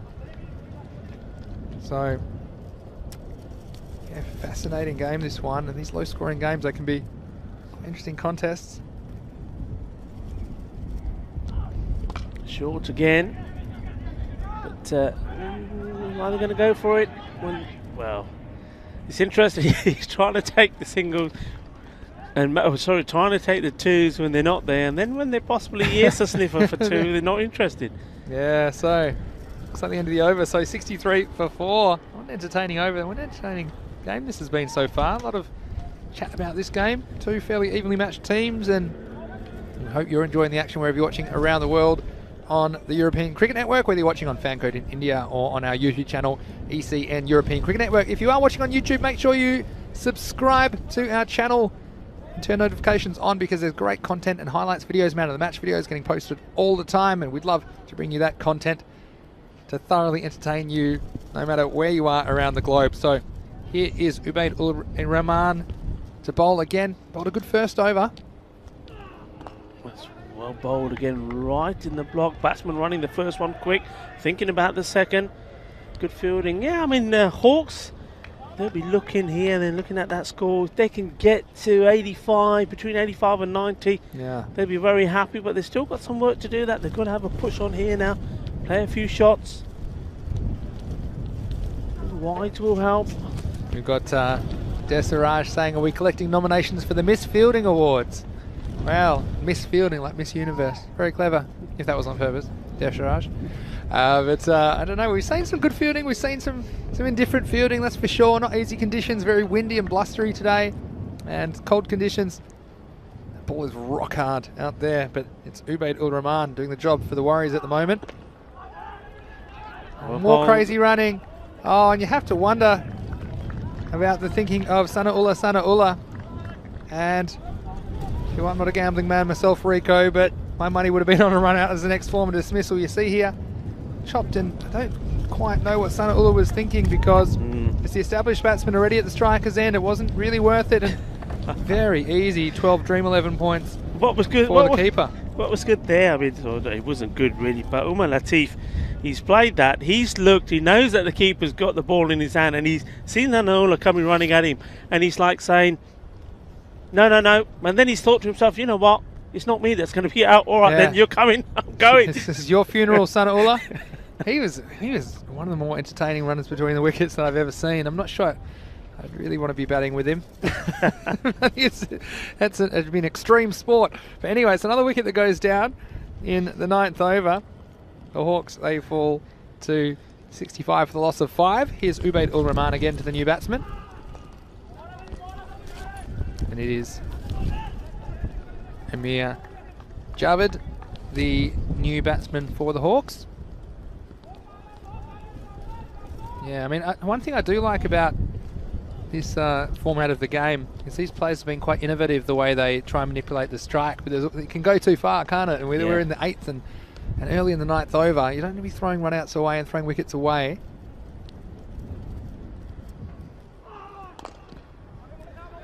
You know, this has been a top over for me. Hopefully he'll finish it off for his team, but every ball has been right up there in the block. Quality bowling. We've seen a couple of times it goes wrong and they let themselves down a little bit in the field. We said those, as we see this delivery. Oh, that one's just missed. He lets out a huge grunt, doesn't he? Yeah. Every time he lets go of the ball, Ubaid ul Rahman. He's done a very, very good job for his team. Yeah, yes, and in that game, that earlier game against Falco, we did say that they probably, with not utilising and making the bowling changes probably correctly, a few misfields, etc., they probably could have given Falco 15 to 20 extra runs. Well, they've understood the importance of that now, and they've come back here and done a great job. He has got hold of this one, though. I think it's going to go all the way. It does indeed. It's cleared the fielders there, 2 of them hoping to get a grab on it, but not able to. It's cleared them, gone over the rope. 6 runs, 6 very valuable runs at the end of that over. Well, 3rd time was the charm for the new batsman there, Amir Javed. He strikes a maximo and he goes up to 7. It was only the 2nd 6 of the innings, and with an over to go, the Hawks 73 for 9. I just wonder, Rico, will they get into the 73 for 5, 9 overs down. Just wonder, Rico, will they get into the Grady 80s? And we know they make great games of cricket, and we're looking forward to seeing this run chase. And of course, in particular, I think the Turbinator, Tejpal Singh, will open up for the Warriors. He'll have something to say about this fairly modest total being put on the board by Hawks. Time for the last over though, and it is Hardeep Singh. Yeah, Hardeep, if I remember correctly, is just in that first game, just bowled a similar line every ball. A little bit short he was at times. This is Hardeep Singh Senior as well, I should mention. There are 2 Hardeep Singhs playing in this game, so it's the first time we've seen Hardeep Singh Senior in this match. And he's bowling a very important over, the 10th over. Hit away. Fielder should slight misfield, but should still just keep him to the one. He does. And this is the difference because they've got a batsman that's come out and he's hit a 6 and his confidence is high. So Amit Javed isn't afraid to take the strike. And Umar Latif, although he's hit one decent ball out of the ground, he's just 13 off 15 at this stage. That's hit well. I think that's probably going to clear the fielder as well. That's a good hit.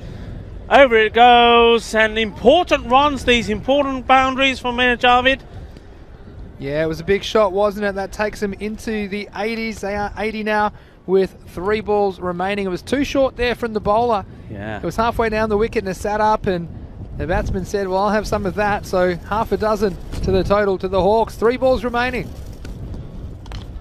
And he's lofted that. That's gone all the way. Balle, balle, balle. Out of the ground it goes. Well, I'll tell you what, he's come out with 100 on his back, and this was 100% power from Amit Javed. And he's given it the kitchen sink and the pantry and everything else in that part of the house, because that's given everything up into the sky. 6 more. He's got more in him, I think, as well. Wow, yes, indeed. But not on that occasion. But the thing is here, there was nothing different in that ball than Yaris has put away, but except for the fact that probably he's got just a little bit overconfident and missed out on it. But I don't think he's going to miss out on this one. Look, we love last balls, and we're going to see a last ball right here. It's Hardy to Amit Javed. Last ball of the innings, 86 the score. It's going to be 6 more. 92 the score goes on to. Wow, that's a very, very important over for the Hawks. And, well, going from the 80s into the 90s, well, going from the 70s into the 90s in a flash. Well, how important will that over be? We'll soon find out. But the Hawks, I think they'll be quite happy with their first appearance in this Fancode European Cricket Series. They were struggling at a stage, but good fight back and good hitting there from Amit Javed. Yeah, we ended up on 25 off only 7 balls. And this is the start of the innings, though. It was all the Warriors early. We saw some good keeping from Jagdeep Singh, and they opened with spin. It was Yuvraj Pal who bowled a tight first over. Then Gagandeep Singh, well, he looked like he might go the distance early, but then this was the moment. It could have gone either way. The keeper called for it. There's a bit of confusion, but in the end he held on. So an important early wicket for the captain, Gagandeep Singh. But you can see that Yuvraj, he kept things tight. He had a couple of close shouts for LB. The umpire not interested. Ultimately, he did the job himself. He found the furniture. You see how happy the Warriors were about that. They had the Hawks in early trouble. They were 25 on the board, but they'd lost 3 wickets after 4 overs. And then it was the chance for some other bowlers, as we see Gagandeep there going the distance. And weren't they happy about it, the Warriors? We saw Tejpal come into the attack and a little bit inconsistently, but showed some promise. I was really impressed with this man, Ubaid ul Rahman. He put in 2 very good overs, showing some skills. And this was 5 leg byes. You don't often see that. This one hitting the edge of the pitch and getting away from the man at long off. You really can't blame him. That took a wicked deflection off the side of the pitch. But you say Ubaid Rahman, again, a bit of fortune for the Hawks. And that was just the bit of luck they needed. It would get them up to what you would say is more or less a par total on this ground of 92. That was a nice moment as that ball crashed into the stumps. It was a slower ball, and wasn't he happy about it on the big stage in the Fancode European Cricket Series. These Punjab Warriors, they've got a lot of fans already on ECN, but the Hawks, it was a good fight back from them. They were able to take 29 off the last 2 overs. We saw some crazy running, you'd have to say, from Sana Ullah, who came out, ended up running himself out. This was the moment where he, it was his partner Umar Latif saying, well, you're on your own, my friend. Yeah, go on.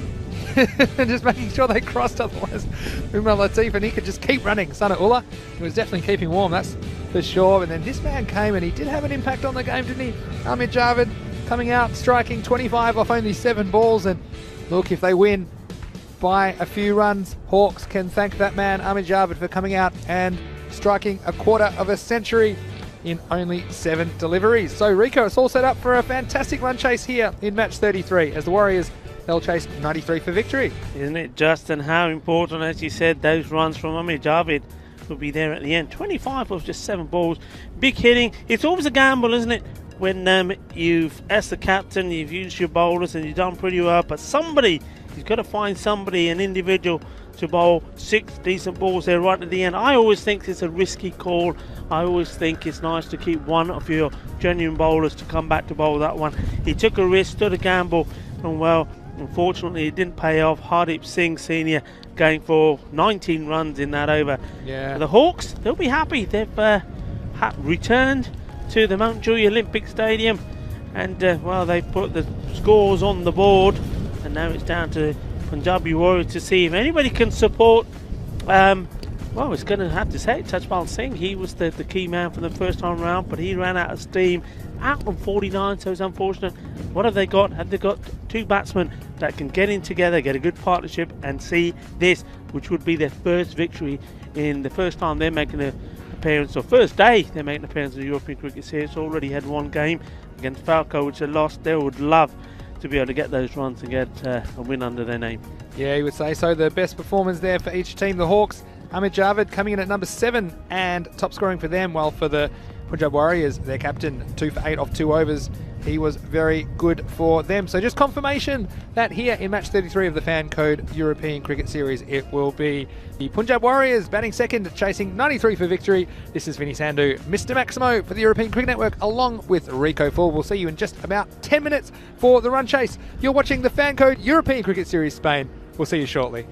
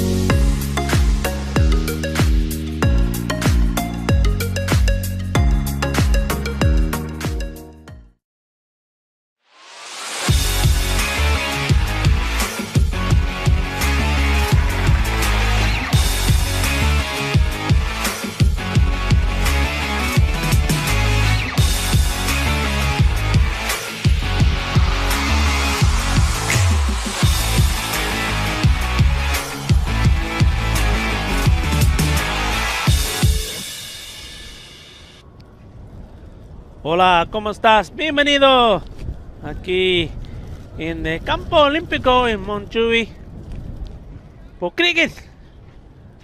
Fan code European Cricket Series. Yes, welcome back. And I'm pleased to say to a sunny, though rather breezy, Montjuic Olympic ground here. And we've seen a massive effort from the Hawks, batting first, making 92 for 5 wickets down, so a target of 93. And well, man to thank, top scorer, probably needed 7 balls, did Amir Javed, to score 25 very, very important runs there, right at the end of their innings. So it's almost scoring more than a quarter of their runs. Well, Punjabi Warriors, they did well, but they will be a little bit disappointed because the second top score was the extras, 16 extras, so there's still work for them to be done when they're out there in the field. But at the moment, they'll just be concentrating on the batting. They need a good start. Of course, by doing so, they want to try and register their first victory in this, their first European Cricket Series. And we're off. The start of the reply. It's down the leg side, so wide ball. So their first runs on the board, and it's Yuvrapal Singh, the batsman on strike, and of course Tajpal is at the non-strikers end. Remember, he scored a very valuable 49 in their effort against Falco. And in comes the bowler once more. Again, down the leg side, it will still be a wide, so Shakil Ahmed just having a little bit of difficulty getting his line to the left-hander. And Vinny Sandhu is being blown back into the commentary station. It's a bit blowy out there. Nice, at least the sun is out, eh? Yeah, well, the sun's out, but I heard you mention that it's pretty breezy. Well, that's an understatement at the moment. Here's Shakil Ahmed. Gets this one in the right area, and batsman, good running. These two batting, what's the word I'm looking for? Very competently, but the important thing also is the running. Their running was very good. They're quick to take the runs. Probably, I think, one of the better teams when it comes to the running. Very quick to take the single. Good clear calling. Yeah, look, I agree with that, but this guy Yuvrapal Singh, he just got off the mark there. He's impressed me coming to this side with his bowling and having sent up to the top of the order.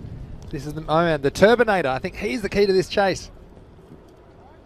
This one will be a wide, but yeah, we saw him strike a very polished 49 in the first game. He was particularly brutal on anything short. And Hawks, well, it's kind of middle of the road target. They do make for good cricket matches. 93 required. But you think that the Warriors, they'd be targeting 9 or 10 and over just to stay up with the rate. It's nicely played. Yeah, he's off the mark, and he's got a few fans around the world already, the Turbinator. Pretty cool look. And he showed the power to clear the boundaries in their previous match. So I actually have some toss news for you coming up. Rico, I might, after this ball. Next match, we're going to see Badalona Shaheen returning, and they'll be taking on the Hawks. That'll be the 4th match of the day, match 34. It's come from the toss.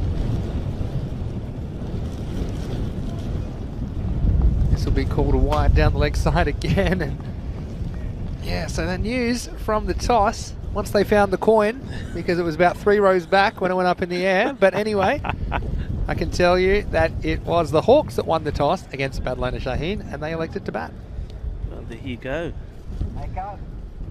So, don't often see your laptop blown shut, which is what just happened to me as well. The elements are out against us here. Here's Shakil Ahmed. Stripping to the pads. Batsman again, very good running you see there. Yeah, so we do appreciate your company here on the European Cricket Network. As always, wherever you're watching around the world, if you are watching on YouTube, why don't you jump into our YouTube chat? You can even jump into it if you're in India, I believe. And if you're watching on fan code, you can log on to the stream at our ECN European Cricket Network YouTube channel. Get involved ask us questions and make your comments on this game. This next ball short and cut away. They have to hustle, but they'll get a single. But it is fantastic to have your company, and let us know where you're watching from around the world. Of course, the party's only just beginning here in Barcelona. We are in the second week of action. It's a 5-week tournament. 24 teams in Spain for the first Fancode European Cricket Series of the year. Then we'll be off to Italy and various other places around Europe. So join us on the journey. Small bowled. And the ball racing away, and well, it's by's gone all the way through. Now, by's called. If I was a keeper, you know what? Well, I am a keeper, and I wouldn't be thrilled with this. I believe there's quite a bit of pad. I mean, inconsequential when it comes down to the result. Might see this one again. I'm just surprised that it raced away all the way to the rope. So 4 valuable runs for the Warriors.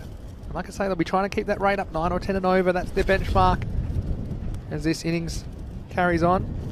Bit of walkie-talkie happening here, and I wonder if we're going to see this changed. Again, it's not a huge idea. It's a big deal for the keeper, but no, it's not going to get changed. So it'll be 4 byes against him.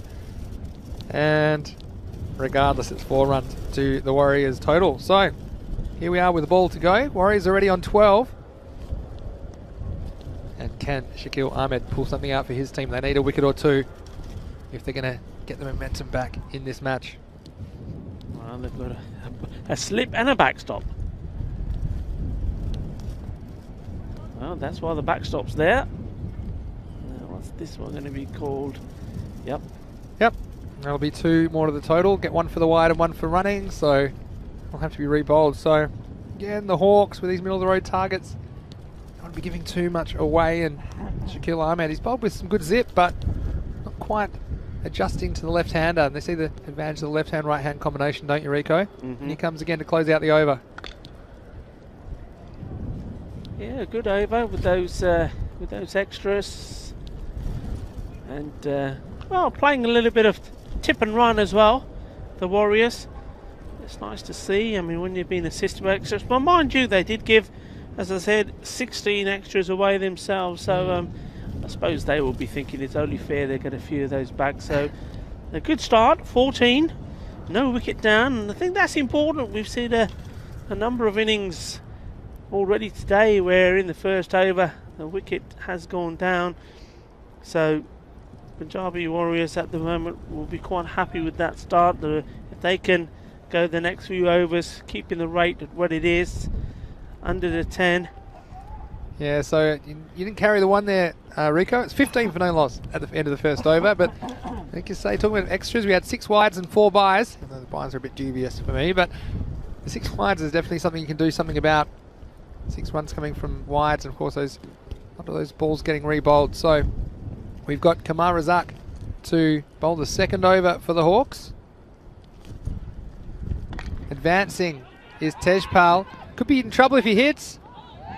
That throw was over the top, and he had to get in his skates there. But again, it's nice to see the Warriors putting pressure on the fielders, and look, it'll take a very, very good piece of fielding to run them out from there. But all those, you get 2 or 3 of those and over, and again, that's 20 or 30 to your total come the end of the 10 overs. So important that you put the fielders under pressure. So bowling now to the left-hander, Yuvraj Singh. And well, there you go. You see the line. Can't get the line right, and this left and right combination, especially on a day like this today, with that wind is blowing quite strong, to try and adjust. And I think that's a very good reason why it's very important that you see what's happening here. The single's been taken straight away, backing up's been great. It's all tiki-taka, but they won't mind. Haven't had a boundary yet, but look at the score. Quite happy with that. Yeah, haven't even had to bring the boom boom yet, have they, the Warriors, as you would say, Rico? Let us Suk Gill, who's watching from Brisbane, saying we're doing an amazing job. Well, hope you're enjoying the amazing cricketing entertainment here on the European Cricket Network, because we love bringing you the action. We would love a really close game here in match 33. Of course, this is the third of 5 matches today on ECN. And of course, 5 matches every day, Monday to Friday. Here's Razak.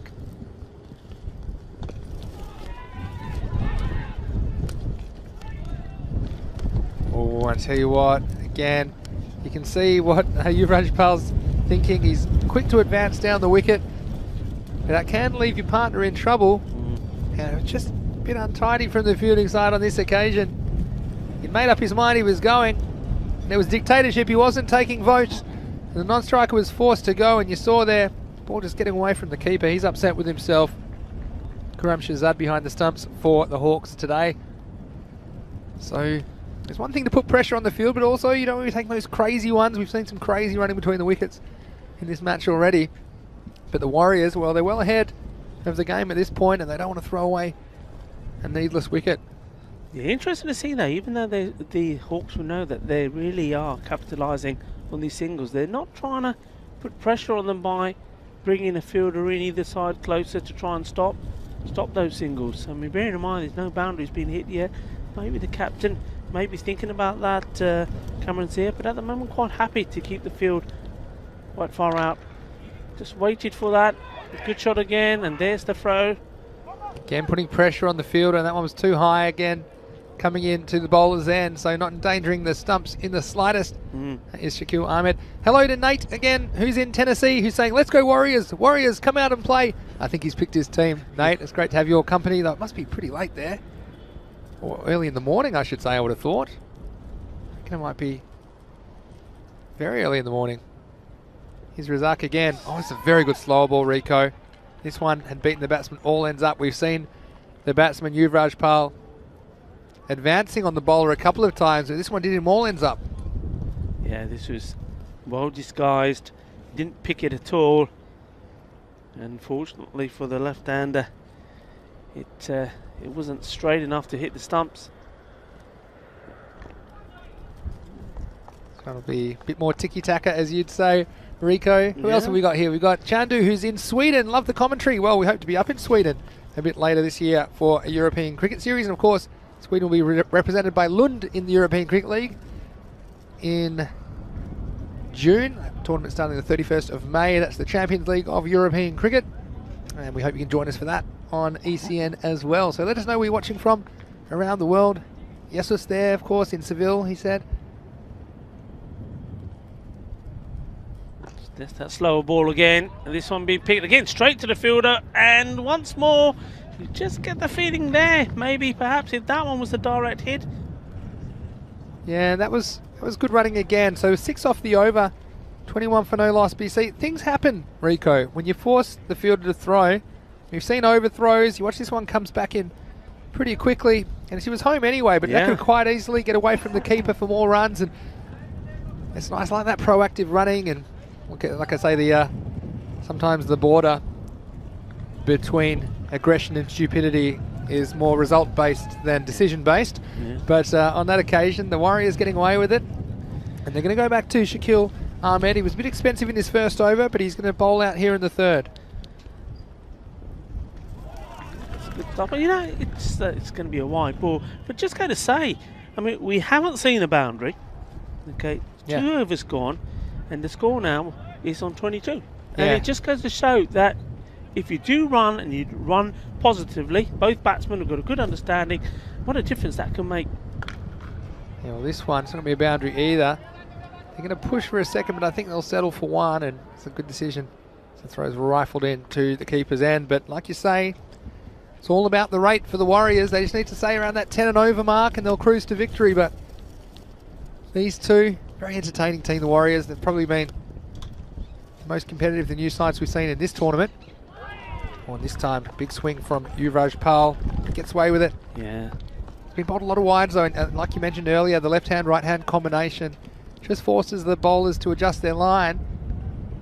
And we've seen really a hatful of wides early in this, assisting the score for the Warriors. He's hit that hard, but straight to the fielder.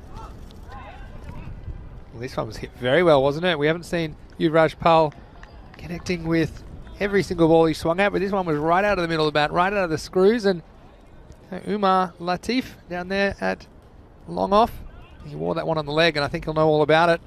But here's the man, the Turbinator. I think he is the man that can go large if he gets something in his zone. Well, he smashed that one, and well, Yes, he can go large, and Vinny is listening to. I told you they're listening to us. That was big. A good shot. He's clubbed that away, and it's a big smile on Mr. Maximo's face because he's starting to get his groove back. He's been at all sorts with his predictions and with his senses at the moment, but they're coming back to him. I don't know if that qualifies as an MMBC, Mr. Maximo's big call, but I was confident for Tejpal. If he got something short that he lifted over the leg side, it's exactly what happened. Now let's see if the bowler pitches it up a little bit, pitches it closer to the batsman. Shakil Ahmed. Oh, that's unfortunate. He's got the bottom of the bat onto his stumps, and what a horrible way to get out. But, well, he just played one very good shot, and we've seen that a few times today. A big shot's been played and then followed up with a wicket. He'd be disappointed with that. Well, the Turbinator's been turbinated. He came down the pitch, and this one was short again, but it didn't quite get up. He'll be disappointed trying to repeat the stroke again. You wonder about the mindset there, but you can't really blame him for going in the power play. Just a few balls left in it to take advantage of only 2 outfielders outside the circle. But that last one, geez, a big crash, and it crashed into one of the rooms behind the grandstand. But the next one, the only thing it was crashing into was the stumps. And the Warriors lose their first wicket with a score at 30. Yeah, key wicket to lose. I mean, he was the man who kept him in the hunt against the game.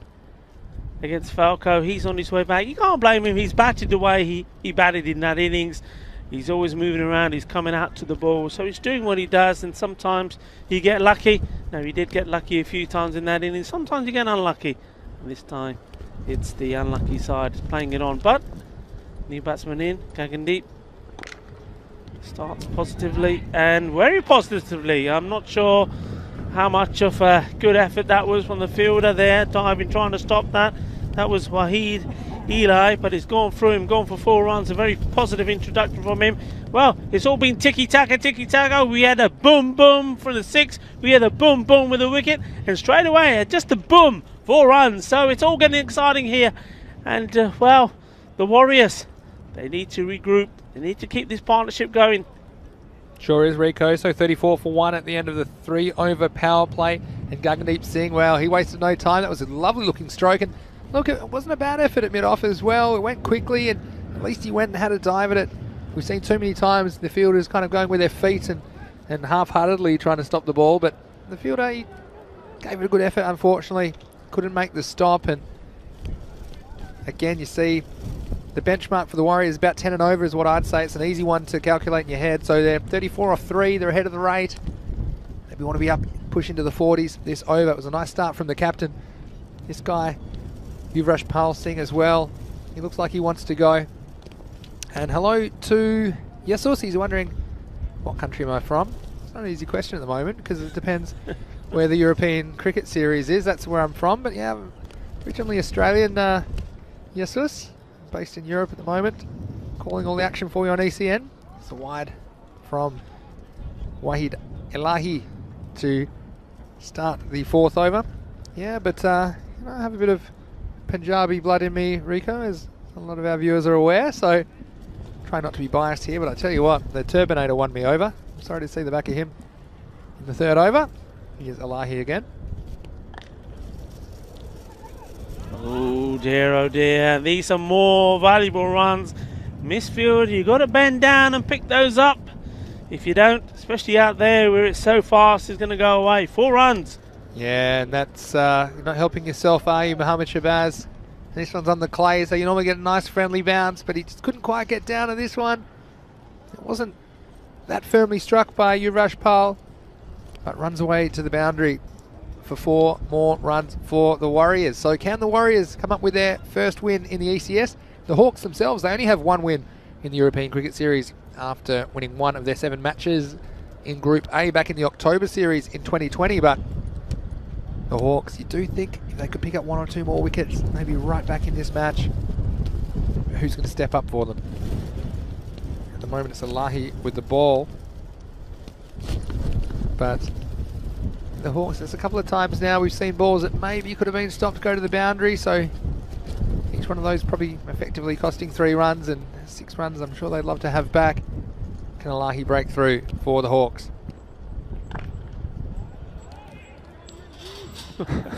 You what? And there was some entertaining running between the wickets here. Yeah, he's got a different dance partner now, so he's got to go down a different line. This is Yuvraj Pal. I'm not sure if we'll get on the replay, but you see here, he's just losing his balance. Quickly back to live action now. Oh, he's hit that. Didn't quite manage to split the two fielders there. That's what he was trying to do, just practicing the shot again. And Gangadeep Singh, he's certainly seen the ball well enough. Just got to get his timing right. Just trying to find the boundary ropes again there. The man is on the ring, so the opportunity is there to play that shot. Big gap there. Some comments on YouTube will come to in a second, but this is Ilahi for the moment. Straight down, trying to find that gap. Played it well. They're going for two. Well, one of them was. Wow, and then we see Desiraj saying 2 boundaries off 2 misfields. Yikes. That can't just be the wind alone. It's hard to blame the wind when it's on the ground. That's a very good point, actually. Raj is asking about the next toss. Well, I can tell you the next game, it's Hawks. They won the toss and they've elected to bat first in match 34. Of course, we'll be bringing that to you after this match is complete. This one's going to be called a wide by the umpire. So again, the extras going against the Hawks. And again, they've still got this left-hand, right-hand combination causing a few issues for the bowlers.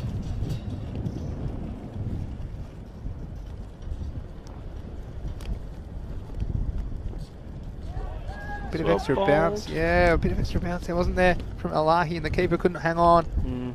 Again, another extra, so it's one thing if you're beaten by good shots, but the Hawks already up to 15 in extras, and when you're only defending a score, middle of the road score like 92, you don't want to be giving those extra ones away. And what do you think if you're watching out there?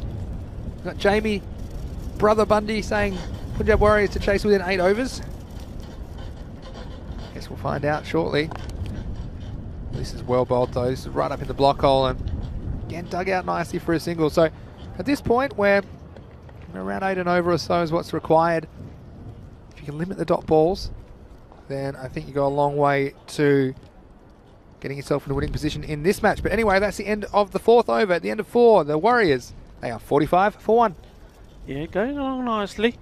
I mean, Yuvraj Pal Singh, he's keeping the score ticking. You see he's on literally run a ball, which is more or less what he's been doing.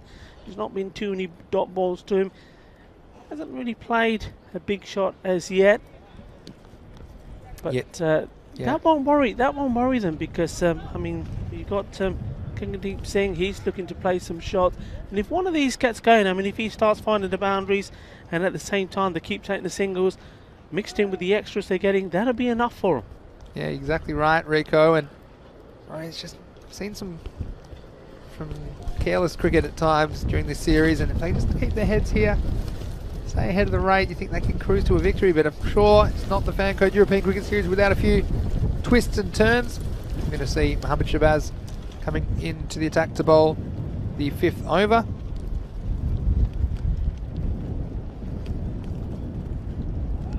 Again, just having a look at the first one was Yuvraj Pal. Yeah, a few more comments. Nate saying, now we're talking, we all have Warrior blood in us. A lot of people debating which way this game might go. More flight, that's well hit. Fielder coming across to try and cut it off, but not able to do so. And he hits the boundary. Well, he was reluctant to go back to the other end there. He's hit the boundary and got to the other end and just planted himself. Well, I put my head down because I thought this was going to be a single for sure, but you see the man at long off, he was quite wide and it went all the way for 4, so nice placement. And Yuvraj Pal, well, he's been a revelation at the top of the order, hasn't he, for the Warriors. Shabazz has some thinking to do. So these guys got to get a little bit straighter down the ground. Battle to it again and takes the single. This is good. This is exactly what we're talking about. It's not too many dot balls. He's getting batted to ball, taking the singles, and well, playing a nice shot there down the ground, nicely timed along the deck for 4 runs. Sensible cricket as well from Yuvraj Pal. So far the sun's shining quite nicely on the Punjab Warriors. Still got work to do. They're halfway there almost. Smart cricket as well from the captain. He pushes for a single. Oh, there's a direct hit. Not sure it was in time though, because it looks like there was good backing up. And again, you see the difference there, the Warriors backing up, making their decision quickly. Yeah. And if you both go quickly, it's going to take a sensational piece of fielding to get you. And that was a very good piece of fielding, hitting the stumps, but safely home was Yuvraj Pal. We've got Yesus saying the team he supports is Fateh. Well, like you say, sometimes Fateh bring the A game, sometimes they don't. Yeah. So Yesus, thanks for joining us. Tell us who your team is if you're watching on our YouTube channel, ECN European Cricket Network. The next one, he could be in some trouble if he hits, but... Well, they'll come back for 2, and that's what pressure does. And once more, we're seeing good running, run the first one quick, put the pressure on the fielder, and you're turning 1 into 2. Yeah, that's exactly what we're talking about as well. You force the throw, and you have every chance to get an extra. And that one, well, you can't really blame the fielder for having a go, because they do need a wicket, but it caused an overthrow. So 2 more to the total for the Warriors. Useful runs.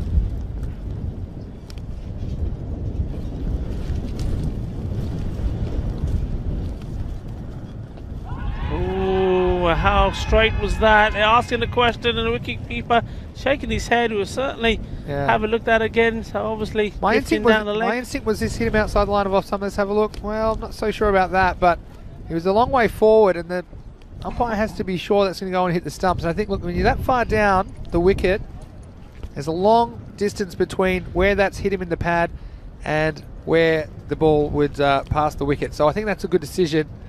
There's a bit of conjecture around the ground about that, but I think that's fair enough, giving the benefit to the batsman on that occasion. I know that I'm normally pretty quick to fire them, aren't I, Rico? But I think that's a fair enough call. But let us know what you think about that. That's the end of the over. The Warriors at the halfway point. They are 53 for 1. So Hawks desperately need to try and get a breakthrough here. They're sticking with spin. That was not a bad over from Mohammed Shabazz. 1 boundary from it straight down the ground. So this is now Sanula. Sanaullah. I won't forget him. Running between the wickets for a long time, as long as I live, I don't think. He comes in, bowls the first ball. It's hit away, just a single. But before this over, it was 40 required in 30 balls. So really interesting point of the game. And again, 1 wicket for the Hawks here. They'd almost be ahead in the game, just the way the Warriors have approached this innings. And the Warriors, if they can keep going and they just keep ahead of the rate, then of course they'll be victorious. That was a very sneaky little shot, going right the way back. I think the bowler at one point ready to go out for the LBW appeal, and well, Yuvraj Pal Singh just getting a little flick on that. Yeah, and who are you backing if you're watching us on YouTube? Let us know in the chat who you think's ahead in this game. It's pretty hard to call at the moment. This is Sanaullah. Oh yeah, he got through, done him with the flight, and that's well bowled, and he's very happy about that as well. Sanaullah, good bit of bowling, and finally getting a breakthrough that they needed, and it's a big one because, well, they've got the captain out. Gagandeep Singh, he's on his way back. Yeah, and he took the bait, didn't he, Gagandeep, and he's upset with himself. He saw the ball go above the eye line, and he thought, well, I know where I'm going to put this one. I'm going to put it across the street. But Sanaullah, isn't he happy? What a character he is too. We saw the furniture disturbed at that end when he was batting, as he ran himself out needlessly, but this is an important wicket for the Hawks, and it brings this game right back into the balance for me, Rico. We haven't really had a close finish the last few games, and normally we have quite a few of them, of course, in this format of the game, but could this be the cliffhanger that we need here on day 7 of the Fancode European Cricket Series? Yeah, it's going to be very important to see how the Punjabi Warriors now go about this, and they've got new batsmen coming in. Remember, some of the recognised guys have already been in and out. Well, he lost the 2 wickets, but it's very important that they assess the situation, work well as a team, and then don't just go out just trying to hit every ball out of the ground. I was going to say Mohsin Ali, good person to come in this situation. He'll be sensible. And just as I finished having that thought, he's tried to deposit the first ball he's faced over the grandstand. But again, this is a situation where he's got Yuvraj Pal at the other end, and he just needs to get himself into his innings, keep that score ticking, keep that rate under control. Flighted up, and well, it was flighted up, and it's been flighted out off the park as well. 6 runs, and that's a big hit. And well, some of the fielders on the boundary, as they watch it sail over, look back at the bowler and say, "What are you doing? What did you bowl that for?" Well, come on, guys. It's you know, he's got to try things. Got to try and get a wicket. Yeah, that's cricket in 2 balls, really, isn't it? Some you hit, some you miss. And the first one was a miss, but the second one was right out of the middle of the bat. So 6 runs for the Warriors. Tiebreaker. This will be inside that wide indication line, so that'll be a valuable dot for the Hawks. So you see here, does look like we're heading for a last over finish, doesn't it? One way or another, Rico and Sanaula. That might be the end of that over, and so here we go. 6 over check-in coming up very shortly. And with only 4 overs remaining, this game hangs in the balance. It was a useful wicket, an important wicket of the captain, the Warriors captain Gaganadeep Singh, who was dismissed in that over. It'll be interesting to see who they employ at this point. You can see the bowling figures there a second ago. Well, one of their bowlers just giving away single digits. Wickets for Shakil Ahmed and Mohammad Sanaullah. And it's going to be Mohammad Shabazz to continue. 61 for 2 the score after 6 overs. Ooh, well, how did that miss? Yeah, I think this could be a mis-stumping. Rico, it was Karam Shazad behind the stumps. You have a look at this one. We've seen him go down the pitch a few times, Yuvraj, haven't we? Coming down the pitch, but the keeper not adjusting. You see, they're just snatching at the ball. And the most important thing when you're trying to take one of those behind the stumps is you catch the ball first. Hit hard, straight. That's going to be all the way. 6 runs. That's a powerful hit. Well, power, power. Mucha fuerza tienes esto, tío. Vale. Qué importante es eso. Y un golpe con fuerza. 6 carreras más. 6 carreras más. You said it right there. And a good blow just when it was required. He's come in Mohsin Ali. That's gone in the air. The fielder coming under it. It's a blustery conditions, but he takes a very good, comfortable catch. So the bowler, it's all about shabash, shabash, because he has the wicket. Shabah. And Umar Latif, well, that was a long way in the air, and it's windy conditions. And I tell you what, if I'm very honest with you, Rico, I thought my money was on the ball there, because it wasn't an easy catch, but it was an important catch for the Hawks. And Mohsin Ali, well, he wasn't content to just try and advance the score along in ones. He was going maximum, and he did strike a couple, but he falls, and again, letting the Hawks back into the game. And are we set for a cliffhanger here in match 33? Both these teams will be desperate for their first win of the tournament. And Shabazz again, just flighting that one up and perhaps playing on the batsman's ego a little bit. Yeah, Batsman wanting to send it into next week, but he just sent it high into the sky, and a good catch by Umar Latif. I like the way he's fielded today. Yeah, very good catch, but not smart there from Ali. Just hit a big 6. I mean, you don't need that many an over. You know, a couple of singles, push him down. You've done your job in the over. Took the bait, but on this occasion, the catch taken, and he's on his way back. He's got something to reflect on. Batsman cross, so Yuvraj will be on strike. Chops this one down and get through for a single. Usama Tariq will be the new batsman. Saw him open innings in the last game actually for the Warriors. Questions about the European Cricket League in the chat, which is great, about how they're selected. Of course, they're the domestic champions of each of those nations, and they earn the right to represent their countries at the European Cricket League. Flighted this up as well. Just keeping the batsman dangling that carrot to say, there it is, if you want it, come down and get it. But of course, you've got the keeper waiting to knock those barrels off if you miss. Well, he's missed out here. I don't know if he'll carry all the way to the field. In fact, it doesn't. He'll just get this single. So, again, luck's a fortune for Yuvraj Pal Singh, but he'll take it. And that's the end of the over, the end of 7. The Warriors, they're 71 for 3. 71 for 3. 3 overs to go. Well, it's going to be a good finish, isn't it? I can feel it in my bones, Rico. And I know you've been following us the last couple of days. We haven't had that many close finishes, but I wonder if we'll have another one in the next match. Match 34, Badalona Shaheen taking on the Hawks. And Shaheen, I think they'll start heavy favourites in that match, but the Hawks, they've won the toss, elected to bat.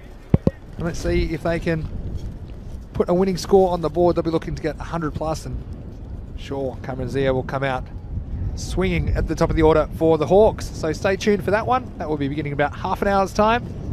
Don't forget, you always catch those fantasy dashboards as soon as they come out at European Cricket on social media. Here's the man that took the catch in the last over. It's Umar Latif. Yeah, these are important overs now. I think the spinners have done well. 32 runs. Pardon me, 22 runs, 18 balls required. So huge over here for both teams. It's a slightly shorter ball, but hit back straight. Just get the feeling that Yuvraj Singh fancies rather the quicker bowling than he does the spin. Looks a bit more confident. I'll just do a quick shout out because this is Rubaiyat Hassan saying, "Say my name loudly." I hope that was loudly enough for you, Rubaiyat. Big finish here. Big shot. Just going to drop short once more. The bowler screaming catch in agony, hoping that somebody can turn up from somewhere and catch that one. Well, he thought if he yelled at it long enough, he might propel it a bit longer, because that was mishit so badly it didn't quite carry to the fielder on the boundary. This is Yuvraj Pal. Well, I've enjoyed his innings. Oh, well, how unfortunate. Well, both openers we saw earlier, Tejpal Singh playing on, and there Yuvraj Singh doing the same.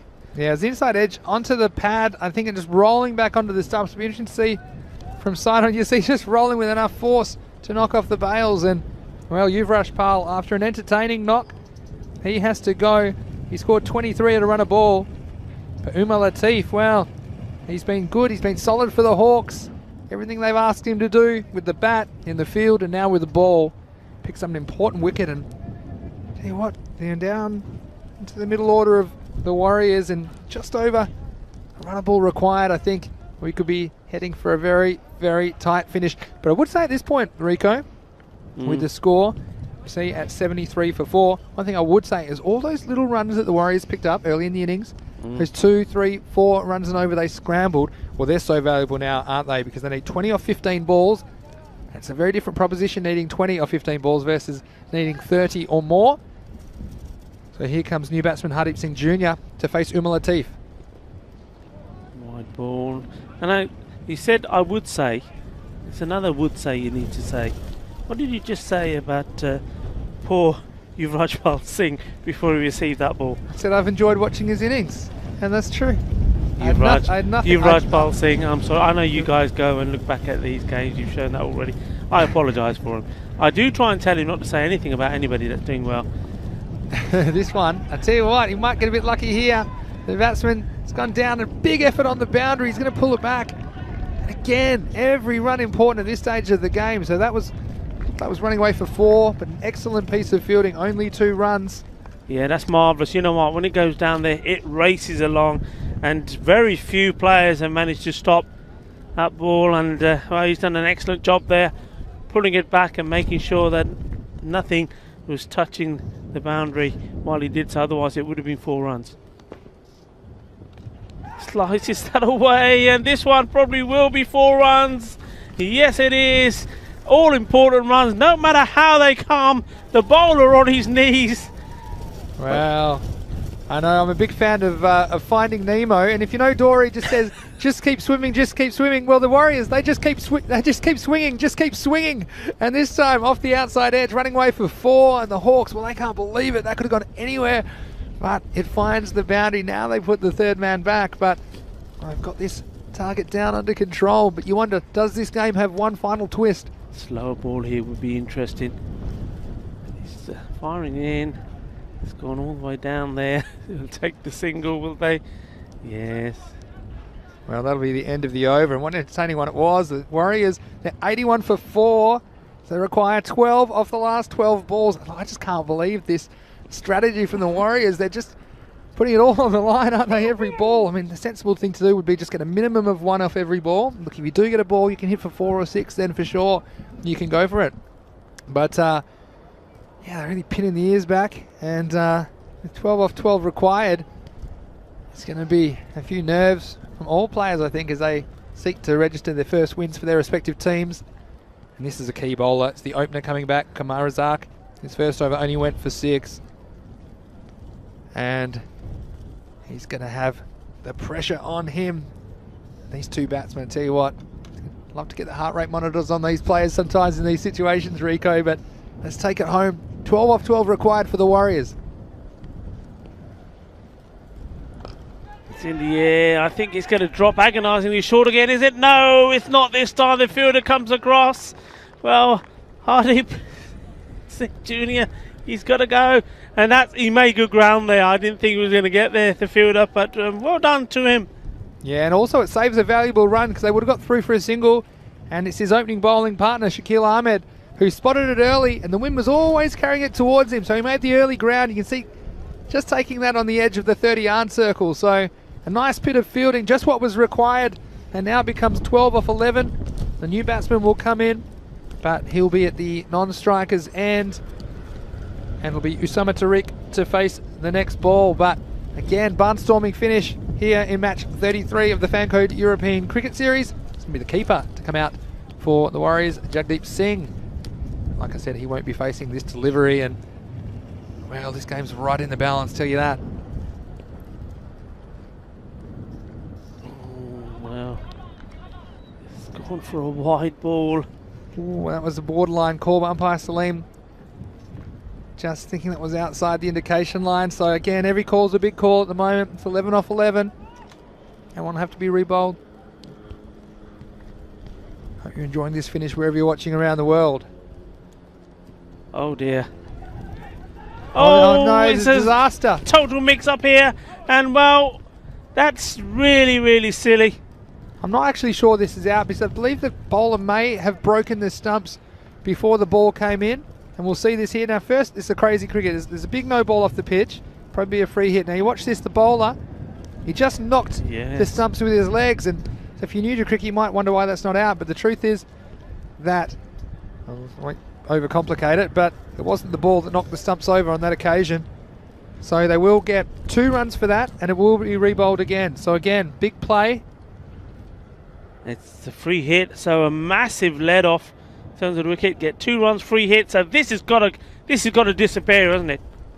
Well, so they got a free hit and then first ball for Jagdeep too. So you wonder what he's thinking, because it doesn't look like the biggest of men. But let's see if he's got any power in those arms. He's definitely got the license here, and that was interesting because that was the established player. I say established. He's only faced 3 balls, Usama Tariq, but it was the new batsman who almost caused a run out there. Yeah, I mean, the other thing here is, of course, I mean, I was talking about the second highest scorer in the first innings,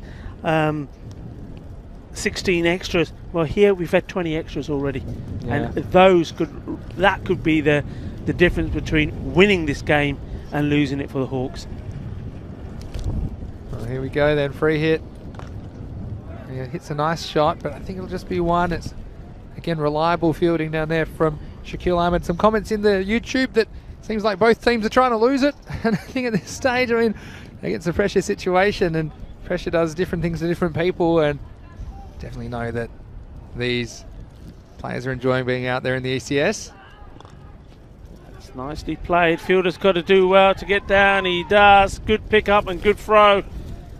Oh, now they're going to take a second and they're going to put pressure on. They're going to get there. I was just going to say they didn't put pressure on the throw, settling for 1, but the throw was there anyway, and it skated away from the keeper and getting away from the backup fielders as well. So 2 runs, and wow, 7 off 10.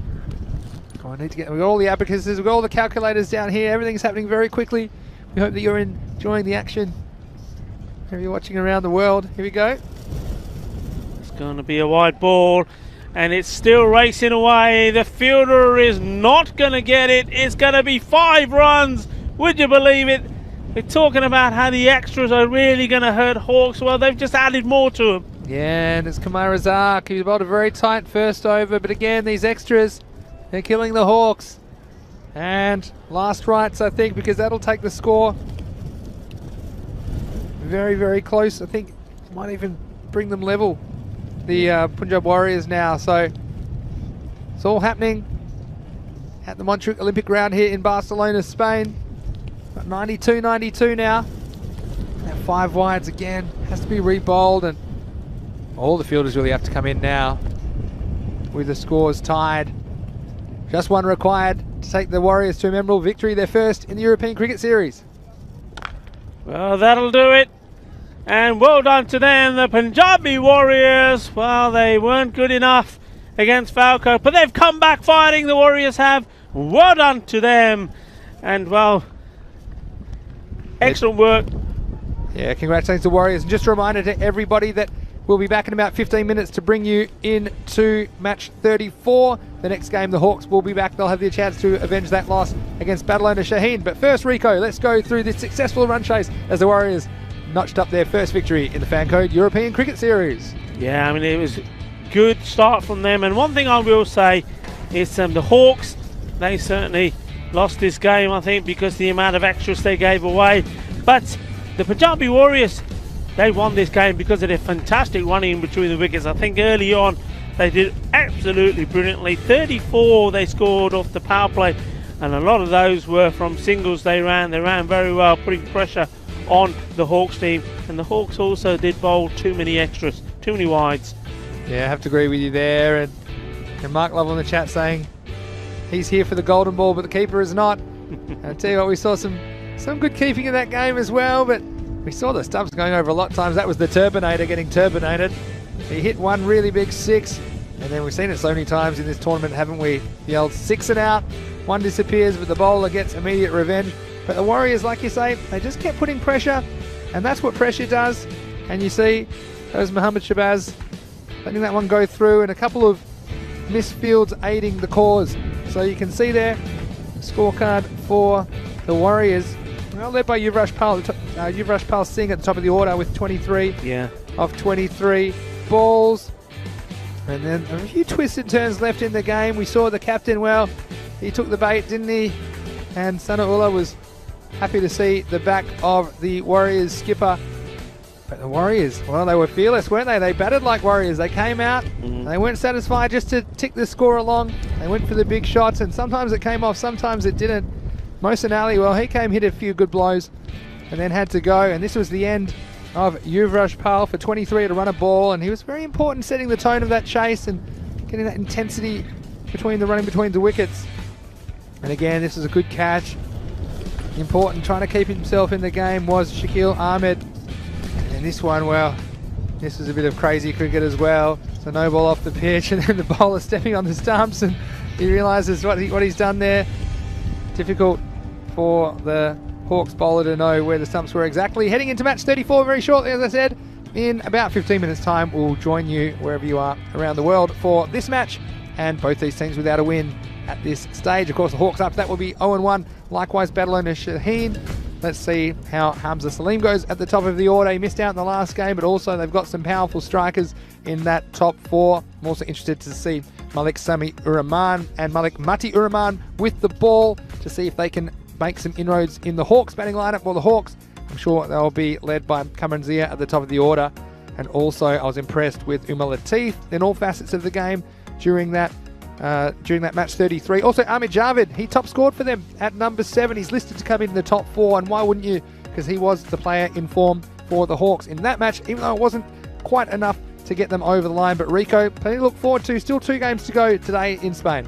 Yeah, absolutely. Mundio, well done. Punjabi Warriors बहुत अच्छी game खेल ली है, अपनी पहली victory European Cricket Series the which, so congratulations to them. Plenty to look forward to. You're absolutely right. Badalona and Shaheen, can they do the same as what the Punjabi Warriors did?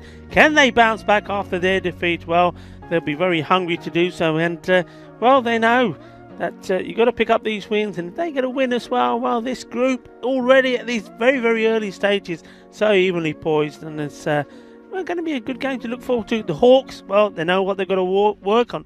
too many extras. They can't give Yeah. away so many extras. They bowled quite tidily. I think Shaquille Ahmed, he was a bit unlucky. He got 1 wicket, but he went for 24. Did a good job there.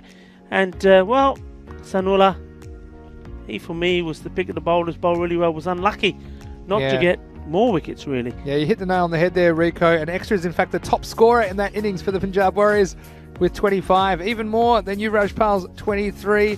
And a comment in the chat from Shubnik Deb, of course, from the Men in Blue, saying that Punjabi Warriors are a very new team while Hawks are an experienced squad, and he's very surprised by the result. So all credit to the Warriors, and I think I'd agree with that, Yeah. Rico. But the Hawks, that's the great thing about the Fancode European Cricket Series. They won't have to wait long to bounce back. So please join us in about 10 minutes' time.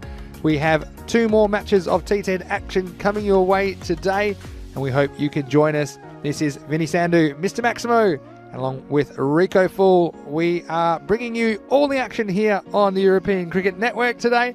And just a reminder for those fantasy dashboards, you can head to our social media at European Cricket, as well as our website, europeancricket.com, for all the information and articles about these teams. As you see, the beautiful skyline in Barcelona.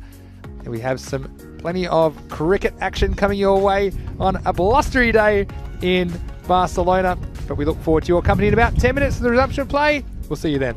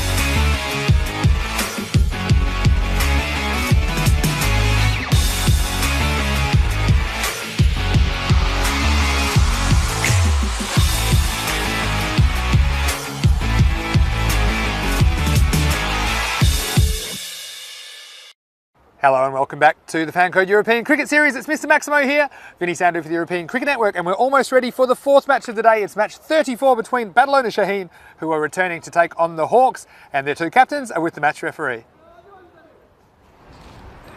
Tail. Tail is the call, and tail is the Hawks won the toss. What would you like to do? First one.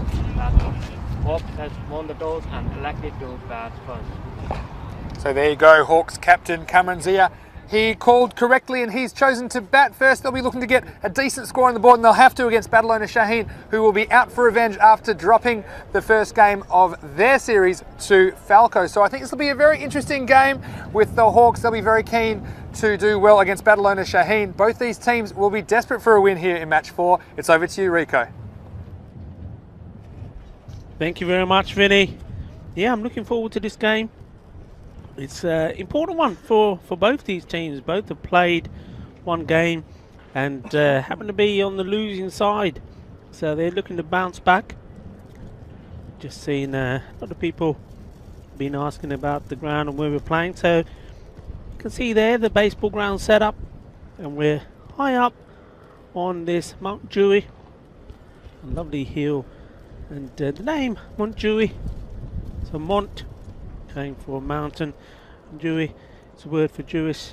It was many years ago a settlement, a Jewish settlement, and not far from us here there's a Jewish cemetery as well.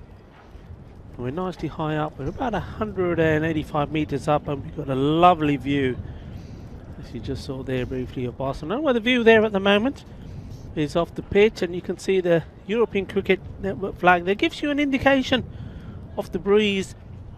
We have been blessed with sunshine, so that's nice. We've been waiting for that a long time, and a day and a half without sunshine here in Spain, it's not nice, and it's not something that we're used to. But the sun is out now, but the wind is pretty strong. A few times some of the marquees around here were in danger of being blown off. You see the umpires are making their way out. So Nizhar Ahmed and Nilkesh Patel are the umpires for this game, and Badalona Shaheen finding themselves in the field again. Remember, they didn't do very well with the run chase in their first game against Falco. Falco had them on the back foot all the way, and in fairness, their big guns just never fired for them. But talking of big guns, they'll be happy that one of their big guns is back in their side. I was talking before about Baba Khan. Talked about him perhaps being the difference in that game against Falco.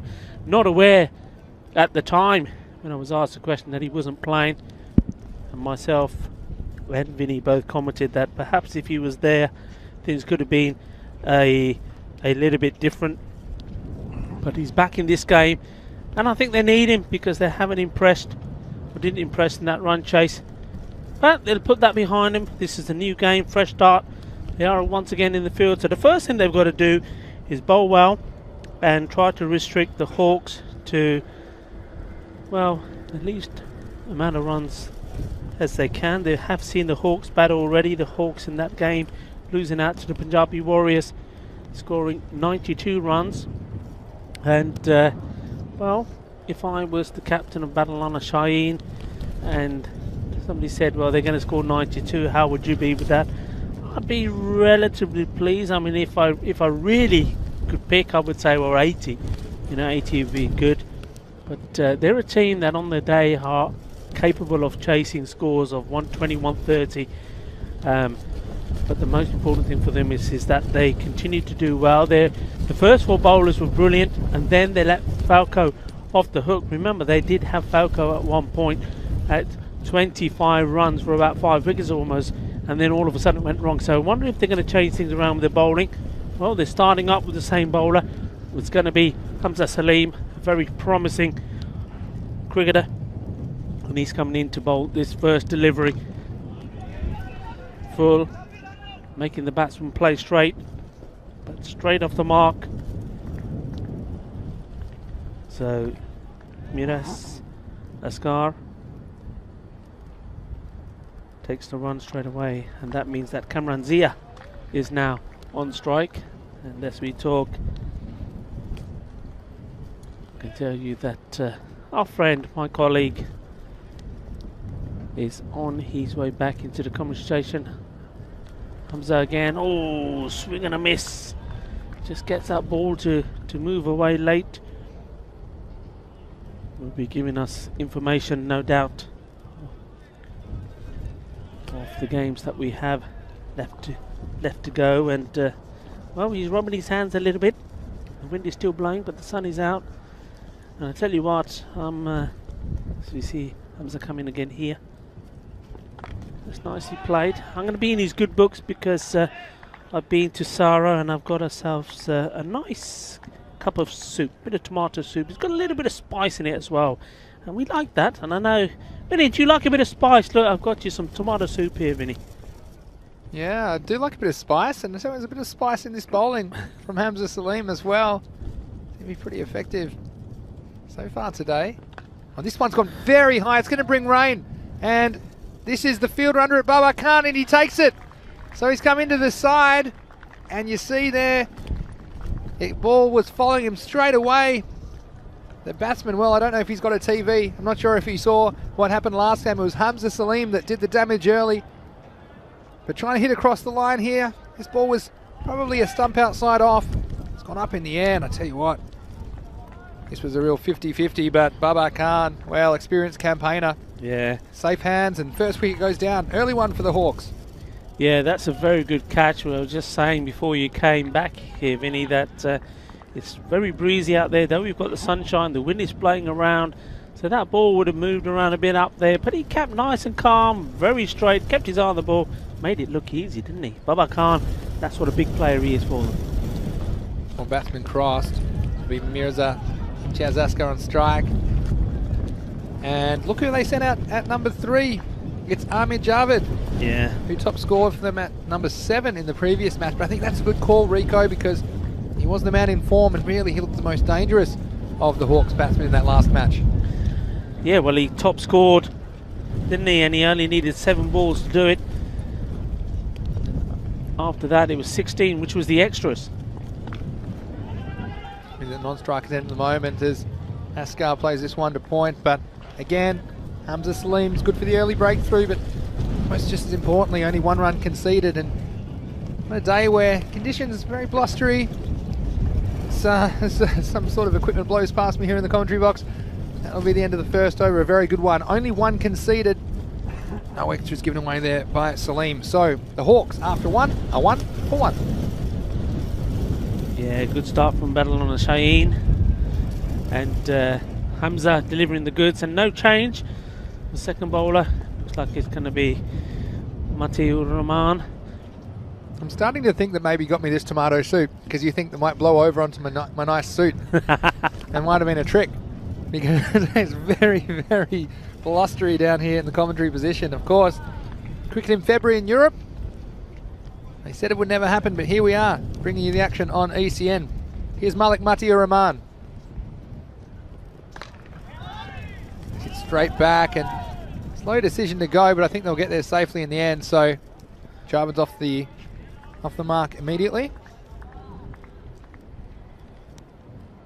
Doubles the score of the Hawks, and well, can't wait too long to get going either. So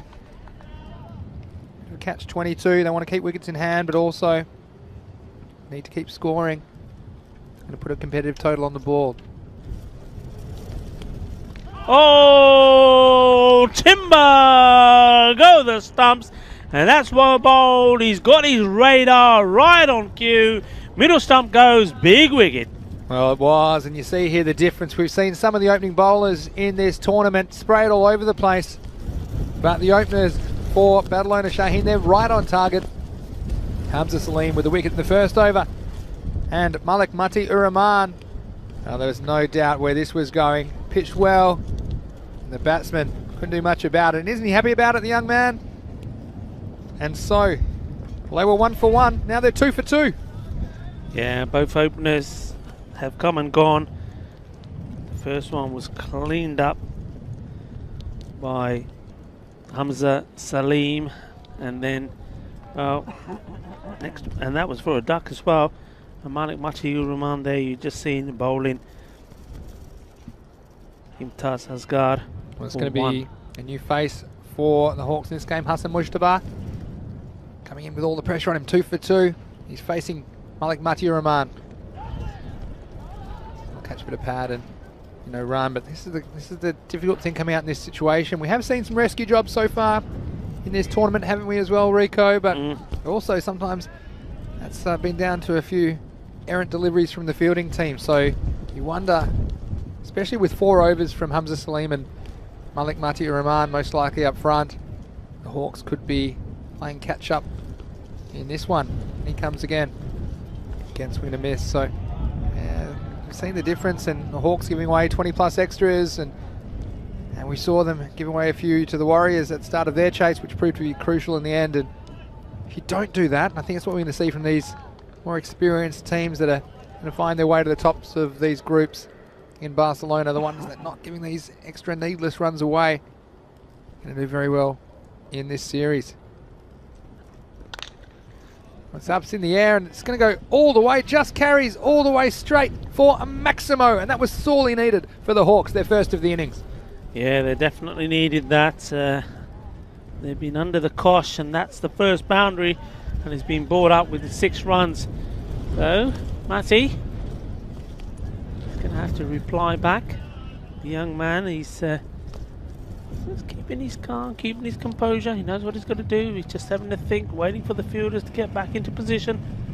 Yeah, I like that about it. It was a nice straight bat shot as well, and it wasn't a bad ball by any means from Malik Mati-Ur-Rahman. He gets the right reply now. Look to work away for a single. He won't be able to get one, and so still, despite that Maximo, it's a good over for Badalona Shaheen and the Hawks. After 2 overs, they're 8 for 2. Yeah, keeping the pressure on, and well, you're just seeing there the difference, aren't we, of what's happened here in the last game. In the last game there were no boundaries, but the score, because the batsmen were running those singles very, very well indeed, they didn't need the boundaries to move the score along. Here we've seen the big 6 scored, but the score was just 8 of 2 overs, 2 wickets down. Nate in Tennessee saying no tomato soup with my fancy suit. That's probably good advice from you. Next one's chopped, it's going to go nowhere. And Nate, I probably mentioned this to you earlier, but one key difference between baseball, which I'm sure you're accustomed to, and cricket. In baseball, if you hit the ball into the field of play, you must run. Whereas in cricket, you don't have to run unless you think you can make it safely. So that's just a key difference. You see there, batsman hitting the ball, but because it was straight back at the bowler, no chance of a run. Here's Hamza Salim for Badalona Shaheen. This is short and pulled away. There's a fielder down there, and he's almost pouched it, but it goes down. And it's the same man, Shafir Mohammed. Well, we've seen him at the sideways boundaries today. Make a meal of a couple. There might be 3 meals a day for Shafir Mohammed because he put another one down. This almost ended up in the breadbasket, but he's going hungry in the end, and chance goes down for Badalona Shaheen and Hawks. Well, they need all the help they can get at this stage. Yeah, what a big moment that could be. That was important. Picked it up quite late in the end, and though he did get there, wasn't able to hold on to it. So we'll see if that comes back to haunt Badalona Shaheen. And I didn't see too much of Mujtaba, but we saw Javed last game. He was able to clear the boundary and just want whatever they can get off these 4 overs. I think the Hawks, it's not going to be easy going. Got their tails up, Badalona Shaheen. The slow ball from Salim, and it's driven through the covers. Look at this, Rico, it's almost an own goal. This is going to be a great replay. Is that Baba there? He's going to stop it with the foot, and he's missed, and then his trailing foot has kicked it away, and I thought it was almost going to... We saw an own goal earlier. This would have been... Someone would have taken the cake. I know you just turned away for a second. Look at this, and then it's... Tell you what, Messi, he'd be proud of that one. In these parts, that was a nice little step over. Even did himself, didn't he? We've seen some good footballing skills here, but it doesn't beat the goal that was scored earlier. That would have been an own goal though and a half. Oh well, Salim wouldn't be that impressed with that, but he has the next ball up now. It's short down the leg side and missed by the keeper as well, but look at that man, he's very fine on the boundary on the leg side, and that'll be a wide +1 for the run, so 2 wides and they'll be re-bowled again. Yeah, this was just wondering what the keeper was doing there. Hamza Ali there. It's almost like he knew the man was behind him, so he said, "I'll let him have this." He made no effort to try and stop that. Well, he can't put the old two pads together and hope. And we mentioned it's not that easy for the keepers to move sideways. A lot of cricket being played on this strip at the moment. This is a full toss, dug out by the batsman. It'll just be the single. Very interesting field set. I mean, look at that behind the wicketkeeper here. I mean, you've got the finest of fine legs. I mean, you've got to say he's a backstop there. Then you've got the third man there. I mean, I think that's smart though, because I think Hamza Salim, they think that that's where the ball's going to fly away, because they're thinking the pace he's bowling and from what these batsmen have showed. And so I don't mind that fielding position. Clever work for me. You see here, attempting to hit it straight, but not quite able to get the power or the elevation. So that'll be the end of another over. The Hawks, well, it's called a power play, but they're a bit short of power at the moment. They are 15 for 2 after 3 overs. yeah, it'd be interesting to see what Badalona do. I mean, Dilwara, the captain, he saw what happened in the first game, that the first 4 overs. So the 2 opening bowlers did their job and did it very well indeed. But he was then short of bowlers towards the end to bowl at key stages of the match. Well, no changes, so it's going to be the same. The 2 bowlers are going to bowl themselves out. Yeah, and that doesn't surprise me at all. Got Nate asking me a question, which I'll come back to in a second. I might get a chance now. He said, the Warriors showed it's good to run. If you don't run, it still counts as delivery, and that is correct. If you don't run, yes, it does still count as a delivery, as long as it's not a wide, and a wide is probably closest, I'd call it like a wild pitch, Nate, if you've got a baseball background. If it's too wide or too high from the batsman, then 1 run goes to the batting team, but that ball will have to be re-bowled. So very good question from our American viewer there. Next ball is turned off the pads, and that will just be 1 run. So of course 60 balls, and well, I do say when I'm explaining, especially to Americans, 60 throws, but we don't throw the ball. You might notice that the way the ball's bowled in cricket, the bowler has to keep a straight arm as it comes over, so he can't come up and just throw the ball much like you would when you're pitching a baseball. But they are allowed a bit of a run-up, so they do get a bit of momentum, whereas a baseball pitcher has to pitch from a standing start. Well, this one's a big swing and gets a little bit of bat on it, and see there, Hawks, that's the difference. The Warriors, they're probably going for a run there, and the batsman at the non-striker's end, so down the bowler's end, he's allowed more or less when the bowler lets go of the ball, he can take it what you call a bit of a lead-off in baseball. He can take a yard or 2 down the pitch just to assist him, and I think if he'd done that time, he might have been able to get through for a run. But anyway, that'll go down as no score. This is short and just doesn't get up, and again the keeper having a few issues behind the stumps. Hamza Ali, but was able to stop this one. Yeah, but Rico, the Hawks, in a bit of trouble early, but you wonder what kind of a score they might be able to post. Yeah, I think this is a important contest. I mean, Javid, he's been given a little bit more time to bat, but I don't think he's going to change his style at all. He's still going to try and club every ball that he can out of the ground. But it's a big wicket. I think if they get him out, it's going to be interesting to see who else can step up to the mark. Well, again, he's been sent up to the top of the order, number 3, and he's having a go, isn't he, at the moment, Javid? Probably Nate, while we're talking about running, to explain, well, the reason you wouldn't run all the time is because one way to get out is if the stumps and the 3 sticks at either end, if they get broken and you haven't made it to the line, well, then you are out. So that's the risky run, literally run, when you're attempting to physically run and score more points for your team. Here's Malik Mati-ur-Rahman. Well, he's got this one. In fact, it's going to go all the way, and that's more like it from Javid. That's 6 of the best. That is a Maximo. Yeah, well, that's what he's there to do, and that's what he's going to do, regardless of whether he comes in at number 2, number 5, or number 8 or 9, whatever it is. He's there to hit the ball. He likes to hit the ball, and that one was in his slot, and he's put it away. Yeah, well, we saw earlier today, Badalona Shaheen, they had a good start, but Falco, they got away from them. They couldn't end up chasing him down, so I wonder how this game is going to pan out. Well, this is very high. It looks like it's got the elevation, it's got the height. It's another 6. It's another Maximo for the Hawks. Yeah, you can see what the young bowler Matthew was trying to do there, just trying to keep it wide from him. Different line he bowled, but it was too short, and that was just easy. You see this again, it's just, in comes the ball, seeing the length, it's too short, and bang, there it goes. So, good finish to the over for the Hawks. They move along to 28 for 2 after 4 overs.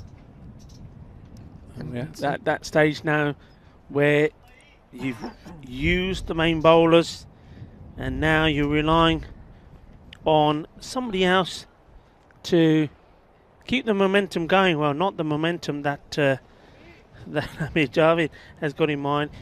Bowling wise, got to try and keep a nice tidy line. And sometimes, and this is also another important point, it's not so much about taking wickets, is it? I mean, wickets to take them is great. It's about containing the batsman. It's about keeping the run rate low. That one's probably not going to go all the way.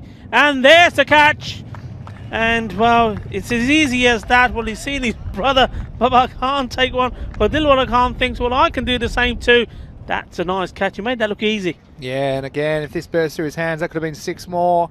The Hawks just getting some momentum, but Badalona Shaheen pulling them back, and a wicket first ball for Kazim Hussain, who's come in to bowl the 5th over. Of course, each player can only bowl a maximum of 2 overs for their team, each over consisting of 6 balls. So the openers for the Badalona Shaheen team, Hamza Salim and Malik Mati Rahman, they cannot bowl anymore in the innings. So Kazim Hussain has come on, he's got immediate reward. And that will bring a new batsman to the crease. And one thing I would say though, Rico, going back to the game before that Badalona Shaheen played against Falco, they had them in all sorts of trouble earlier in the, I think they only had 24 Falco off the first half of the innings and losing 4 wickets, but they were able to get a score on the board, and Badalona Shaheen in response, they only scored 68. So if the Hawks can put something on the board, and their run rate's not too bad either. Absolutely, Bring yeah. about 7 and over at this stage, so see what happens here. It's a big stroke first ball, wasn't it? From the new batsman, it's Mohammad Shabazz. Yeah, I mean, we talk about how important little things are in this game, and things like that. We go back that one ball when that wicket went down. Batsman making no attempt to cross, you know, and little things like that. I mean, this man should have been on strike, new batsman on strike, the pressure on the new batsman straight away. Wind picks up again here in Barcelona. There's a bit of length on this one, and it's just be the single for the Hawks. And very important for the next bowlers that Badalona Shaheen used to keep the pressure on, because that's what happened in the second half of the innings. They let Falco get away 2 matches ago. It's pitched up and it'll be hit to Hamza Salim, who's on the edge of the circle. What I might explain as well is you see that circle on the field, it's 30 yards from the pitch, and that is, that's where the infield, anything that's the infield, and then anything outside that's the outfield, and go back to that after this ball. Well, this one's up. I don't think it's got the journey. The wind's going to carry it to the fielder, and he holds on. So another wicket goes down, and Samad Ali taking the catch at long off. Again, the wind picking up and blowing that ball towards the fielder, and it's the danger man. It's Ahmed Javid, who couldn't quite get the distance on that one to take it out of the park, and all he can do is hole out, and another wicket goes down for the Hawks. Yeah, that's a very important wicket. Good catch there taken. I mean, it bobbled, it wanted to come up, but he held on to it. And Badalona Shaheen showing that they're here to do a job. No mistakes being made so far. They're backing up the bowlers, fielding well and catching well. So just going back to what I was saying before that, there's only 5 outfielders allowed at this point in the game. Everyone else has to be inside the circle. It's going to be a wide. So again, things that, you know, take for granted if you watch a lot of cricket. There's 11 players on each team, so all 11 go out in the field. Obviously they can stand more or less wherever they like. In baseball there's more set positions, but in cricket there are some restrictions, but more or less can stand at any angle they want. As Kasim has saying, this next one's going to be dropped down for a single. So yeah, in the first 3 overs of the innings, we call it the power play. There's only 2 outfielders allowed, whereas for the rest of the innings from overs 4 through to 10, there are 5 outfielders allowed. Now that's the end of the over, and we've got 4 wickets down, 33 on the board. So you can see Badalona Shaheen, they've been good for the early wickets. In both of their matches, they've taken 4 wickets in the first half of the match. They couldn't make it count back in match 32, but here in match 34, let's see if they can extinguish the innings from the Hawks. What a good over that was from Hussain. Coming on, we were saying how important it is to carry on from what the openers do. And, well, Hussain did just that. And he took 2 wickets as well and only 5 runs from it. So, fantastic. New bowlers. Rico, it's Malik Sami Rahman, but there could be trouble here. And they snuck through, and it'd be very interesting to see if this went out from the side on replay, but Malik Sami Rahman making things happen straight away for Badalona Shaheen. So he had a big shy, and the batsman might have been short. Bowler backing up well there. 1 run the result. Be called a wide, and that's the other thing as well. Talking about rules, if you're not sure about any rules, make sure you let us know and we'll try and explain them as well as possible. And one thing's different about baseball as well is from baseball is that you don't have to hit the ball if you want to run anytime, even if you miss the ball. If you think you make it safely, you can try for a run.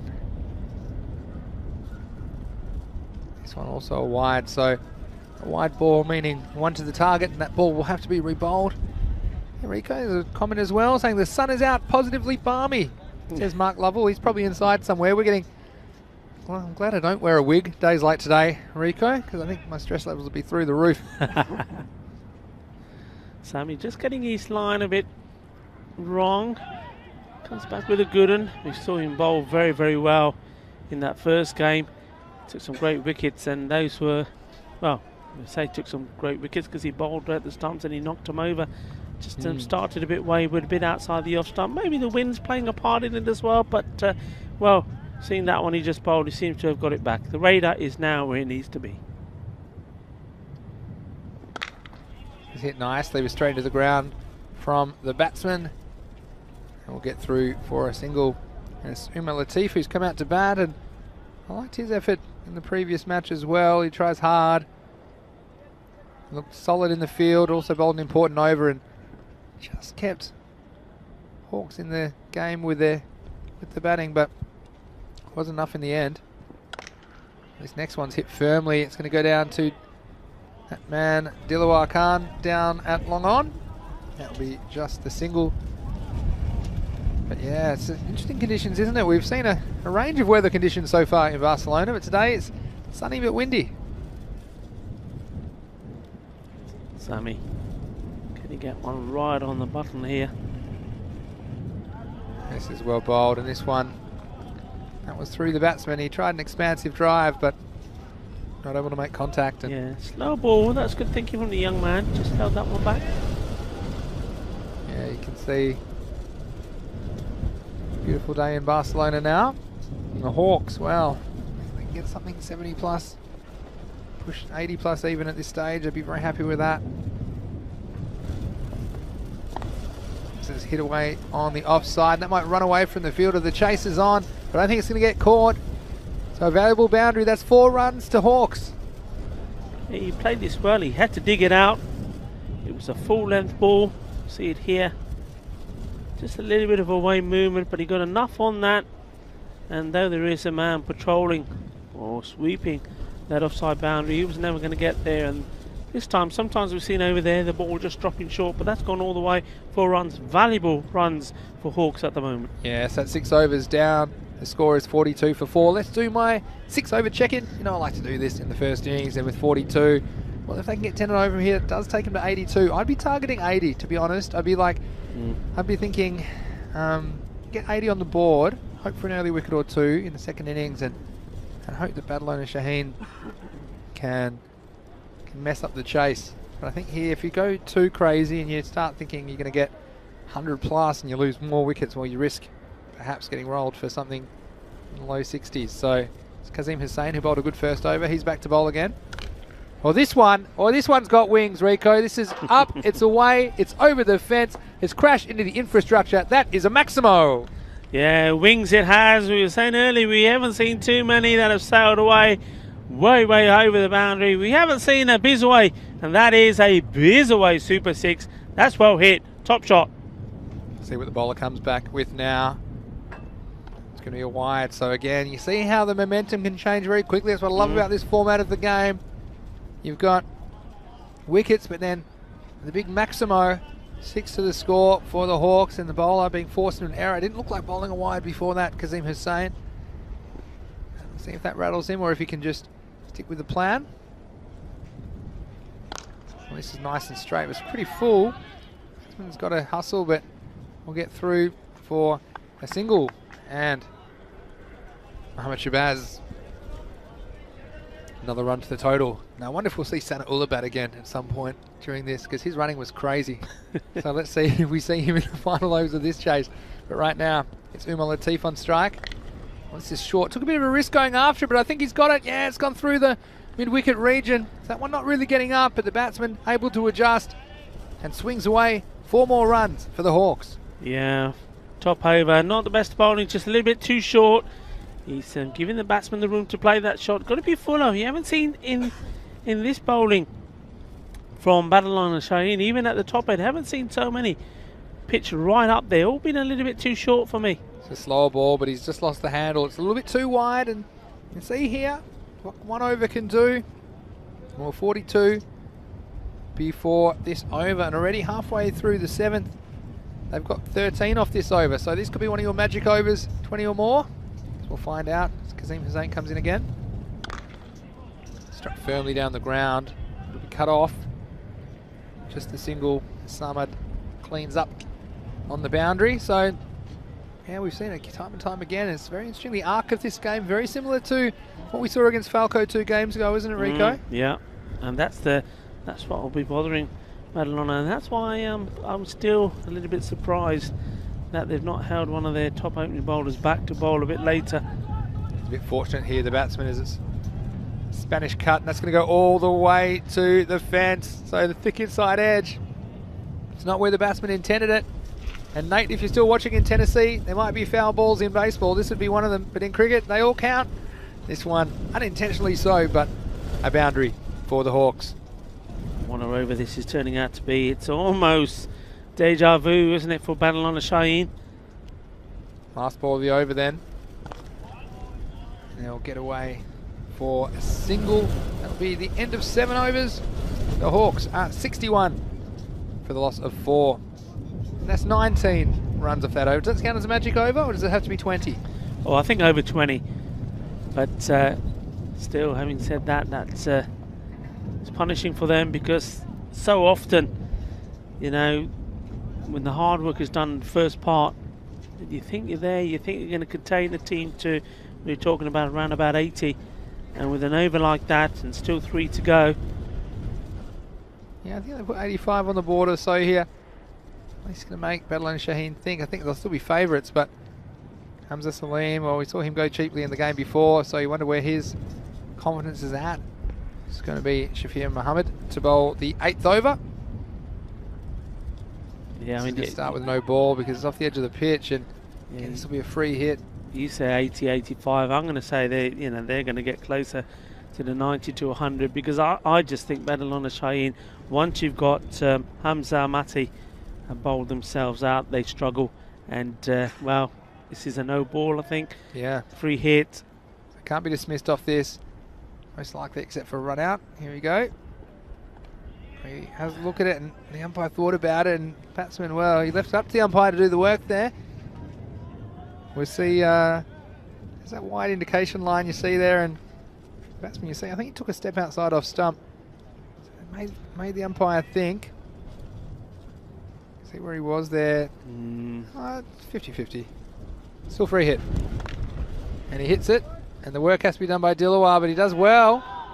Tell you what, we're going to see the Panthers in the last game today, but he was very Panther-like there, wasn't he? Dilawar Khan on the long on boundary. It's an important position, and he did well, taking a few steps around to his left to cut off the boundary. So just a single, and nice fielding from that man for Badalona Shaheen.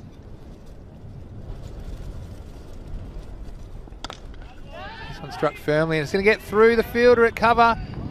He got a bit of a tough bounce, but still couldn't get anything behind it. And that's Cuatro Erasmus. 4 more runs to the Hawks. Yeah, it's that period of play in the field with Badalona Shaheen. Throw it away a little bit, and they've got to be very careful here. They've done good work at the beginning, and well, Not so good bowling, not so good fielding. This one's full and it's punished. That one might go all the way. And the umpire says, yep, that's a maximo. And 6 more to the score. Mohammad Shabazz getting it on the action. Oh, dare I say it, this is the worry. 6 more. It's been the top over so far for Hawks. And all of a sudden, Helen on the chains, heads are starting to drop. You can see it in the body language. That's what we love about this game, isn't it? The ebbs and flows, and it can seem like one team's making all the running, but it just takes a ball or two. Everything can turn around, and yeah, the Hawks are in desperate early trouble. They were 15 off the first 3 overs, but they rebounded well. This is up high. The fielder's got a chance. He's coming around to his left and takes another very, very good catch. Samad Ali at long off, making good ground, around 10 metres or so to his left. You see this one went up in the sky, but it wasn't quite off the middle of the bat, and that's the end of a very useful innings of 26 from Mohammad Shabazz. He can be proud of his efforts, and he's been a big reason the Hawks have turned this innings around and looked to compose a competitive total.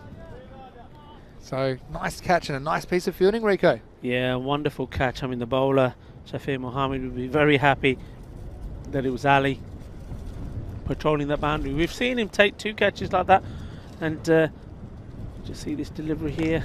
Well, this could be another one. It's in the game. Oh, and he puts this one down, and that would have been 2 in a row. He would have been on a hat-trick, but the bowler applauds his effort.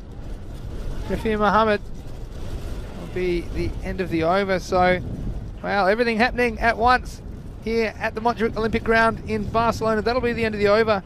And the Hawks at the end of 8 are 76 for 5. Yeah, Ali is disappointed with himself. I mean, Ali, that he didn't take that catch. But just talking about him, when it came his way, he's taken one running to his right and that one there running to his left. And sometimes fielders have a preference. Well, there he had no choice. He had to take one on either side, and he did. And he could have had a third, as you said. Could have been a hat-trick. This one was dipping on him. He did get his hands to it, but disappointed he didn't catch it. He knows it himself. Well, Malik Sami-ur-Rahman is going to bowl this important 9th over. It's a key moment of the game. Just 12 balls remain in this innings. Well, this one's going to go for 6. This is lifted up over long on, and what a nice shot that was. It's a maximo, and Umar Latif is getting going for the Hawks. Yeah, we've seen some nice shots today, but this one is the pick for me. Beautiful. Look at the way he gave himself room. Then he launches it over, and then, of course, we always like the pose for the cameras. And there you have it. That's a lovely shot. Beautiful stroke. Well, time for think music for the bowler. Comes in again. Sends it again. This time it could be in the gap, and it's 4 more. So Cuatro más. And the Hawks, well, they're coming from the bleachers, and they're posting a competitive score on the board here in match 34 of the Fan Code European Cricket Series Spain. Well, the young man is feeling the pressure here now. Been hit for a big 6. Another boundary. That's his 3rd ball. What can he come back with? Can he reply to this? Well, this is shorter, and it's up in the air. The fielder's got a chance. It's Dilawar. And he's spilled it. He spilled it as well. Unbelievable. They've gone to pot. What's happening? They've gone to pot here. He's looked very safe every time, but that's the pressure of the moment. It was up in the sky, and it fell towards him. The wind just blowing it towards him all the way. And he looked to have it covered, but down it goes. And so, again, the game changes in an instant. Here's Malik Sami-ur-Rahman.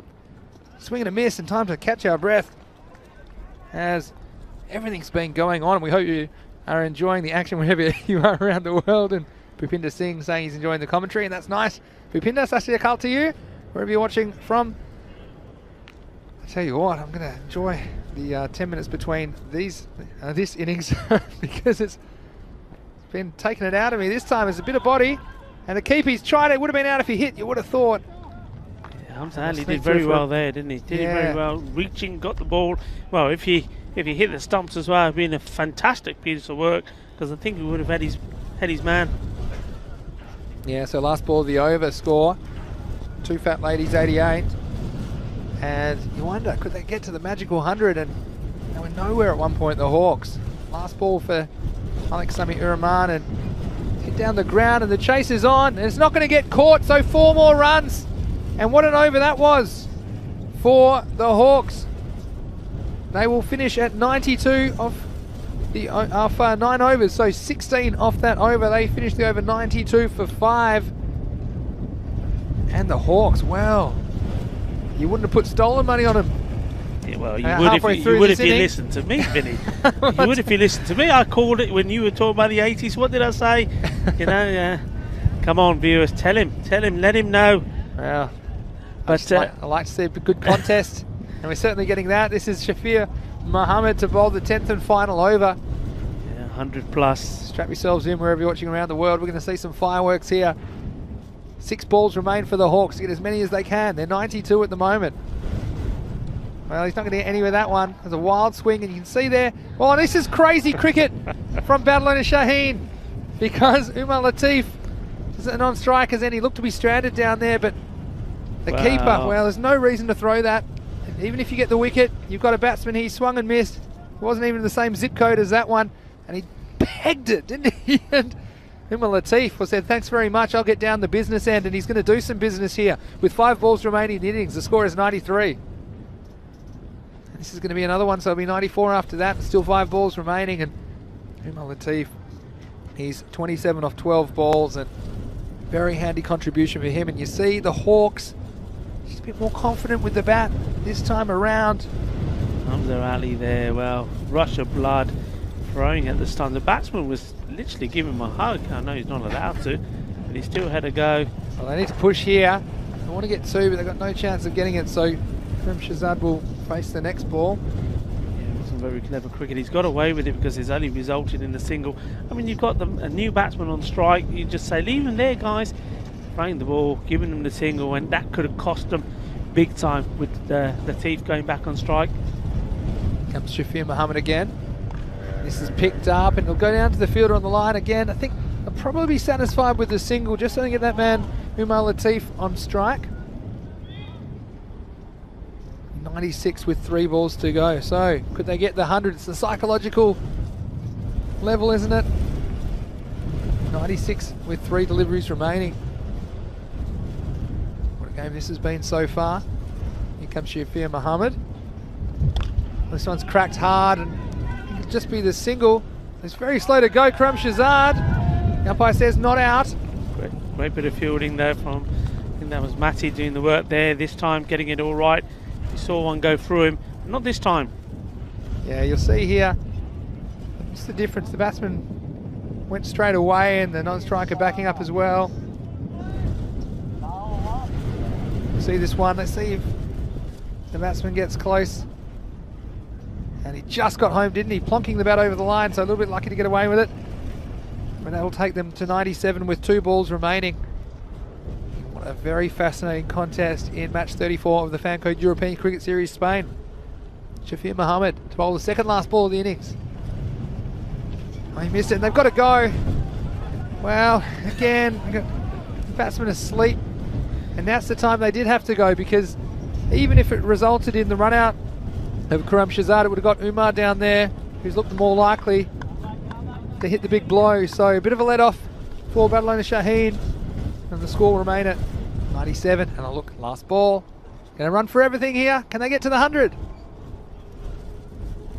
Well, this is going to be a wide, and again, we're trying to manipulate a way to get Umar down there. That'll take them to 98, so they're creeping up. If they get one more, it'll set a target of 100 for Badalona Shaheen. And how's the entertainment here in the Fancode European Cricket Series? You won't see cricket like this anywhere else in the world, we guarantee you that. It's great to have your company. 98 with a ball to go. Well, this is edged away, and they will get one. Will they try a second? Well, again, they're not even going to try their luck. So, in this match, it was the Hawks who won the toss and elected to bat. They were in early trouble, but they recover to score 99 for 5 off their 10 overs. And let's recap the highlights here of the first innings of match 34. Rico, it certainly was very entertaining. It was entertaining. I mean, once more, Badalona Shaheen, thanks to that, Mr. Cool there taking the catch. One of 3 very good catches taken here. And there was Matty on the money as he was in the first innings. But Badalona Shaheen, for me, did not learn from the first match against Falco. In that one as well, started well, but once those first 4 overs were gone, the other bowlers are there for the taking, and the Hawks did just that. They did change up the batting order slightly, putting up the big hitting Amir Javed, who scored 25 of 7 in their first game up the order. It almost paid off. You saw that one there, massive. But same shot again, he picked that up beautifully. And then the next one, there was a catch, a little bit of a juggle at Ali. This one running to his right, took a good catch, and then we see him taking one a bit later, running to his left. But there you see, good work there from Dilwar, but he'll be disappointed. This is the one fielder. You've seen him one running to his right, and this time running to the left, taking the catch. And well, your money would have been on him to take the hat-trick of catches, but that one goes down. And not only did that one, this one was a surprise for me. Papa Smurf himself putting one down as well. Normally got safe hands. And you saw here, putting pressure on the field, and the fielder hitting a Sumset. Nice bit of work, but the Hawks, after early jitters, they're only 2 for 15 in the power play.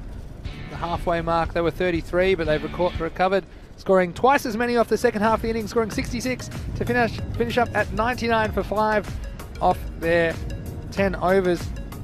Just recapping there, it was Umar Latif top scoring with 29 out of 14 balls, Muhammad Shabazz with 26 as well, and Ahmed Javed, I should say, at number 3 with 2 Maximos, 17 off 12. So nice work from them to get up to this very competitive score of 99. So it'll be 100 to win. Looking at the bowlers there for Badlan Shaheen, it was Kazim Hussain with 2 wickets. But for me, Hamza Salim, again the standout. He only gave away 8 runs off his 2 overs, picking up a wicket, picking up that early wicket. But again, they didn't quite drive that advantage home, letting the Hawks back into the game. So they'll be chasing 3 figures for victory. Mr. Maximo here, Vinny Sandhu for the European Cricket Network, and along with Rico Full, it's great to have your company. Don't go anywhere. In about 10 minutes, we'll be back for the chase here. The Hawks chasing 100 to win in match 34. You're watching the Fan Code European Cricket Series Spain. We'll see you soon.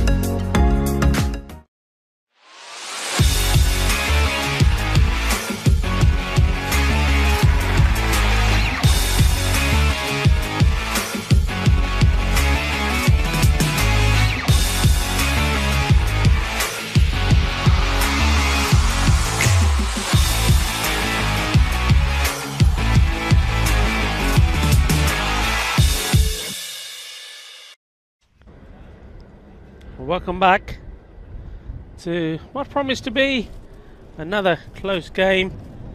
The Hawks stuck to their guns, and courtesy of once more a little bit of loose bowling and loose fielding from Badalona Shaheen in the second part of their innings, managing to get to 99. And once more it was the lower order for the Hawks that did a good job. Mohammad Shahbaz 26 of 14, and Umar Latif not out on 29 of 14, and also assisted by some extras. Extras are playing a big part in the games today. Now, whether that's to do with the wind and these difficult conditions, possibly, as all teams have struggled. 15 extras there. So the score posted 99. So 100 is the target for Badalona Shaheen, and they have got Baba Khan back in the team. It wouldn't surprise me to see him up there in the batting order, perhaps opening up with Hamza Salim. Well, we give you a confirmation of that, but it does look like the figure of Baba Khan, who is at the striker's end. Yes, indeed it is. But it is Samad Ali who's opening with him. So it's not going to be Hamza Salim. Hamza Salim, a left-hander who opened up last time. Good bowler, great all-rounder. He's not opening up. So Baba Khan takes the first ball, and in the bowling department,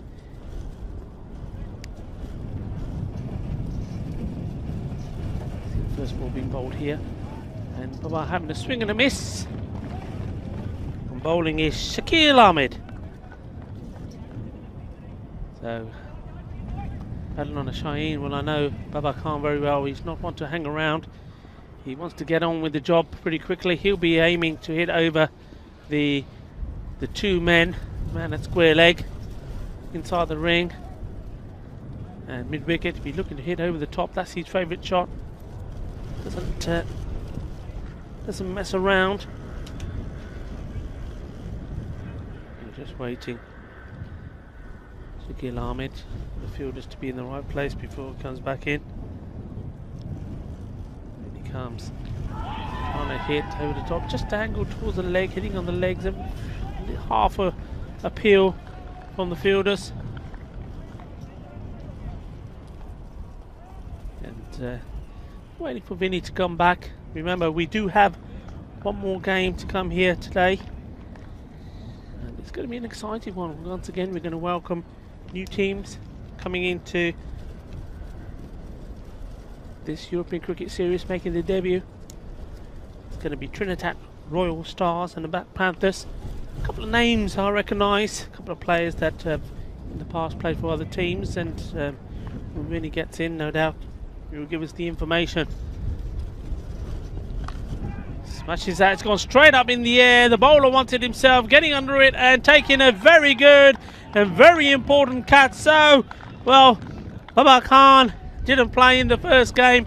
He does in this one, and well, he makes no impact at all in helping to strengthen the Badalona Shaheen batting, because he goes for a duck. So, well, he took a good catch, but other than that, that's his work done for his team today. And Vinny, you come in just as that wicket goes down. Well, I'll tell you what, there's something about me stepping through the door that makes opening batsmen nervous, Rico. And you see that Baba Khan, he was a big inclusion for Badalona Shaheen, and he would have been an important cog, they would have thought, in chasing this 100 runs down that they require to win match 34. But he's put that one straight up in the air, and look, you got to hand it to the bowler for taking responsibility there.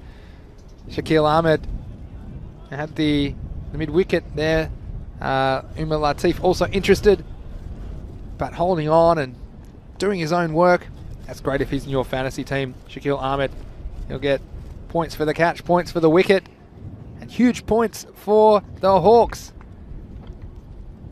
Hamza Salim comes in to join him. He's at the non-striker's end. This one's gone up and away. It's gone all the way down the ground for a Maximo. And what a start that is. It's Samad Ali who starts with a 6. Yeah, lovely shots, and the batsmen do cross. He's on strike, and he's played that beautifully well. It just goes to show you had Baba Khan, who's normally is the big hitter, couldn't get back on the ball, and when he did, he puts it straight in the air and he's on his way, caught and bowled. And the very next ball, the batsman who, where's they cross at the other end, his first ball going for 6. Just wonder, Vinny, how much will that mentally affect Badalona Shaheen? They all obviously would have been a lot happier knowing they got the likes of Baba Khan in their side, but when he's out for 0, well, they're probably thinking, probably a bit flat. Well, this is shorter, it's pulled away, it'll be 4 more. And so, a bit loose there. And what I noticed just as I was walking over to the commentary position, Rico, is Shakil Ahmed a couple of times losing his run, and the wind, I think, making him a bit uncomfortable and losing his rhythm. And you see they're just dragging that one down and hit away easily for 4 runs. So, I mean, it's very simple, isn't it? 100 to win, you need 10 and over. You need to be around that rate. And despite losing that wicket of Baba Khan, 6 and a 4, and that's the 10 they need for this over. I think he's got his eye on more. Samad Ali, he faces again. Ooh, well, risky shot to be playing there. And that's the end of the over. And like you say, in terms of runs required, well, they've met that target, but they wouldn't have wanted to see Baba Khan already back in the dugout. The score at the end of the first is 10 for 1. Yeah, so these two are incredibly important. Also, the brothers Khan, Dilawar and Bilawal, I should say. Probably the other 2 batsmen I think will figure potentially in this chase. But the Hawks, well, they'll be hoping that they can drive home that early advantage. Is he just a bit of an issue here, perhaps with Shakil Ahmed?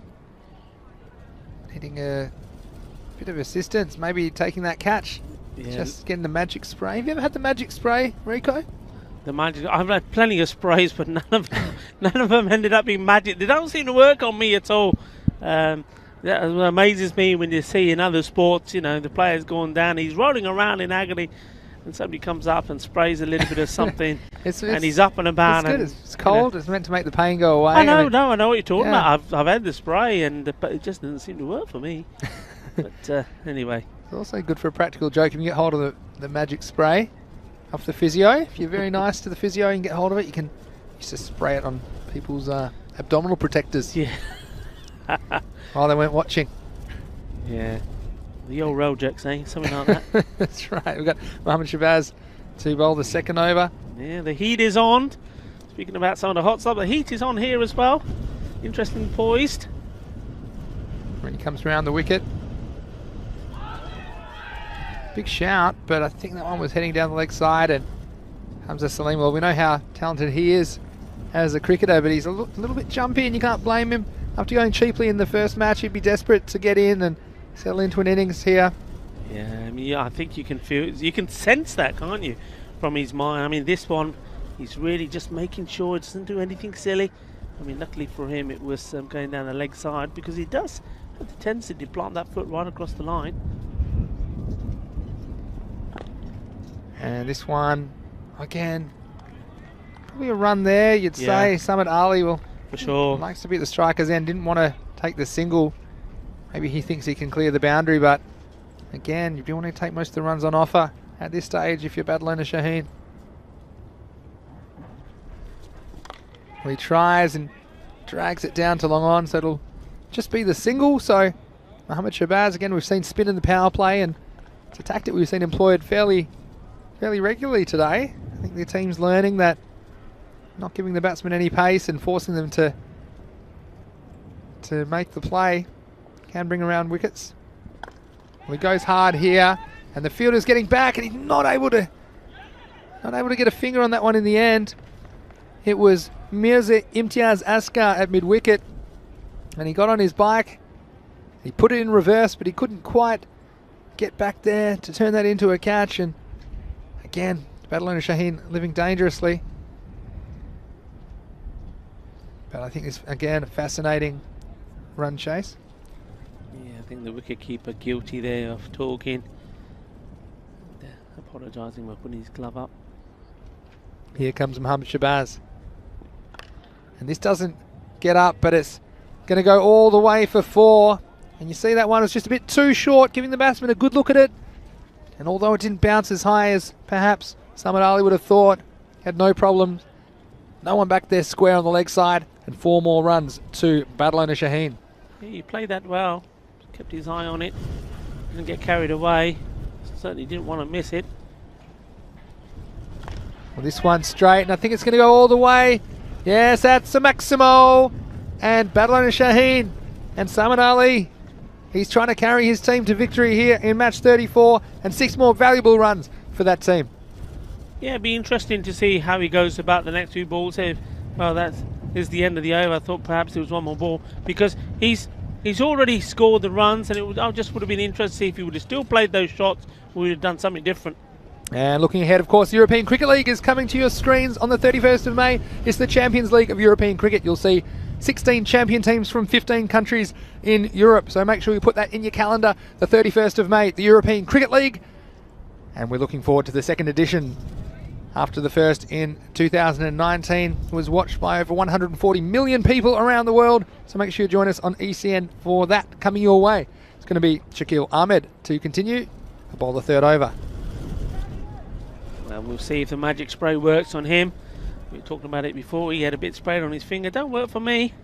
Well, at the moment, maybe it's taking time to take effect. That one down the leg side. White ball. Yeah, so very fascinating contest, this one, match 34. This one's picked up and it's timed. Oh, he's timed this sweetly over long on. You can see how dangerous he can be once he gets going. And Hamza Salim, he opens his account with a 6. Yeah, he played that well. Positive shot. Remember, it's a similar shot he was playing against Falco when he got caught. This time, much more positive, finding the middle with a bat, and it was all about timing rather than hit it too hard. I wonder about the confidence that might bring this young man. Shakil Ahmed in again, and he's bowled! He's gone straight through his defence. So again, we've seen it this time in the ECS. A 6 and then a wicket next ball, and isn't he relieved as well, Shakil Ahmed? Well, the magic spray has brought a bit of magic about for the Hawks opening bowler. And Hamza Salim, well, he looked like he was just getting going, but the very next ball between bat and pad, perfectly pitched by the bowler, and over go the wickets, and a second wicket goes down for Battle Owner Shaheen. The score is 30. Yeah, he's taken a lap of honour there, Shakil Ahmed, but he's done well. I mean, Hamza Salim, if you ask me, I think he was cautious. You could see he was cautious. He was always talking to himself in his head. Did not want to throw his wicket away. Played a nice shot for 6, and I think in his mind already he had decided, okay, he's hit a 6. He doesn't have to do anything more, and I think he just premeditated, decided in his head that whatever that was going to be, he was going to go crazy. Perhaps if he did try and attack the ball, he would have been better off in the end. Well, but he's back, he's gone. Another left-hander comes out to replace him. It's Malik Mati Uraman. He starts with a single. And yeah, all set up for a blockbuster finish here in match 34. And I've got some toss news from match 35 coming up. We've got the final 2 teams, the only 2 teams we haven't seen so far in Barcelona. It's going to be the Trinitat Royal Stars versus the Black Panthers in the final match of the day, match 35. The news there is that the Black Panthers, their captain Puneet Shrimali, won the toss, and he's elected to bat first in match 35. I'm sure we'll have the fantasy dashboard for you as soon as we have it on hand. Here's Shakil Ahmed again. Well, this is picked up sweetly, and this is going to be 6 of the best. It's going to be half a dozen. It's a Maximo, and 6 more runs to Battle Owner Shaheen, and they need every single one at the moment. Yeah, I mean, this is a man out. If he stays there, then Battle Owner Shaheen will win this game. As soon as he's out, for me, it's game over. I can't see anybody else taking him over the ropes. He's seeing the ball well. He's looking confident. He's just got to keep cool, keep calm. And, well, he's got the ideal partner in at the other end, the left-hander Matthew. We've seen that he can stick around in the crease. He can hang around. Not a big hitter himself. He will put away the bad ball. But if he can just keep this man on strike, and if he can stay in, a lot of ifs there, but that's what Battle Owner Shaheen need. This time, sensibly, he's going to push it forward, but they're not even going to get a run, so this will be the last ball of the power play then, and Samad Ali's been destructive. He's raced to 27. He has 27 of the 37 runs scored by his team, so a lot of pressure on that man, Samad Ali. Misses this one, so he misses out, and that's the end of the power play. Very interesting one for Battleowner Shaheen. Plenty of action. Up to 3 overs there, 37 for 2. Yeah, I mean, Shakil Ahmed gone for 24, but he has taken 2 wickets, and well, that's the most important thing. And the 2 top wickets, he took out Baba Khan, and then, well, he's come back, and then after being hit for 6, clean bowled Hamza Salim. So he's done his job as an opening bowler. They'll be happy with that. Maybe a couple of runs more than that would have liked, but if it brings you 2 wickets, you don't mind so much. Like I say, the big wicket now that they need is that of Ali. If they can get him out, then the Hawks know that this game more or less is in the bag. Well, this is Umar Latif to bowl, and he's been a useful contributor for the Hawks throughout their campaign today. And just a reminder, both these teams yet to register a win in this series in their first match, so one of them will be 1-1, one of them will be no wins and 2 losses after this match. And Umar Latif coming on for the Hawks. He'll hope that the Hawks are able to edge out Battleowner Shaheen in this very fascinating contest. What do you think at home? Who's your money on at the moment? Umar Latif will bowl to Malik Matiur Rahman. And this is a dot ball. So before this over, it was 9 and over required. And you would say that despite those early wickets, Battleowner Shaheen, for me, they still got a lot of batting and they bat sensibly. They should be able to stay ahead of the rate, but if the Hawks, if they can take those chances, particularly like you say, Samad Ali, if he gives a chance, the Hawks better hold on to it, because it doesn't look like he's going to give too many, and he's a key player, being able to reach the boundary and clear it as well. Here's Umar Latif. This is good batting, as I expected from Malik Matiur Rahman. He's a classical kind of player. I'm sure he does very well in the longer forms of the game, has a nice technique, nice left-hander, and he's going to be satisfied just to score singles and get that man, Samad Ali, get him back on strike. And Ali's the one who's going to try and inflict some damage on the Hawks. Yeah, Latif, he's had a good game so far, 29, not out 14. If he can get a couple of wickets here, well, he certainly will be in the running for man of the match. You see the wind here picking up again, blowing the bails off.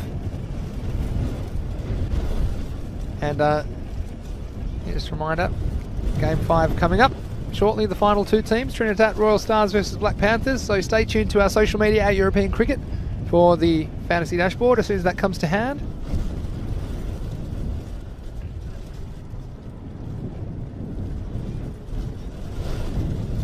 Here comes Umar Latif. This is a good Yorker. It's just the end of the bat, so it'll be 1 run scored against that danger man, Samad Ali, to the other end. Now, when I was watching you doing the toss, I thought that's not allowed. It's a little kid walked onto the pitch, but then I realised, hang on a minute, I recognise that person you were dwarfing, and it's not because Mr. Maximo. Oh, that's a lovely shot, and I say your name, and they respond with a Maximo. Well, that's the way it goes. The umpire just making sure, but I'm pretty sure that sailed all the way over the boundary. But yeah, we said he was a bit of a nudger, didn't we, Malik Matiur Rahman? But this one, it was short and outside his leg stump, and he picked it up and just waiting to get confirmation. Come on, put your hands up in the air, arbitro. Don't be shy. Seis carreras. Yeah, get him up, umpire. Yeah, so I was saying, you know, the guy you were dwarfing, it wasn't a kid, of course, it was somebody I recognised, and it was Puneet, wasn't it, surely? It was. I'll come back in a second. Oh, this one's gone straight through the fielder, and it's going to beat the outfielder as well, so 4 more runs. Oh, and that one, well, you thought the Hawks might be able to cut that one off. It's Mirza Imtiaz Askar at mid-wicket. He got through him, and then the outfielder, it was a good effort, but he wasn't able to cut it off either, so you see 49 the score already. This run rate is comfortably ahead of what's required. Beautiful timing though, was that from Matty. He's played 2 lovely shots. One right over the top for 6 and that one along the ground. This is picked up and it's going to beat the fielder as well. The chase is on. He'll stop it just inside the field of play. Yeah, nice shot. Seems to be in a nice rhythm. What I like here, and what's good to see, and any young cricketers watching as well, that he's not trying to hit the ball too hard, just timing it. End of the over, 51 for 2. And looking ahead to match 35, like you say, it's our first chance to look at these two teams, so they don't have any Dream 11 points just yet. But it'll be the Black Panthers batting first in this match, and Balwinder Singh up the top of the order. He'll be opening most likely with Ajay Rawat.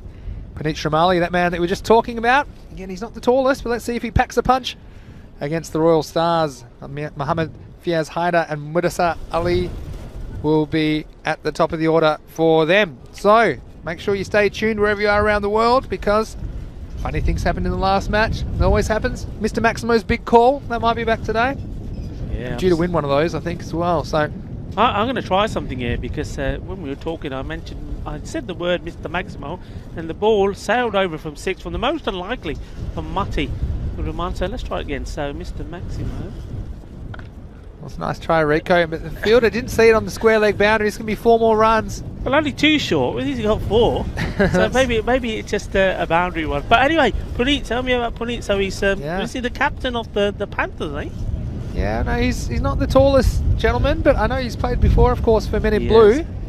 And it's nice to see him back here in the ECS, and he called correctly. Once we found the coin, actually, because I was teaching Shub, a match referee, how to toss the coin really high, and he did, but the problem is with the wind, he had to be able to go find it first. It was about 10 metres behind him, but eventually we found it, and the Black Panthers called correctly, and they'll be batting first in match 35, and that will be starting, of course, about 45 minutes time. Sanula again short. The fielder not making any attempt. Now that's got to be a big wicket. You got to try and take. You got to give it your everything. I know there's a danger, the ball getting past you, but you got to come. You got to take that cut. I think he had the time to take it. He didn't fancy it for me. Yeah, he's looking straight into the sun there as well, and it was one of those 50-50 ones. If he'd gone for it and he hadn't taken the catch, there was a fair chance it was going to be a boundary. So he saved the runs, but like you say, they need wickets to get back into this game, do the Hawks. Might have been a trip to the dentist as well. I'm not sure if dentists are open at the moment, but if he'd gone for that, or taken some catching. This one's on the pads, lucky to get away with it. Looks like he'll just get away with a single. But again, we've seen it time and time again, haven't we, Rico? How 1 or 2 wickets can change a game. Yeah. And Mohammad Saniullah here, doing his best for the Hawks. He's an entertaining character as well. I think he loved his time out there in the middle so far in the Fancode European Cricket Series. He's the danger man on strike, Samad. Well, he gets down and sweeps this one, sweeps nicely, and just waited for it to come to him again. Not the best line from the bowler. Was outside the leg stump, and Gandhi ball, as you would say, Rico. Ball, yeah, I'm just whispering that in your ear. Gandhi ball, Sagi. You bowl a dirty ball, is going to be put away, and he just had all the time in the world as well. Slow full toss, outside leg stump. He could have put it wherever he wanted it. But, well, the bowler just deploying a fielder there, but really just don't bowl that ball. Comes in again now too to come this over. This is muscled down the ground, but the fielder there very straight for the Hawks. That will be just a single. So at the moment, I think you called it, Samad Ali, as long as he's there. Yeah. Badalona Shaheen well in control of this game. We were talking about Puneet there. My memory of Puneet now, you know, he's a battler. Bowls very well. Little man gets the ball in the right places. Just watch this delivery short and will be put away surely. And yes, it is, and put away in style. Ginna Badda Shaka. And well, Mati, I was saying that he's the ideal man to have at the other end. Just pushes it around and gives the strike to the big man. But he's played some good shots himself. 2 6s now. Yeah, Puneet, my memory of him is taking an outstanding catch on the boundary, covering a lot of distance and diving catch, and well, that memory will stick for me for, well, forever, because it was superb. And he was playing for the Men in Blue at the time when they were under the cosh, and that catch changed the context of the game. And it was also my very first European cricket series here in Barcelona. Yeah, that's right. Who could forget that back in October? It's the end of the 5th over, 68 for 2. An interesting statistic for you in a second, Rico, because we see Hamid Shabazz returning to try and get the breakthrough for the Hawks. And he's bowled and he's got it. So he's come back, and it's the danger man, Samad Ali, who's chopped that one onto his wickets. And we were talking about it and how important it was to see the back of him if the Hawks to have any chance. And this one didn't quite get up as much.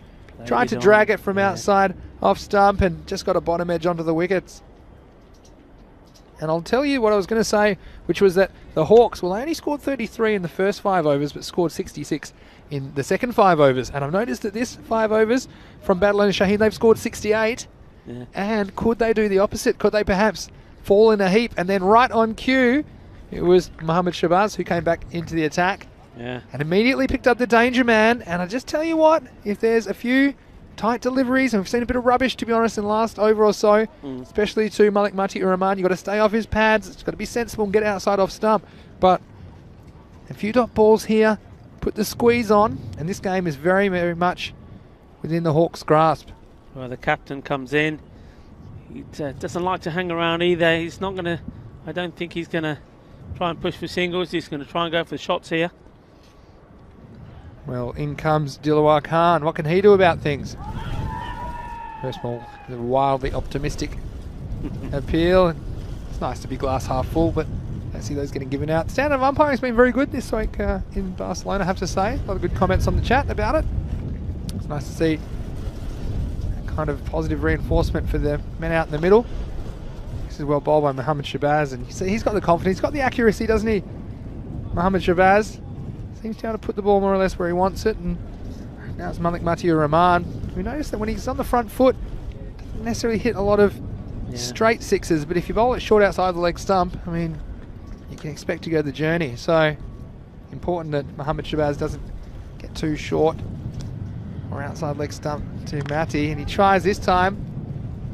This is the long one coming around, and we'll cut it just a single. And that's what we're talking about. It doesn't really look like he's going to get too many straight sixes down the ground, but got to get him on that front foot. I think that's the key to Mati. Yeah, well, he's done the job for his team so far. Not only he's played some good shots, he played a good supporting role there for Samad Ali. It's not the distance-wise hasn't gone the furthest, but it's certainly gone the highest. Now that was huge.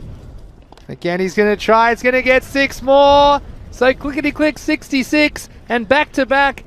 Dilwar says, well, have some of this, Mohammad Shabazz. He might have had the bragging rights earlier in the over, but that is an expensive end to the over for the Hawks. And after 6, it's 82 for the loss of 3. Yeah, you can't bowl there to him. I mean, I was saying that about Boa Khan. He missed out on a few before he went and skied one. But well, anything in that area, these guys put away. That was a lovely shot, and well, he'll be feeling good after those two, and most importantly, those 2 big sixes in that over, even though they lost a prize wicket of the man that I thought was key to them, Samad Ali. Well, that's helped them along. The run rate now, well, it's under 5, 82 for 3 of 6. Yeah, you said it, Rico. And they've got the rate under control, but you just wonder if there's one more twist left in this match, and they're going to have to find some dots from somewhere, some balls which don't get scored off. It's going to be Elahi to continue the 7th over. This is down the leg side, and again, the Hawks, well, they've had some moments today, and they've been in the contest, but ultimately they seem to just be a little bit short of what's required to pull off a win. But of course, plenty more matches for them. They'll still have 8 more matches after this in the Fancode European Cricket Series. Oh, this is picked up nicely. In fact, it's going to go all the way. It's 6 more, and another Maximo for Malik Mati Uraman, and he's doing the job for Badalona Shaheen. You know what? I think they've swapped shirts. I think that is Hamza Salim batting, and I think Mati open batting's out. Because really, you know, those sort of shots, I mean, I've seen Hamza Salim bat, and you know, he's been learning from it, because that's a beautiful shot, and that's what you normally see Hamza Salim doing. That was just effortless. Again, lovely stroke. Got to stay away from his pads, don't you? This hasn't learnt. Gets away with this, but it's still a wide, and this could be over in a hurry now. Badalona Shaheen lost some wickets at key moments, but the players coming in have not let up the pace. And Malik Mati Rahman, he's raced already to 28 off only 10 balls, and Dilawar, of course, with those 2 big Maximos back-to-back, just breaking the back of the Hawks here in match 34. Well, a great performance from Malik Mati Rahman. He's batted beautifully, looks like a different player, batting with confidence, bowled really well as well. Well, if you can see this victory home, well, he looks like he's my man in the match anyway. This is up, and it'll be 6 more, and Elahi again. He didn't learn. He's straight onto the pads of Malik Mati Uraman. We said, well, he hasn't hit too many straight down the ground, but this one was in the slot. It's gone the journey. And another one. He's feeding the snakes here at Montjuic. 6 more for Malik Mati Uraman. Shava. Ginnacha shotsiga. Timing Siggy. Pure timing. Played that beautifully.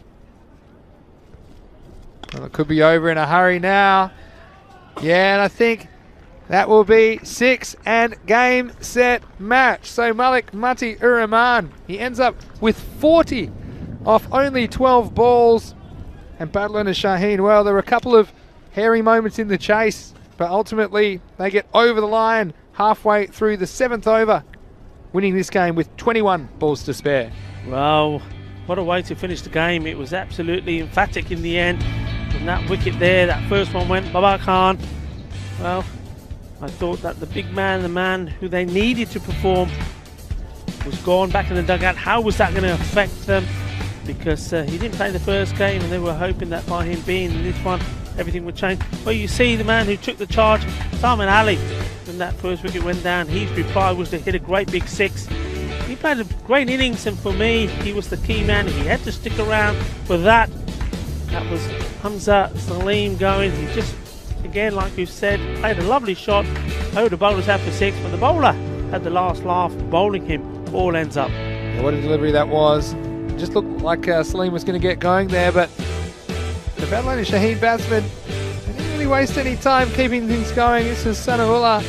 He came on a bowl and he paid the penalty for getting a bit too far into the pads of the left-hander. This was the wicket. It was the last hurrah for the Hawks, really. It was that man, Samad Ali, contributed a very useful 38 off 16 balls for his team, setting up the victory. But when he fell, you thought, well, there might be a bit of a mad scramble, but then Dilawar came out, hit 2 of the biggest 6s you've ever seen, to the moon and back, and then it was this man who impressed me. Top scoring in the end for Badalona Shaheen, Malik Mati Uraman. Also showed he's useful at the crease. He scored 40 off 12 balls to take them to victory with 21 balls to spare. Looking ahead to match 35, and we've got these 2 brand new teams. Luke in the chat, I saw, saying he's going for the Black Panthers because of their name. Again, and people tend to put a lot of stock in Luke's predictions, but he admits that sometimes he's basing them on nothing at all. But for all of the previews, go to EuropeanCricket.com. We'll say it again, and you'll see the key players for each of those teams in the match preview at EuropeanCricket.com. And it's the Black Panthers captain Puneet Shamali, and he will likely bat 3 or open the batting for them in match 35. And that is coming up in about half an hour's time. We'll rejoin you here in the telecast. This is Mr. Maximo Vinisandu along with Rico Full for the European Cricket Network. We hope you're enjoying the action wherever you're watching around the world. Don't forget, this is the last match coming up today. That begins in about half an hour's time, but we have plenty more cricket coming your way this week from Barcelona, because the action continues tomorrow from 7:30 AM GMT, which is 8:30 in Central Europe, and it's 1 PM in India. We have 5 more matches.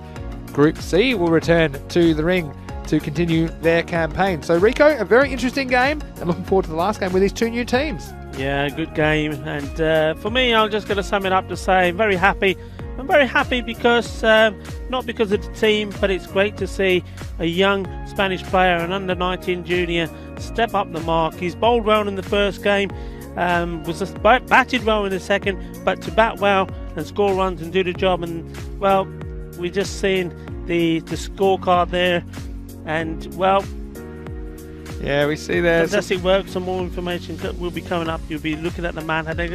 That's right. But the main thing is, he's played well, batted well, scored runs, bowled beautifully, and in the end he's my man of the match. And it's nice to see that he's also been selected as the man of the match by the guys doing the calling for that, and he's having his picture taken with a big smile. Not just a big smile on his face, big smile on my face, because that's very good for Spanish cricket. Well done to the young man, to Matty there. Yeah, that's fantastic, and he certainly finished the game with a bang, and we're hopefully going to finish the day with a bang with match 5 of the day. It's match 35 on the calendar between the Trinidad Royal Stars and the Black Panthers. We'll see you in about just over 25 minutes time to rejoin all the action from here in Barcelona. This is Vinny Sandu, Mr. Maximo, along with Rico Full, and you are watching the Fan Code European Cricket Series.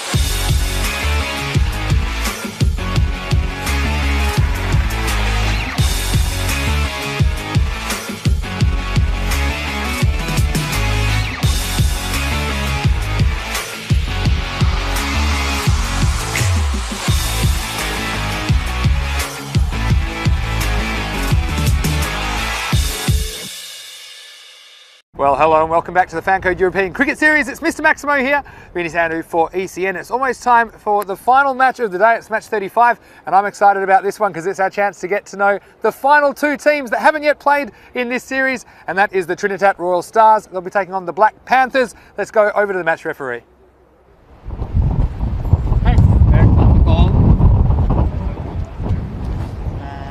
It is head. Black Panthers won the toss. What would you like to do? Batting. Black Panthers have won the toss and elected to bat first. Well, there you see the Black Panthers captain, Puneet Srimali. I've seen him in action before for Men in Blue, but he's turning out leading the Black Panthers in this match, and he's decided to bat first. He's relying on an opening pair of himself, probably Wisarav Singh, also Balwinder Singh. I think he'll come in at number 3, and he wanted to bat first just so he could bat without pressure, get as many runs on the board as possible. Well, Trinidad Royal Stars, it's their first game as well, of course, and their captain, Mohsin Raza, was telling me he would have liked to have batted first too, and I think that it will be their openers, Mohammad Fiaz Haider and Mudassar Ali, coming in the second half of this game to try and chase down that score set by the Panthers. But it'll be very interesting to see these new two teams in action, the final two of the 24 teams we've got playing in this Fancode European Cricket Series. And it's over to you, Rico. Let's get ready for the last match of the day. Thank you very much, Vinny. Yes, the last of today. It's just amazing how quickly these matches go by and the day flies by. The good thing is this match will start in glorious sunshine. The wind is still very strong, but well, at least all those clouds are blown away, and the forecast for the rest of this week is looking quite good. But it is, as I always remember when I was umpiring and used to look at the charts, it is only a forecast, so we can only go by it, but anything can change, and with this wind blowing around strongly as it is, that may be the case. I'm looking forward to this match. Two teams we don't know too much about. We know some of the players. Puneet Srimali, we mentioned him, he's the captain of the Black Panthers. They're going to have a bat first, and just had a brief chat with him, and he was saying that this is sort of a team all about players in an area where he lives. So yeah, he said he did of course enjoy his time with the Men in Blue, but there were so many players trying to get into that side that it just made sense for them to have another team here. So that will be interesting to see how they get on. Really, they were very confident enough to want to bat first. And you saw Vinny Sandu there saying at the coin toss video that it was all about having the confidence to go out there, put the runs on the board.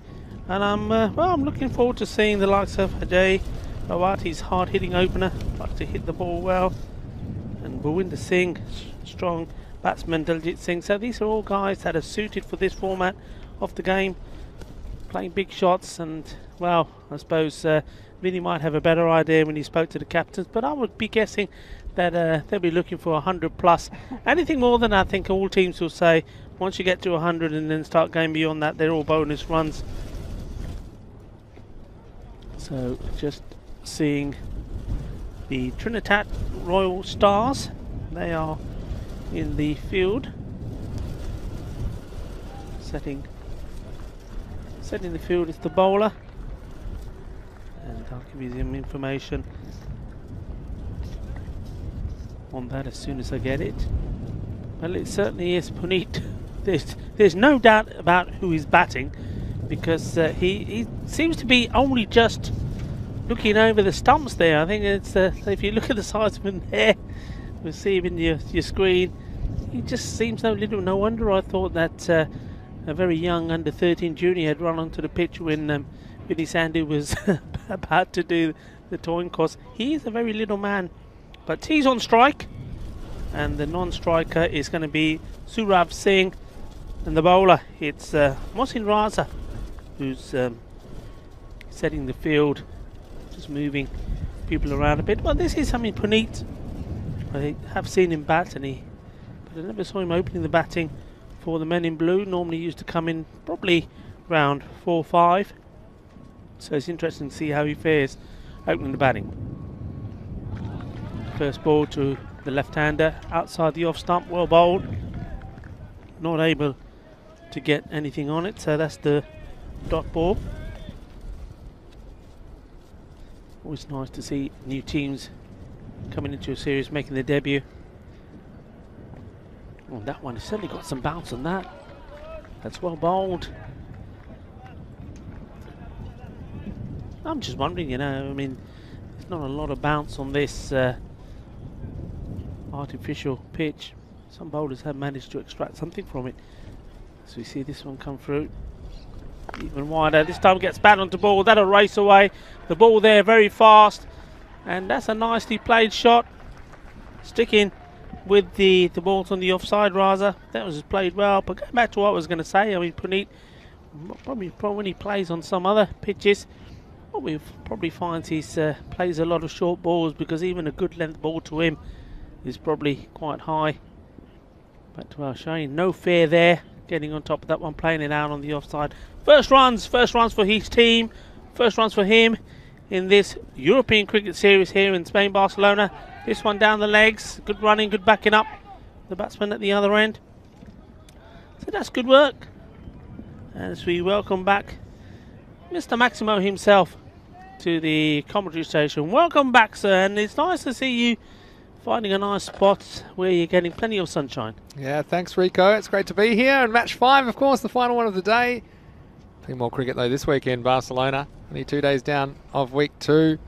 Week 2 of 5. Mohsin Ali. This one gets away from the keeper. You wonder if this might run almost the way to the rope. It'll get through for a bye. Yeah, no, I was down there chatting to these 2 new teams, of course. First time they've been participating in the Fancode European Cricket Series.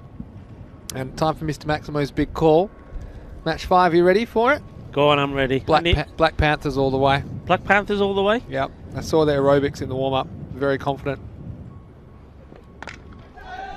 Wow, he's given that some welly, hasn't he? Doesn't quite go all the way. It's not really fair that Puneet has to play on the same boundaries as everyone else. Because I tell you what, pound for pound, that was probably over the fence for any other batsman. But it's the end of the first over, and it'll be 7 for no loss for the Black Panthers. I was seeing the chat there. We've got Nate saying he's a Texas Rangers fan. I mentioned in the chat a few minutes ago I'm a Toronto Blue Jays fan, so it means we might not get on after all. But good rivalry between those 2 teams. He mentioned the punch Odor on Bautista. I'd probably refer to the bat flip, which was the history. And Rico, you look at me like you have no idea what I'm talking about, but that's one thing in baseball. There's a few good rivalries, and I've seen a few good rivalries of our own here in the Fancode European Cricket Series. And you wonder if these 2 teams debuting the same match here in match 35 might just be forging a rivalry of their own. I'm sure each one of them would be very keen to start their ECS careers with wins. Here's Sufyan Ansar.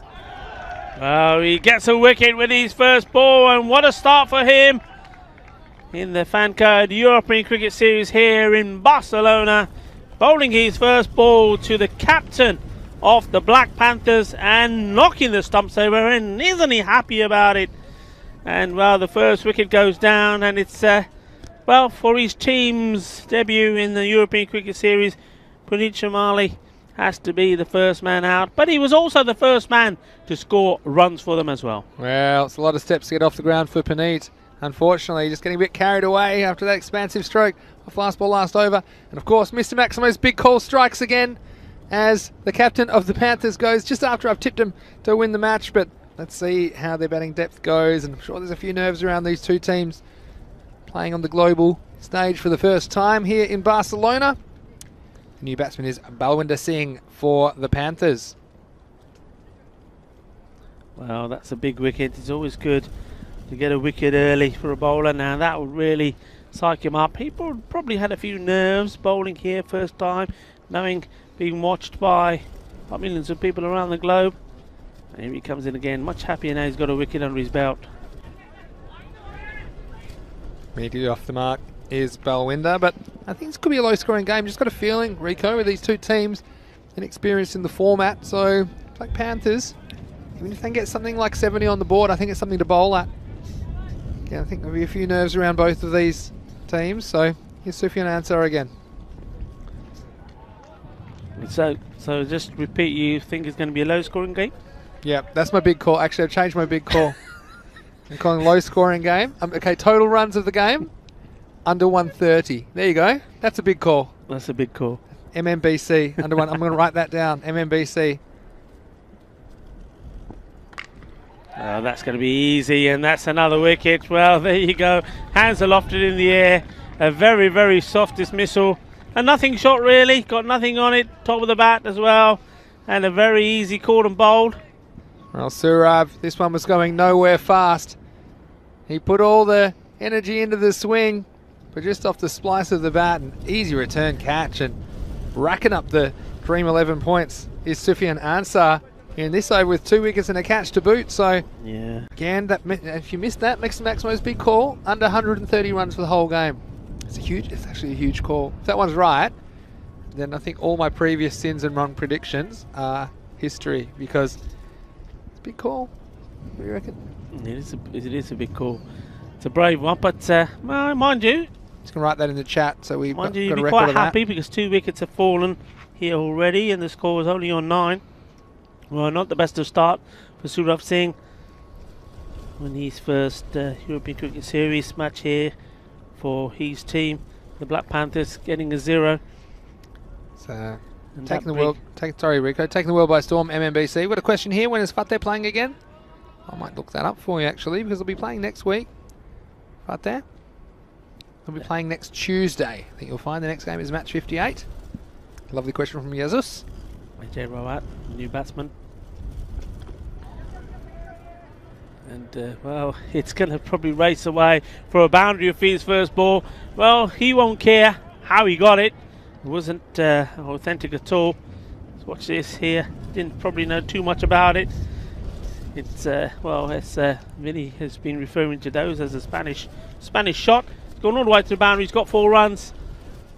So well, that's Spanish drive. You know why in Spain? Go on, tell they us. like to live on the edge. I tell you, live on the edge, eh? That was off the edge. Through for a boundary. Here's Ansar. And a big swing there. So The last ball of the over. It's been a pretty good start for the Royal Stars, you have to say. Just limiting the boundaries. A bit of a fortunate one there for the new batsman Ajay Rawat. well, that's pitched that one up a little bit more, a little bit straighter. Batsman does manage to get a bit of bat onto it. Yeah, end of the over, so 7 off that one as well. But of course the 2 wickets, so the Black Panthers after 2 overs are 14 for 2. 14 for 2, looks like no change, so Mohsin Raza is going to hold himself out.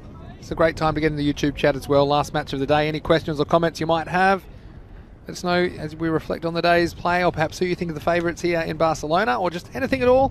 So it's great to have your input.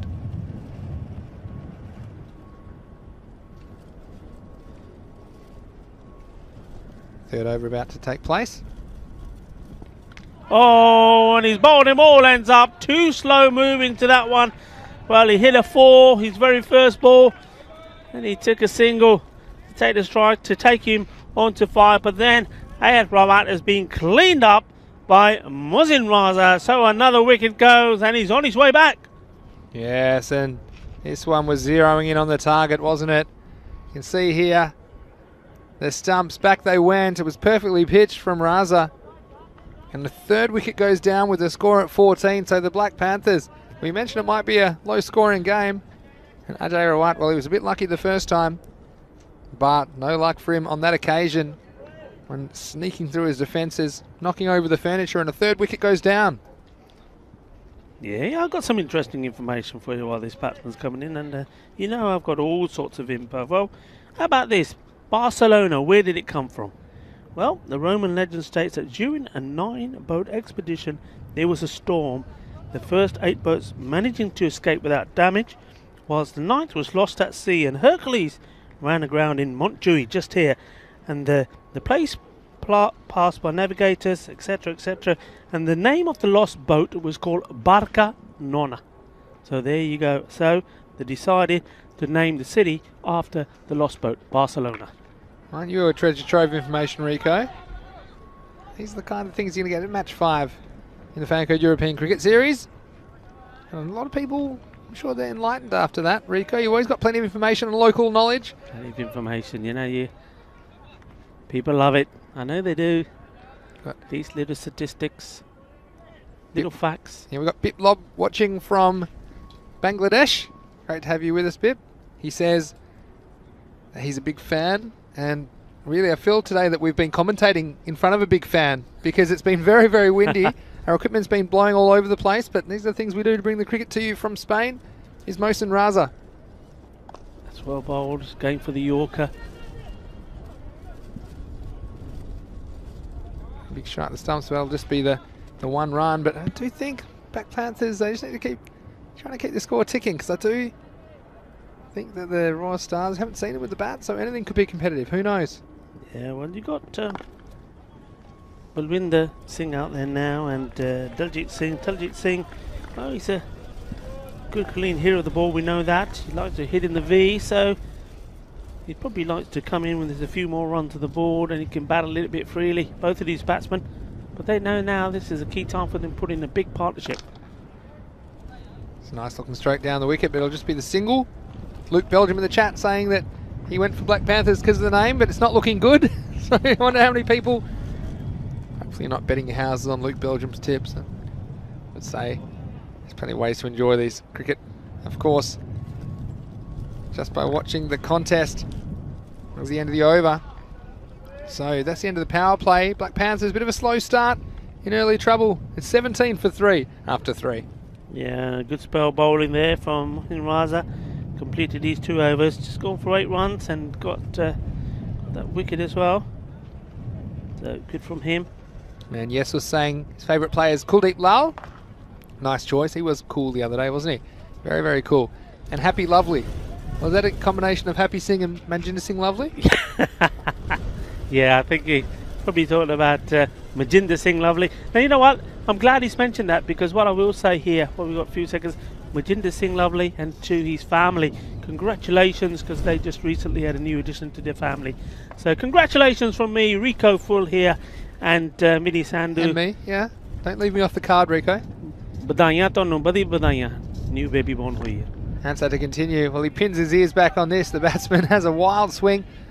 In the end, it'll just be a single to Daljit Singh, who's come to the crease. And yeah, congratulations, Manjinder and the family. It's always a good excuse to get out of the house. You have small children. You got a cricket match? Yeah, पर मेरी गल सुन, मैं हूँ बधाइयाँ तो देती हैं. जदों next week होना ना, लड्डू लेके आई, लड्डू खानी तो बर्फी खानी, okay? So just saying in there, so I've given him the congratulations. So when I see him next, we want to see a box of Indian sweets, which is quite traditional. They are pretty good, and actually this Trinidad Royal Stars, we saw one of their players, Mohsen Raza, treated us to dinner the other night in his restaurant. It was delicious. To give it a quick plug, I think, if you're in the Barcelona area. Hit hard, it's going to bounce just before the fielder. Does well, kept his eye on it. The restaurant involved with 2 of the teams here, Trinidad Royal Stars as well as Skyways, who we saw for the first time yesterday. Enjoyed watching that. And great hospitality, of course, between the teams looking after us here in Barcelona. Hit over his head again, once more in the direction of the fielder. 2 fielders having a race for the ball. It's mine, it's mine, it's mine. I want it. Oh, well, it was like 2 toddlers fighting over the last lolly here, wasn't it? Luckily, there was no pressure and not a run given away, but I love match 5. If it was an emoji, it'd be the crazy face emoji. That's what we're going to get in match 5. 2 brand new teams to the series, each keen to impress. Ooh, full. Just got him playing across, but batsman did well. And he's got a little bit of something on that. Or Sufyan Ansar, I thought maybe he was going to sneak that through and get another wicket. Bowling a good line, bowling wicket to wicket, not trying to do anything special, not trying to bang the ball in short. They're just ticking along here in a few singles. They love a boundary or a Maximo. We haven't seen a 6 innings yet for the Panthers. I'm sure their batsmen would be keen to be the person to get the first one of theirs in this Fan Code European Cricket Series. It looks like the end of the over. So again, we've got 22 for 3 at the end of the 4th over. So a pretty good over. Keeping it tight, the overs so far. 7, 7, 3 and 5. So nice tight start by the Royal Stars. Of course, Mr. Maximo's big call. We had it. It'll be a low-scoring game. So that's my tip.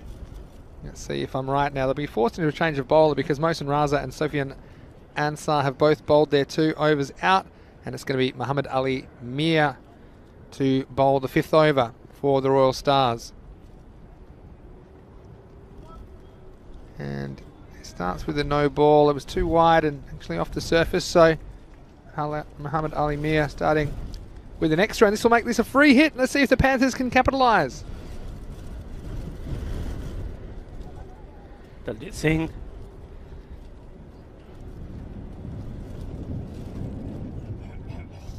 There's some discussion in the middle about it being a free hit.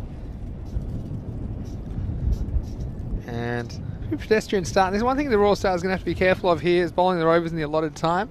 Sometimes you see teams coming into the competition, they don't realise they need to hustle through the overs, need to start that 10th over by the 40-minute mark. Here's a free hit.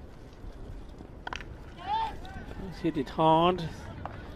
Not going to go all the way to the boundary, and the batsman should be looking to come back for 2. Yeah, good running there from Daljit Singh.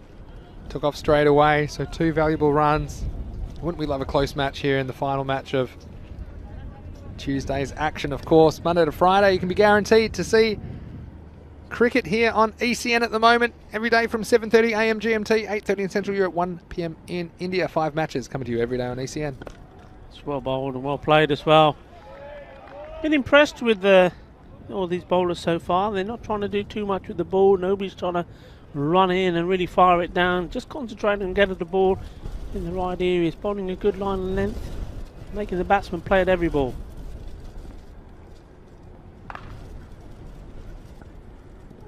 And that is a good old-fashioned slog, isn't it? That is an agricultural swing. A bit more chat. Got Shubham Tiwari saying, loving your Punjabi commentary, Rico. Again, that's fantastic. So many people enjoying the variety of languages that you bring to the table. And another one I'll come to in a second. Batsman plays and misses again. Jesus saying, ECN, we should make a video with the tournament schedule. I'll tell you what, Jesus. I'm sure Mark Lovell's in the chat. He will post the link of the tournament fixtures, and you can just click and you'll have it all there at your fingertips. We have 5 matches every day. We'd love to bring you the action. This is short. Batsman missing out that time. Yeah, so all you have to do, go to our website, europeancricket.com. It's a great place to go to get all the information about the European Cricket Series and, of course, the European Cricket League, which is coming up, European Cricket Championship. So plenty of cricket. We plan to bring you over 1,000 matches of cricket this year on the European Cricket Network. So it's great to have your company wherever you're watching around the world, and welcome to our community if you're new to us. Bowled again, and there's that line again. Just a little bit more variation in this over. Bowled most of them pitched up. Try the shorter ball, and well, if he hits, it'll be trouble. And he's gone. Yeah, that was suicidal for me. These two were just starting to put a partnership together, and then all of a sudden they've taken a single. Okay, wasn't the best throw, but they decided, okay, come on, sudden rush of blood, and well, all he's done is run himself out. Crazy running. Yeah, you see here, it's just crazy. You can't take your eyes off the action for a second. And again, the stumps had to be hit though. You see it fell, and they thought they'd take on the throw, and I don't know what percentage of the time this had hit. I think probably less than 50-50. But the keeper cleaning up, doing the job. And another wicket goes down, so the Panthers, well, they're teetering here at the halfway stage of the innings. Again, you just can't take your eyes off the play, can you? I glanced at my computer for a second just to get back in the chat, and I heard a shout, and the batsmen are trying to sneak a second, but the Royal Stars, they weren't having anything of it. And that is another wicket down for the Black Panthers. Yeah, I mean, you are the Panthers, guys, not the Cheetahs. The Cheetah may have got there, but, well, that was a lot to ask for, and he was well short. I mean, crazy running. What needs to happen here is a partnership build. These two looked like they were going to do it. Wasn't any big hitting, but in fairness, the bowling has been tight, wicket to wicket. There's not really been too many loose deliveries. And, well, maybe another over or two just going along, take the singles. You could have had a few more wickets in hand to go for the big shots. It was the end of the over, so at the halfway point it's 26 for 4. I'll tell you what, it's a similar score that Falco had earlier in the day. They recovered to make a century in their innings, so not the start the Black Panthers would be after, but like we said, this could be a low-scoring game, so Let's see what happens. 6th over begins. Toss staff, and this will be swept out to the boundary for a single. Yeah, Rico, it's always great to see new teams and new players, and that's what it's all about here in the Fancode European Cricket Series. Go around not only Barcelona, but we'll be around Italy and various other locations very shortly. Amanjot Singh opens his account in the European Cricket Series. Plays that down the ground. Gets a single. I believe it's Akil Answer, the bowler for the Royal Stars. He's flooding the ball up. These leg spinners. This is well pitched and squeezed away by the batsman. A bit fortunate there to get away with a single, but it's nice to see some leg spin bowling. It hasn't been the easiest of conditions, very blustery, also quite chilly, although we're now about 13 degrees and the sun's out in Barcelona, but again, with these balls, they're very hard and difficult to get that grip and that control with the leg spinners. And this one straight through him. It slid straight on, pushed through a little bit quicker by Akil Answer, and he did have the answer as that one's gone straight through, and it takes the 5th wicket for the Panthers. They now fall to 29 for 5. Yeah, no foot movement at all. You see there, just stand absolutely still and just watching the ball miss the bat and go onto the stumps. So the 4th wicket to fall, and this is not looking good here for the Panthers. They're in danger. We talked about this earlier. In danger of being bowled out before the 10 overs here. Somebody needs to stick around here. I'm going to have to give credit to Trinidad Royal Stars. What they haven't done is given anything loose. They've kept the ball wicket to wicket. And just basically... This one slid down the leg side. Again, could be in trouble if he hits. Not that much on the throw. That time the keeper couldn't repeat the dose, and it'll go for a wide plus another one, so that'll be 2 runs to the total. Have to be re-bowled, so again, what can the bottom half of the Black Panthers muster in the way of runs in the second half of this innings?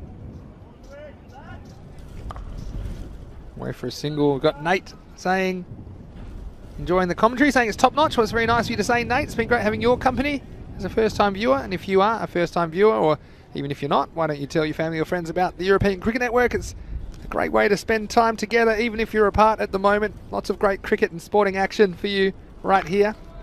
Well, that's very clever bowling by Akil, isn't it? It's pushed through quicker and batsman not able to score. So that's the end of the 6th over. It's 32 for 5. Time for my 6 over check-in. Look, 10 and over seems a bit beyond the Panthers. So let's say maybe if they get 8 and over, what is that? It's going to be 32, double their score, so somewhere in the mid-60s. And I can say the only thing is we don't really know about this Royal Stars batting lineup. We saw 63 win a game earlier in the week, and it was a similar game to this, wasn't it? It was 2 new teams to the competition. Ali Mir again. We haven't had a Maximo from the Panthers yet. We haven't seen an innings without a Maximo, so at the moment... Oh, here we go, and this could be another one. Big trouble, but this time he misses. Well, we said it's 50-50, and there's going to be buzzers here. What they're doing. This is the kind of stuff that you're going to see in match 5. 2 new teams to the competition. Now, I said that's a 50-50 from that distance, and the keeper, he got it last time, but the keeper for the Royal Stars, Ali Raza, he had 1 stump to aim at, so it was a bit more difficult, and the batsman missed out on a second, and what was it there? It was Jagjit Singh. He's very happy just to say it on strikers end, saying, well, I'm going to leave this up to you. Has he running too far? No, he went forward, then came back, takes his second catch. Well, this is all good work here, isn't it? Yeah, that's right. And you have to say that Balwinder Singh, he shouldn't have been up that end for mine, Rico, because there was definitely a second there. There was an overthrow, and at this stage, the Panthers have to take every run they can get. And a nice catch. Who's that on the boundary? It's Mohamed Fiaz Haider there. And it looked like he might have just misjudged it for a second. He took 1 or 2 steps in, and perhaps a bit inexperienced on this ground. The wind always taking it towards you when you're on that boundary, that straight boundary. But he just stepped back and took it comfortably. So a nice bit of work, and I'm sure he'll be happy with that bit of fielding. You can watch that back with pride. Picking up the picking up the important wicket, and well, the Panthers lose a 6th, and they're in dire straits. I'm lucky I didn't tip them. Remember when I was almost going to make them that big call and then I changed it? So we've got evidence. Here he comes again, the bowler. Nice bit of work from Muhammad Ali Mir, picking up a wicket and following up with a dot. Yeah, I mean, what do they do from here? I mean, this is their first time out. If wickets are falling, need somebody, 2 batsmen to stand and deliver. And even if somebody can play a few good shots, I mean, we talk about this magic over where, you know, anything around about 20 we score. We've seen a few of them here today. That's what they need, something special to happen here, but they have lost 6 wickets already. They've got to be pretty cautious, but once more, I have to say, Trinidad Royal Stars, they're just concentrating on getting the ball wicket to wicket and, well, letting the Panthers get themselves out most of the time. Well, the Panthers coming out of muster. There's a comment in the chat as well. They're Panthers, not cheaters, and that's good. So we don't want cheaters playing in the competition. But we certainly wish them the best, and hopefully they can get to something resembling a competitive score in this match 35. This is a wild swing. It's going to get through everybody. I wonder if that'll run close to the boundary. They're going to come back for 2, and that's good running from Amandeep Singh. Coming back for 2, so 2 byes, and they'll take them any way they can get them at the moment, the Black Panthers. Just a reminder, you can join us again on the European Cricket Network from 7:30 AM GMT, which is 8:30 in Central Europe, and it's 1 PM in India for 5 more matches of T10 action in the fan code European Cricket Series. We'll have matches 36 to 40. It'll be Group C returning. So, sneak it on at work. If you're working from home, sneak it on at work at home, however you can, but make sure you join us because there's going to be plenty of action coming your way from the Montjuic Olympic ground. End of that over, so 38 for 6.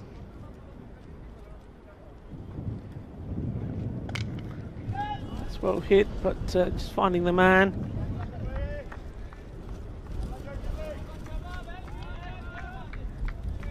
And again, the Panthers are just struggling to get the boundaries at this stage. As they're picking up the ones, they need a few more though. Get them up the mid-60s. Like we said, 63's won a game here before, especially with teams that haven't played in the competition yet. That's short from that, but well, Trinidad Royal Stars, everything's going their way at the moment. Even the balls that have been hit well are finding a fielder.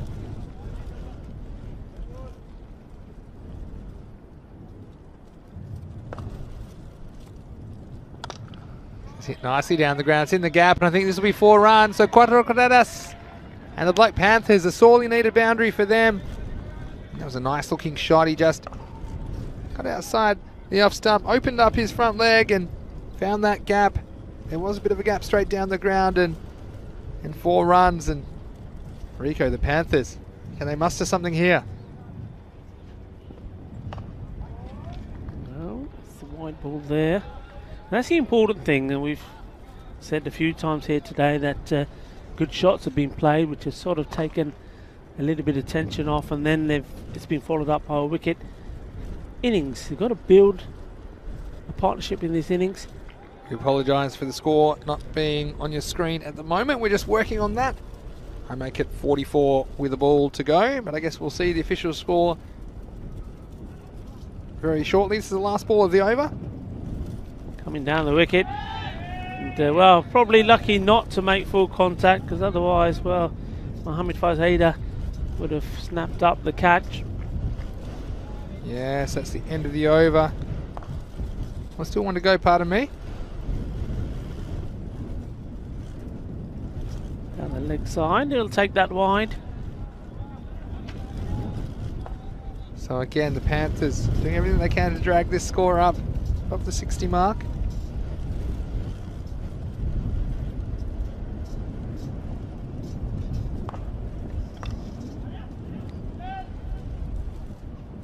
On the ground. Interesting phase of today now. We've seen this before in this last match, the sun starts to come down and those fielders start to squint. And well, if you haven't got a cap on and you're on the boundary, you're going to struggle to pick some of these up. Yes, that is the end of the over. The score is 47 for 5 at the end of the 8th over. So all in readiness now for the last 2 overs. The final assault. Still have 4 wickets in hand, the Panthers. And that's well bowled, and we've seen this man. Very impressive, hasn't he? Yeah. Kilansa with good quality wrist spin. It's always hard to get away. Difficult for the batsman. This one doesn't hit the ground, but if you're new to cricket, what he's trying to do here, he's bowling the ball out of the back of his hand and spinning it out of his fingers kind of over his wrist in a right to left manner, so that when it hits the ground, it'll spin right to left. So let's see if we can do it here. You see it there, exactly what I'm talking about. In fact, that one's too good for the keeper as well. It'll get through and they'll sneak a by. But again, it's one of the most difficult skills in cricket, isn't it, Rico? The wrist spin, but tell you what, when it's done effectively, it's been very difficult to bat against.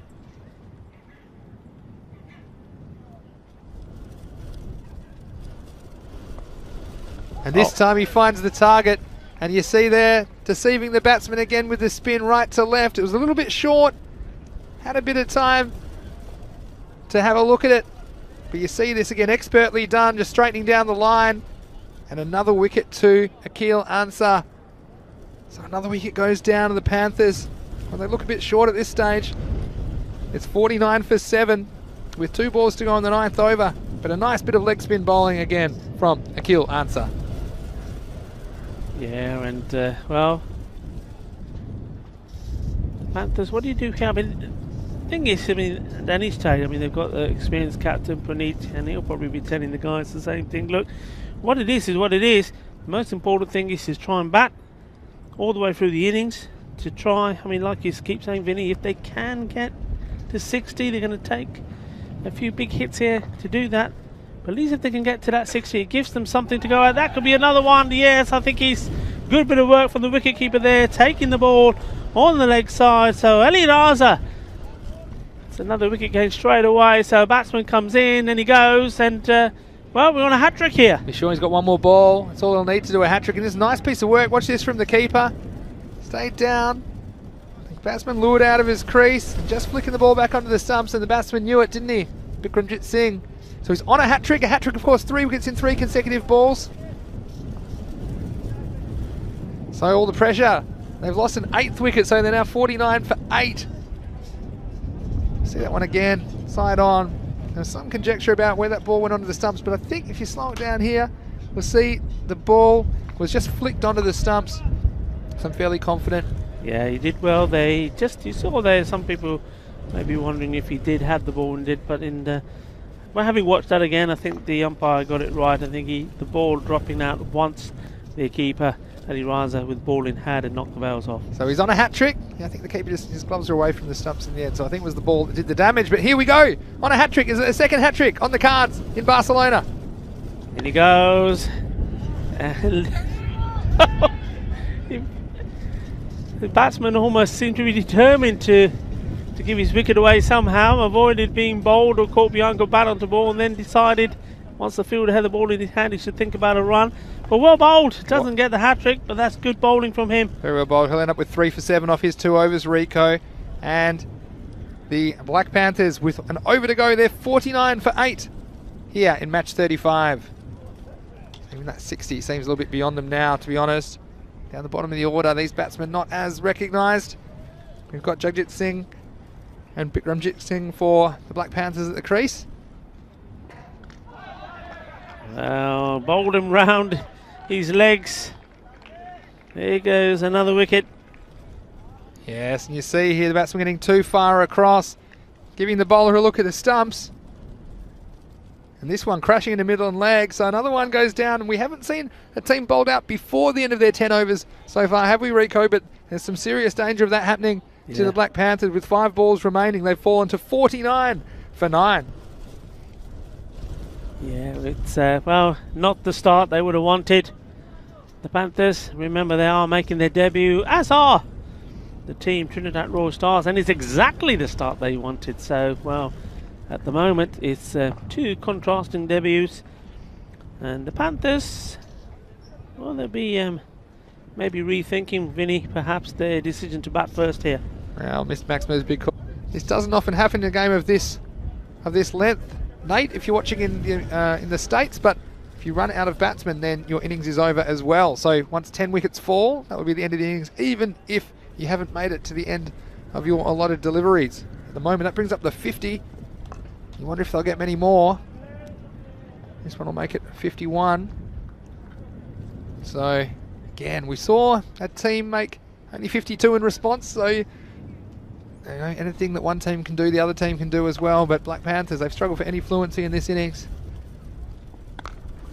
That's nicely played shot, and the ball is still rolling, doesn't go to the boundary.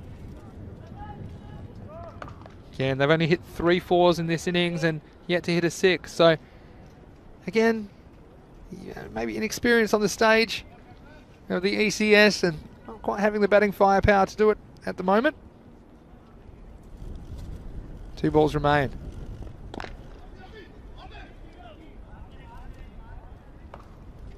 That's a single, it does look like. They will bat out their 10 overs after all. They're on 54. And wouldn't we love a big Maximo to bring them up to 60, but tell you what, it looks a bit unlikely. I think the batsman will be trying. Last ball.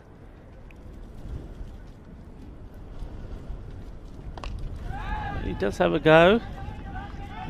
Everybody's saying double, double, double. And well, This is madness. There's really no reason. I tell you what, the bowler's going to do it all himself. And again, there's lack of game awareness from the Panthers. So they will get one. And look, they probably wouldn't have got the second at any rate, but had to try for it because there's no cost to it. And what that means is that the Black Panthers, they're bowled out off the last ball of their innings for a total of 55. And it was great to see 2 new teams out there in the middle, of course, here in match 35, the final match of Tuesday in the Fancode European Cricket Series. And the Black Panthers, well, they got that one away. There weren't too many as wickets kept falling at regular intervals, and it still started with the captain, Puneet Shrimali, as he was bowled after hitting a nice boundary.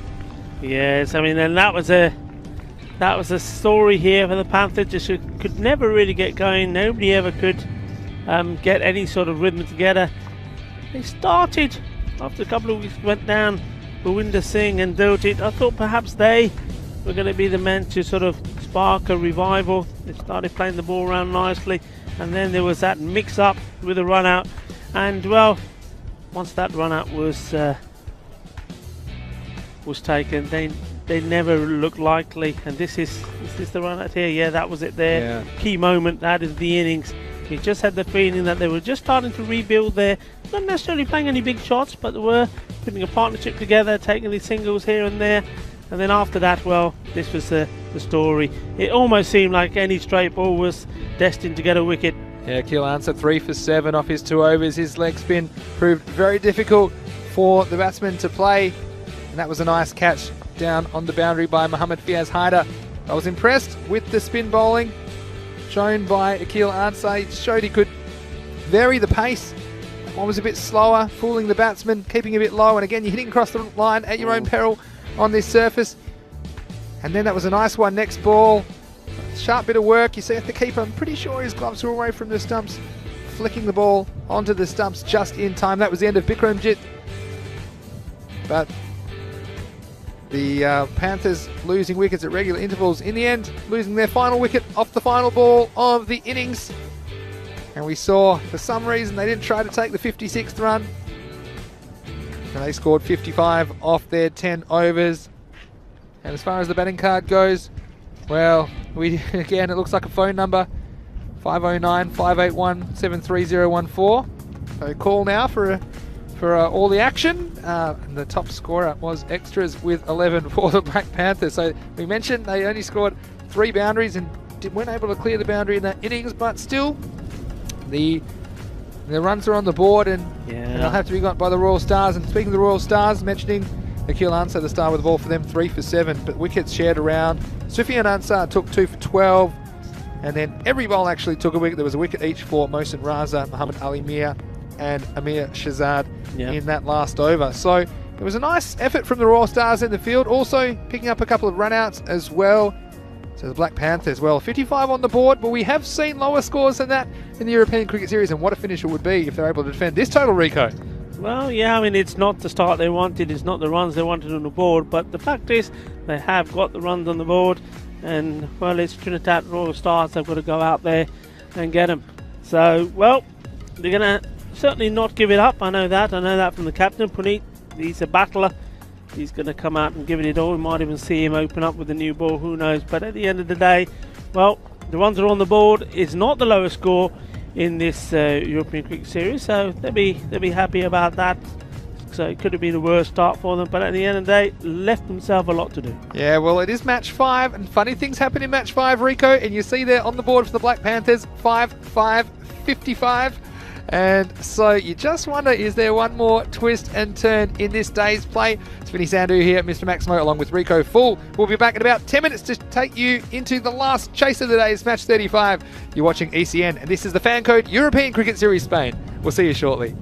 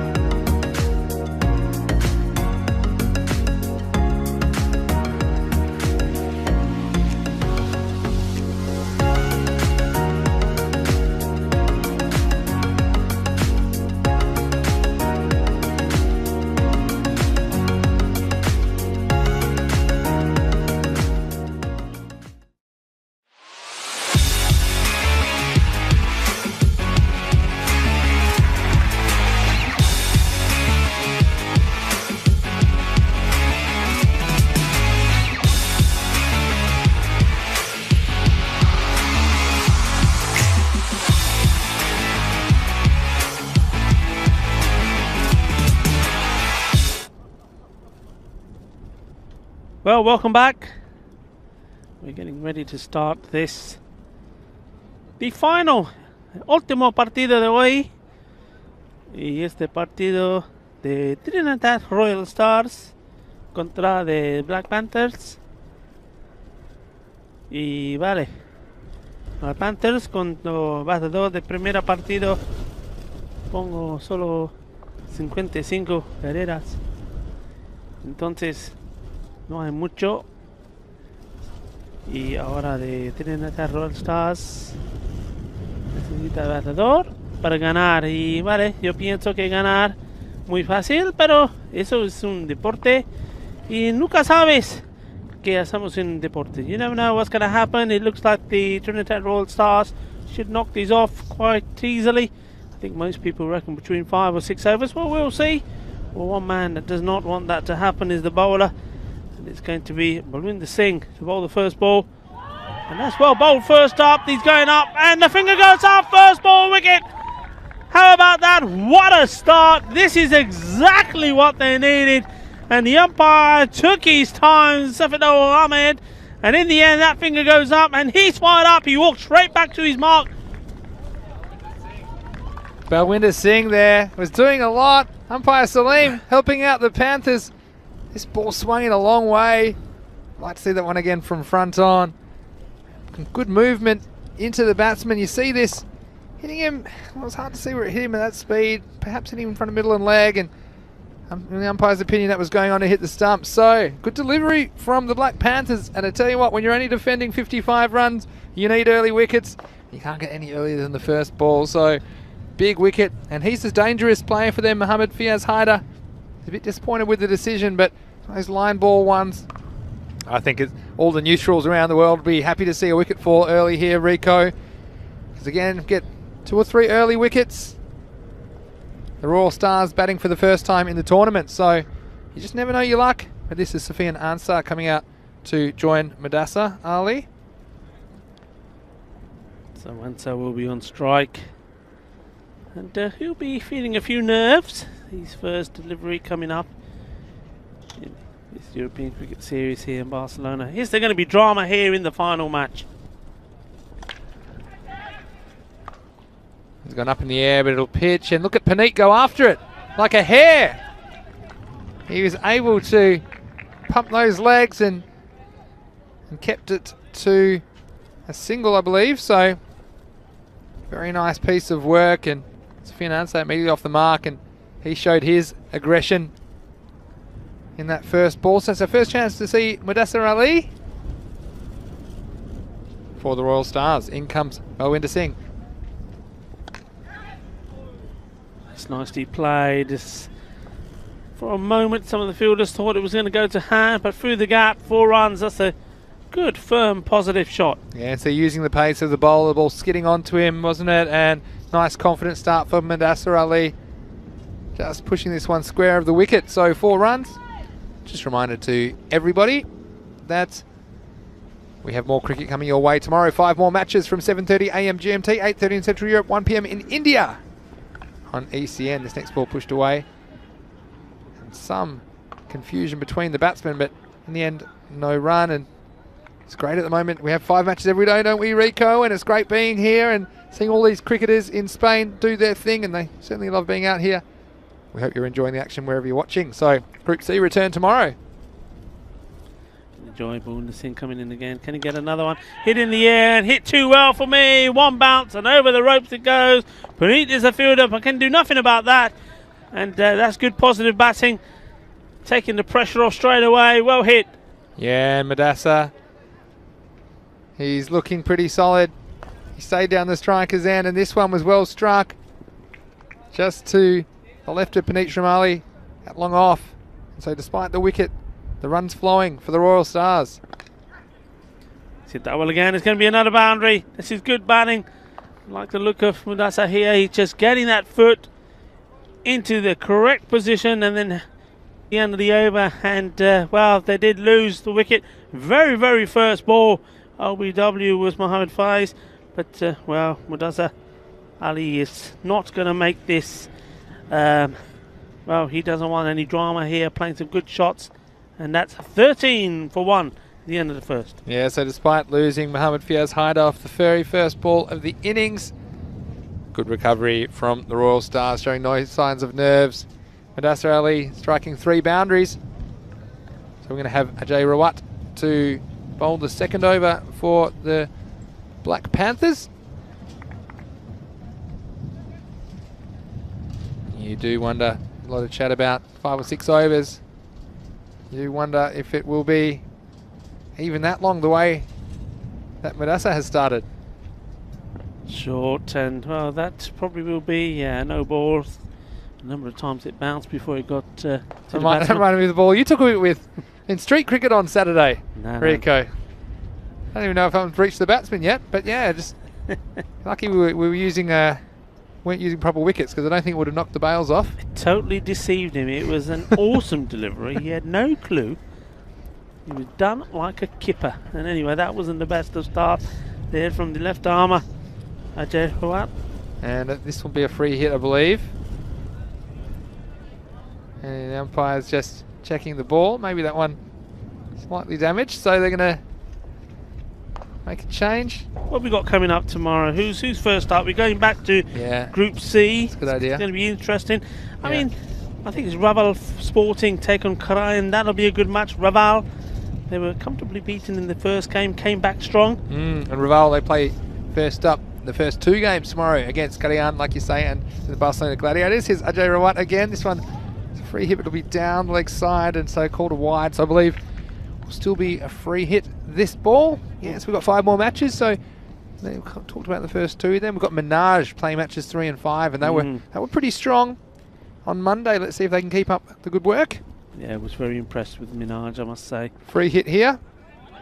Not really getting hold of it, and very slow to take off, so they won't even get any runs there. So yeah, Minaj will play Karayan in the 3rd match of the day. Then Skyways will play the Barcelona Gladiators in the 4th match.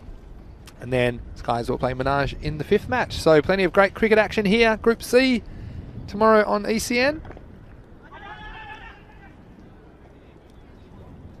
Rawat finally finding the radar in the last couple of balls, which is good for him. We've seen some bowlers just taking time to settle, but I tell you what, if you can get it right on the mark straight away, those bowlers, and I think of people like Abhishek Borikar, I've met in blue last week, been very effective for their teams, getting early wickets. So playing a miss this time.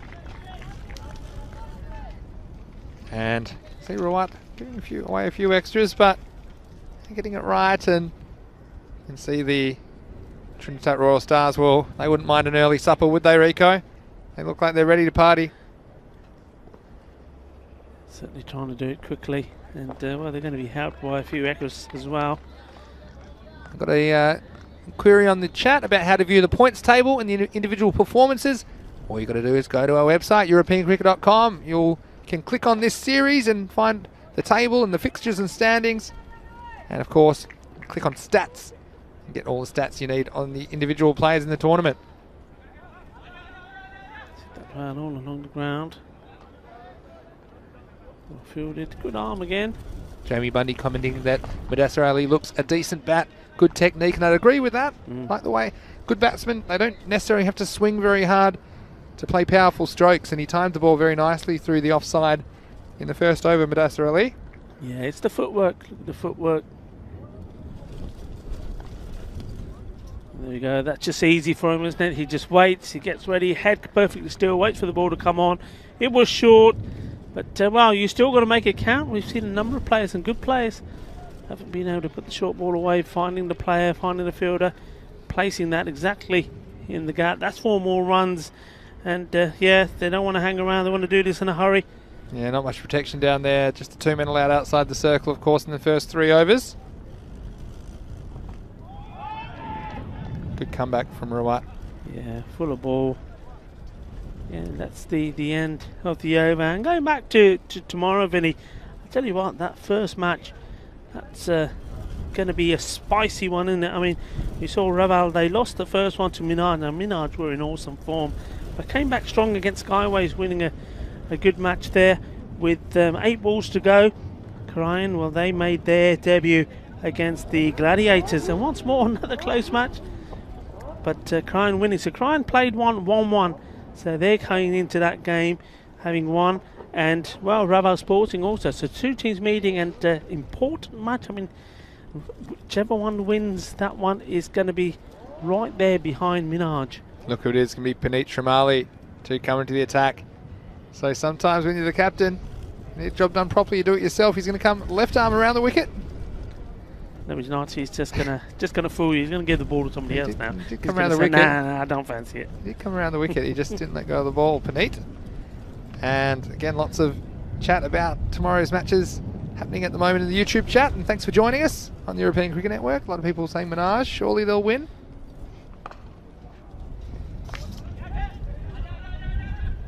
Very short.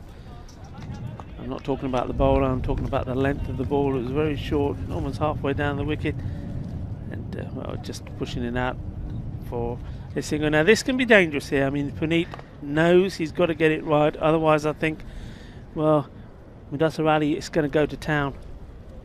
We haven't seen a 6 in this match yet, Rico. Mudasar's look good.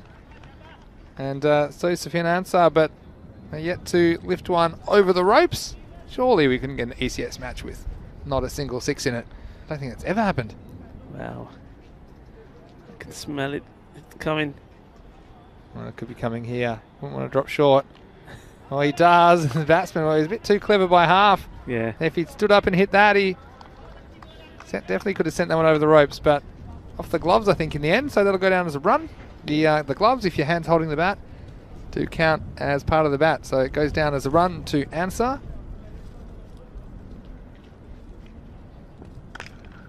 Oh, there we go! Balle, balle, balle, the first one, would you believe, off this match. Well, we smelled it in the air. We thought it was going to be Ali to hit it. He didn't, but, well, we've not been disappointed. Suhan Ansar smashing that away. And come on, Vinny, you're not mentioning it, so I'll mention it. Yes, you were right. You finally got one right. You said this match wasn't going to be a high-scoring one. You said that both the totals wouldn't be more than what? Well, lucky with this one straight up. The keeper's after it. He's got a chance. And he grasses it. So just as we put the kibosh on the Trinidad Royal Stars. Have to mention about that Maximo, the first one of the game. When it last left my field of vision, it was still going up, Rico. That one had the zero gravity boots on the ball that time. Until when we did get one, it was a huge one. But that's unfortunate for the keeper. Bikranjit getting in good position but not holding on. It would have been a wicket for Puneet. This one causing more problems for the keeper. I think he might have just flicked the pad. Yeah, interesting here. Now, so early on, he's played some lovely shots, and even people have commented he looks like a good, accomplished batsman. Now, all of a sudden, because he's sniffing victory and he's played a few good shots, he's trying to hit the ball too hard, and he looks a completely different player. He might be hungry. just got to relax and play his shots.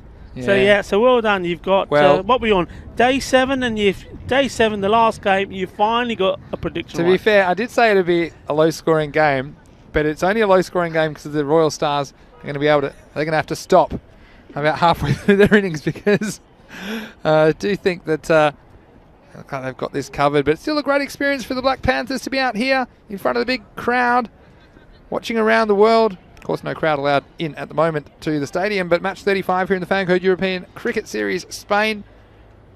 Match 35 of over 1,000 matches we plan to bring you here on the European Cricket Network this year. The score after 3 overs is 31 for 1. Here's Balwinder's thing to continue. And he's got a wicket. Well, he likes to get him off his very first ball. The very, very first ball of the innings, he gets a wicket, LBW, and then he comes back for his second over, very first ball. Well, he doesn't need to ask the umpire about that. He cleaned him up. Yeah, and he was the top scorer as well for the Black Panthers, even though he scored only 9. Actually, the top scorer was extras for the Black Panthers, but again, Balwinder will be very happy to hit the timber. And this is all good stuff for the Black Panthers. A great experience for them to be out here. I'm sure they'll be better for the run. And of course, they have 10 matches to play in the group stages. So let's hope that they can learn from this experience. And they've shown the ability to create a highlight or two, in particular that man, Balwinder. We also saw Puneet Trimali create a chance in the last over, although it wasn't taken as that chance was grasped by the keeper. But 2 wickets down but still the run rate very good. Around 10 and over.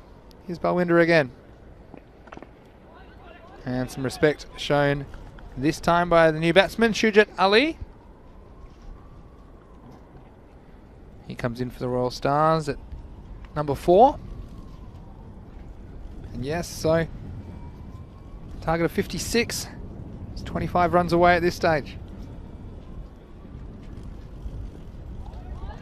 You see here as well, I mean, I don't think this game's in play, but if you can get those wickets early, I think this game could have been a lot closer, Rico. You get a couple of those wickets at the top of the order, and perhaps would test the Royal Stars batting depth, but in the end, Panthers don't appear to have enough runs on the board.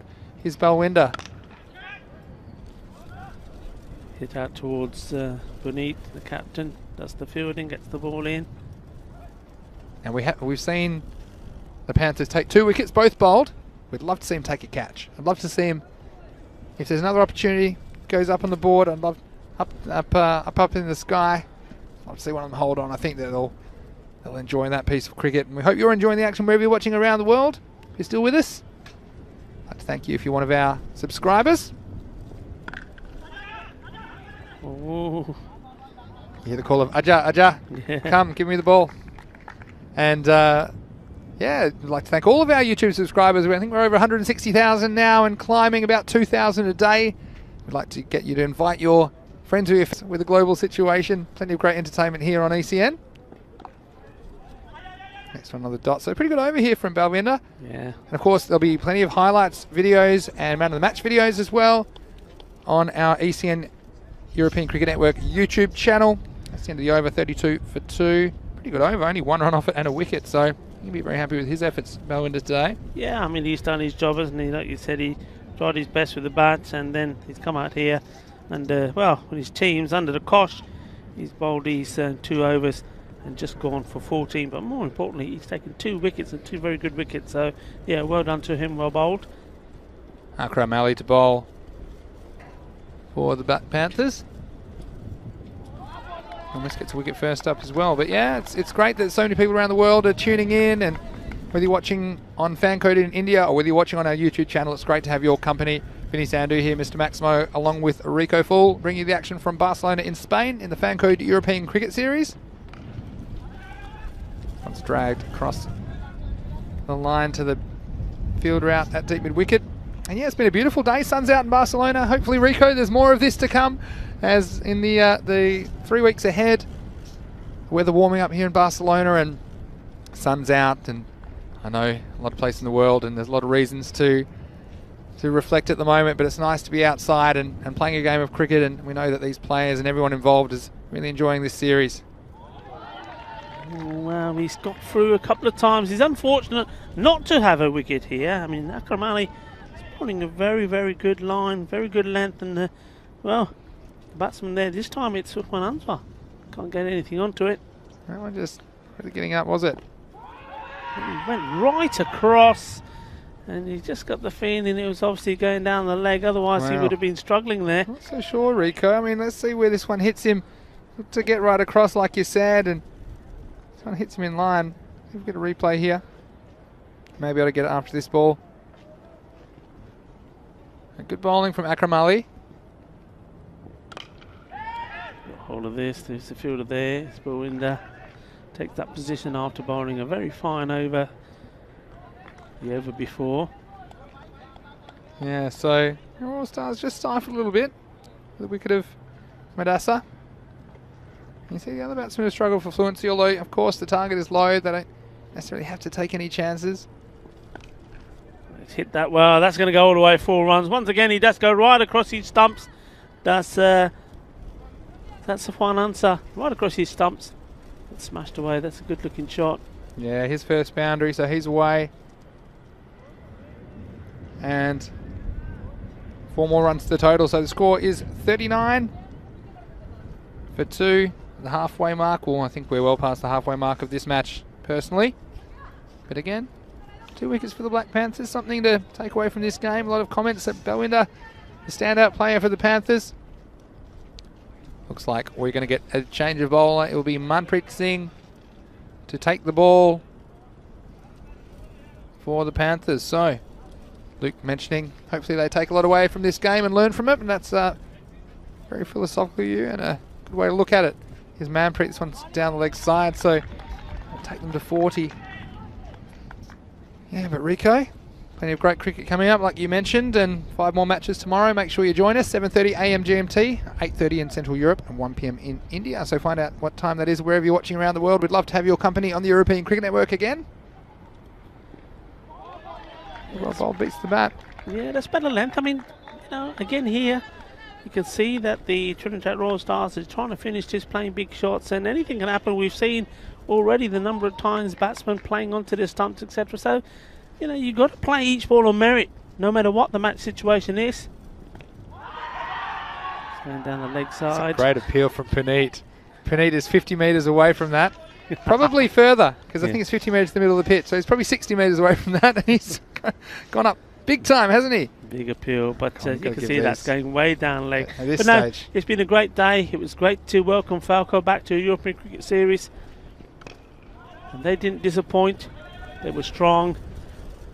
Scored good runs at the top of the order and at the bottom. Yeah, I think I took the words out of your mouth there. Not only were they good in one game, starting very well, but when they didn't make a good start, and they looked dead and buried, didn't they, against a fine attack from Badalona Shaheen, but they came back strong, posted big runs. They did the job with the ball, and we've seen them good performance in the end from Badalona as well.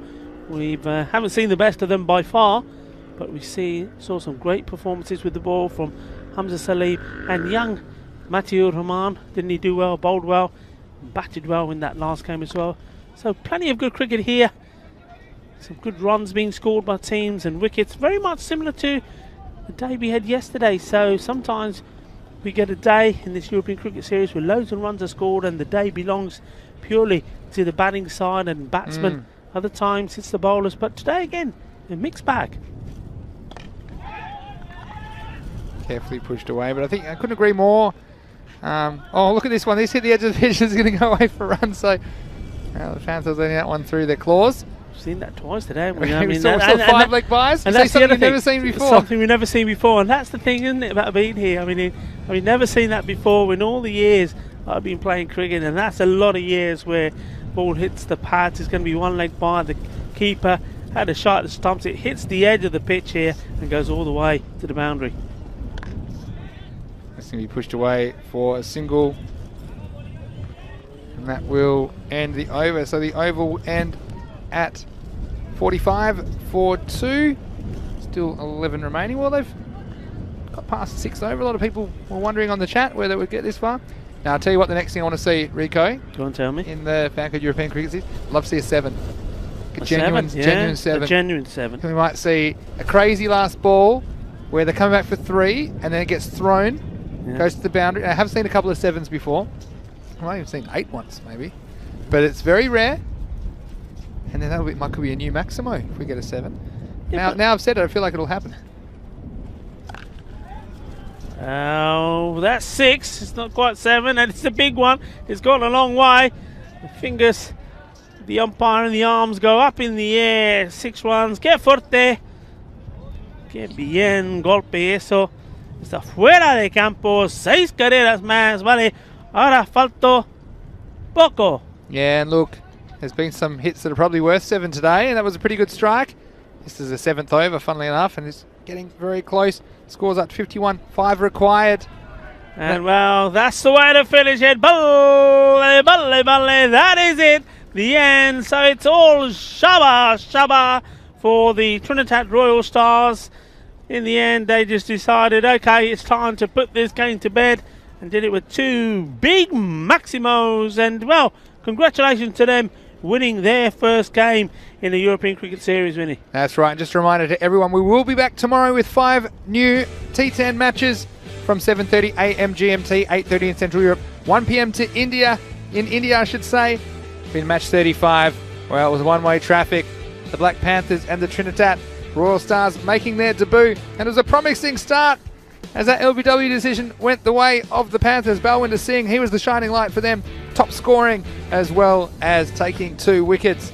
But then Mudassar Ali, well, he showed that he could be a dangerous player in this format, playing some pretty good cricket strokes, striking 3 boundaries in the first over. And although they gave the occasional chance, the Royal Stars, the Panthers weren't really able to pounce here in match 35. And there was the second wicket for Balwinder.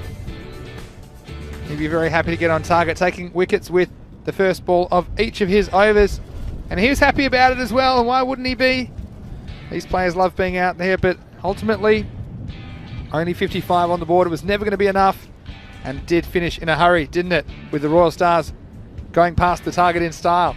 Yeah, it did indeed. It was nice to see. And, you know, we're talking about, as we've seen this ball going for 6. Well, if that's called a no ball goes for 6, that's 7 runs. So we've seen a few 7 runs winning. Yeah, we have in a way. But Master Nate saying, great, lots of cricket and presentation. Go Warriors! So it's great that you've joined us today, and wherever you are watching around the world, you won't see anything like the Fancode European Cricket Series. We thank you for your company, and it's great that we've had lots of good chats today. We've met a lot of new people, and we would invite you to get your friends and family into the European Cricket Network, because there is a lot of entertainment. Just looking at the card there, you see that in the 20s, Mudassar Ali and Sven Ansah carrying the burden of responsibility for the Trinidad Royal Stars and getting past this fairly modest target, to say the least, of 56 that was set. And of course, the only shining light for the bowlers for the Black Panthers was Balwinder Singh, who took 2 for 14. A couple of overs there,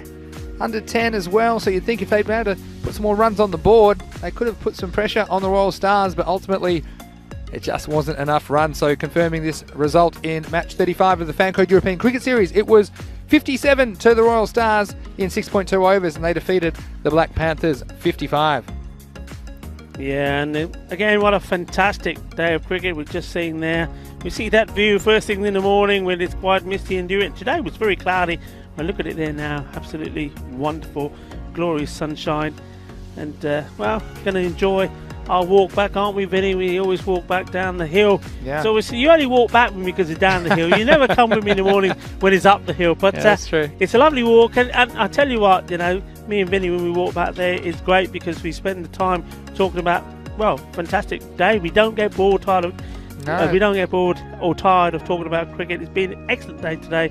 It's great to see the teams, new and old. It's wonderful. And I know you, wherever you are around the world, around the globe, are enjoying this. You are our cricket family. We want to thank you from the bottom of our hearts for being with us here today once more.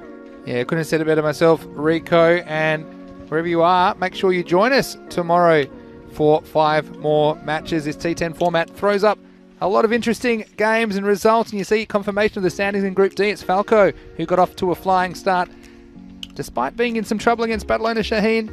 Halfway through their innings, they recovered to win that match, and they head Group D as the one of the undefeated teams. Trinidad Royal Stars, of course, are undefeated on account of beating the Black Panthers in the last match of the day. Of course, it'll be Group C to return to centre stage tomorrow. Group D will return Thursday, and Group C on Friday. So Group C and D are the teams involved in week 2 of the series. And Rico, like you said, we've always got plenty to talk about on our walk home, and I'm sure you guys do as well. Please join us in the chat tomorrow. It's great. Whether you're a first-time cricket watcher or an experienced cricket watcher, we welcome you here at the European Cricket Network. It is fantastic to have your company. And Rico, we'll just get going on our walk, and we'll prepare, and we'll do it all again tomorrow. We'll do it all again tomorrow. And it's going to be another fine day tomorrow. And let's hope that we start off with sunshine. It's been a great day. It was a bit chilly in the morning, a bit windy as well, but it's always great when that sun comes out, and well, it reminds us why, especially people like myself, live in this beautiful country. Well, I tell you what, you've got a bit more hair than me, and I was kind of thankful I didn't have any hair today, because I think we've been blowing all over the place. It was very blustery in Barcelona, but it was great the sun was out. The forecast is good for tomorrow, so make sure you join us. And you see there the 5 matches that are in store for us on Wednesday the 17th of February. It'll be day 8, Dia 8 in Barcelona. And so for now, this is Mr. Maximo, Vinny Sandhu, as well as Rico Full, wishing you a very good night. We'll see you next time on ECN. And you've been watching the Fancode European Cricket Series. Bye for now.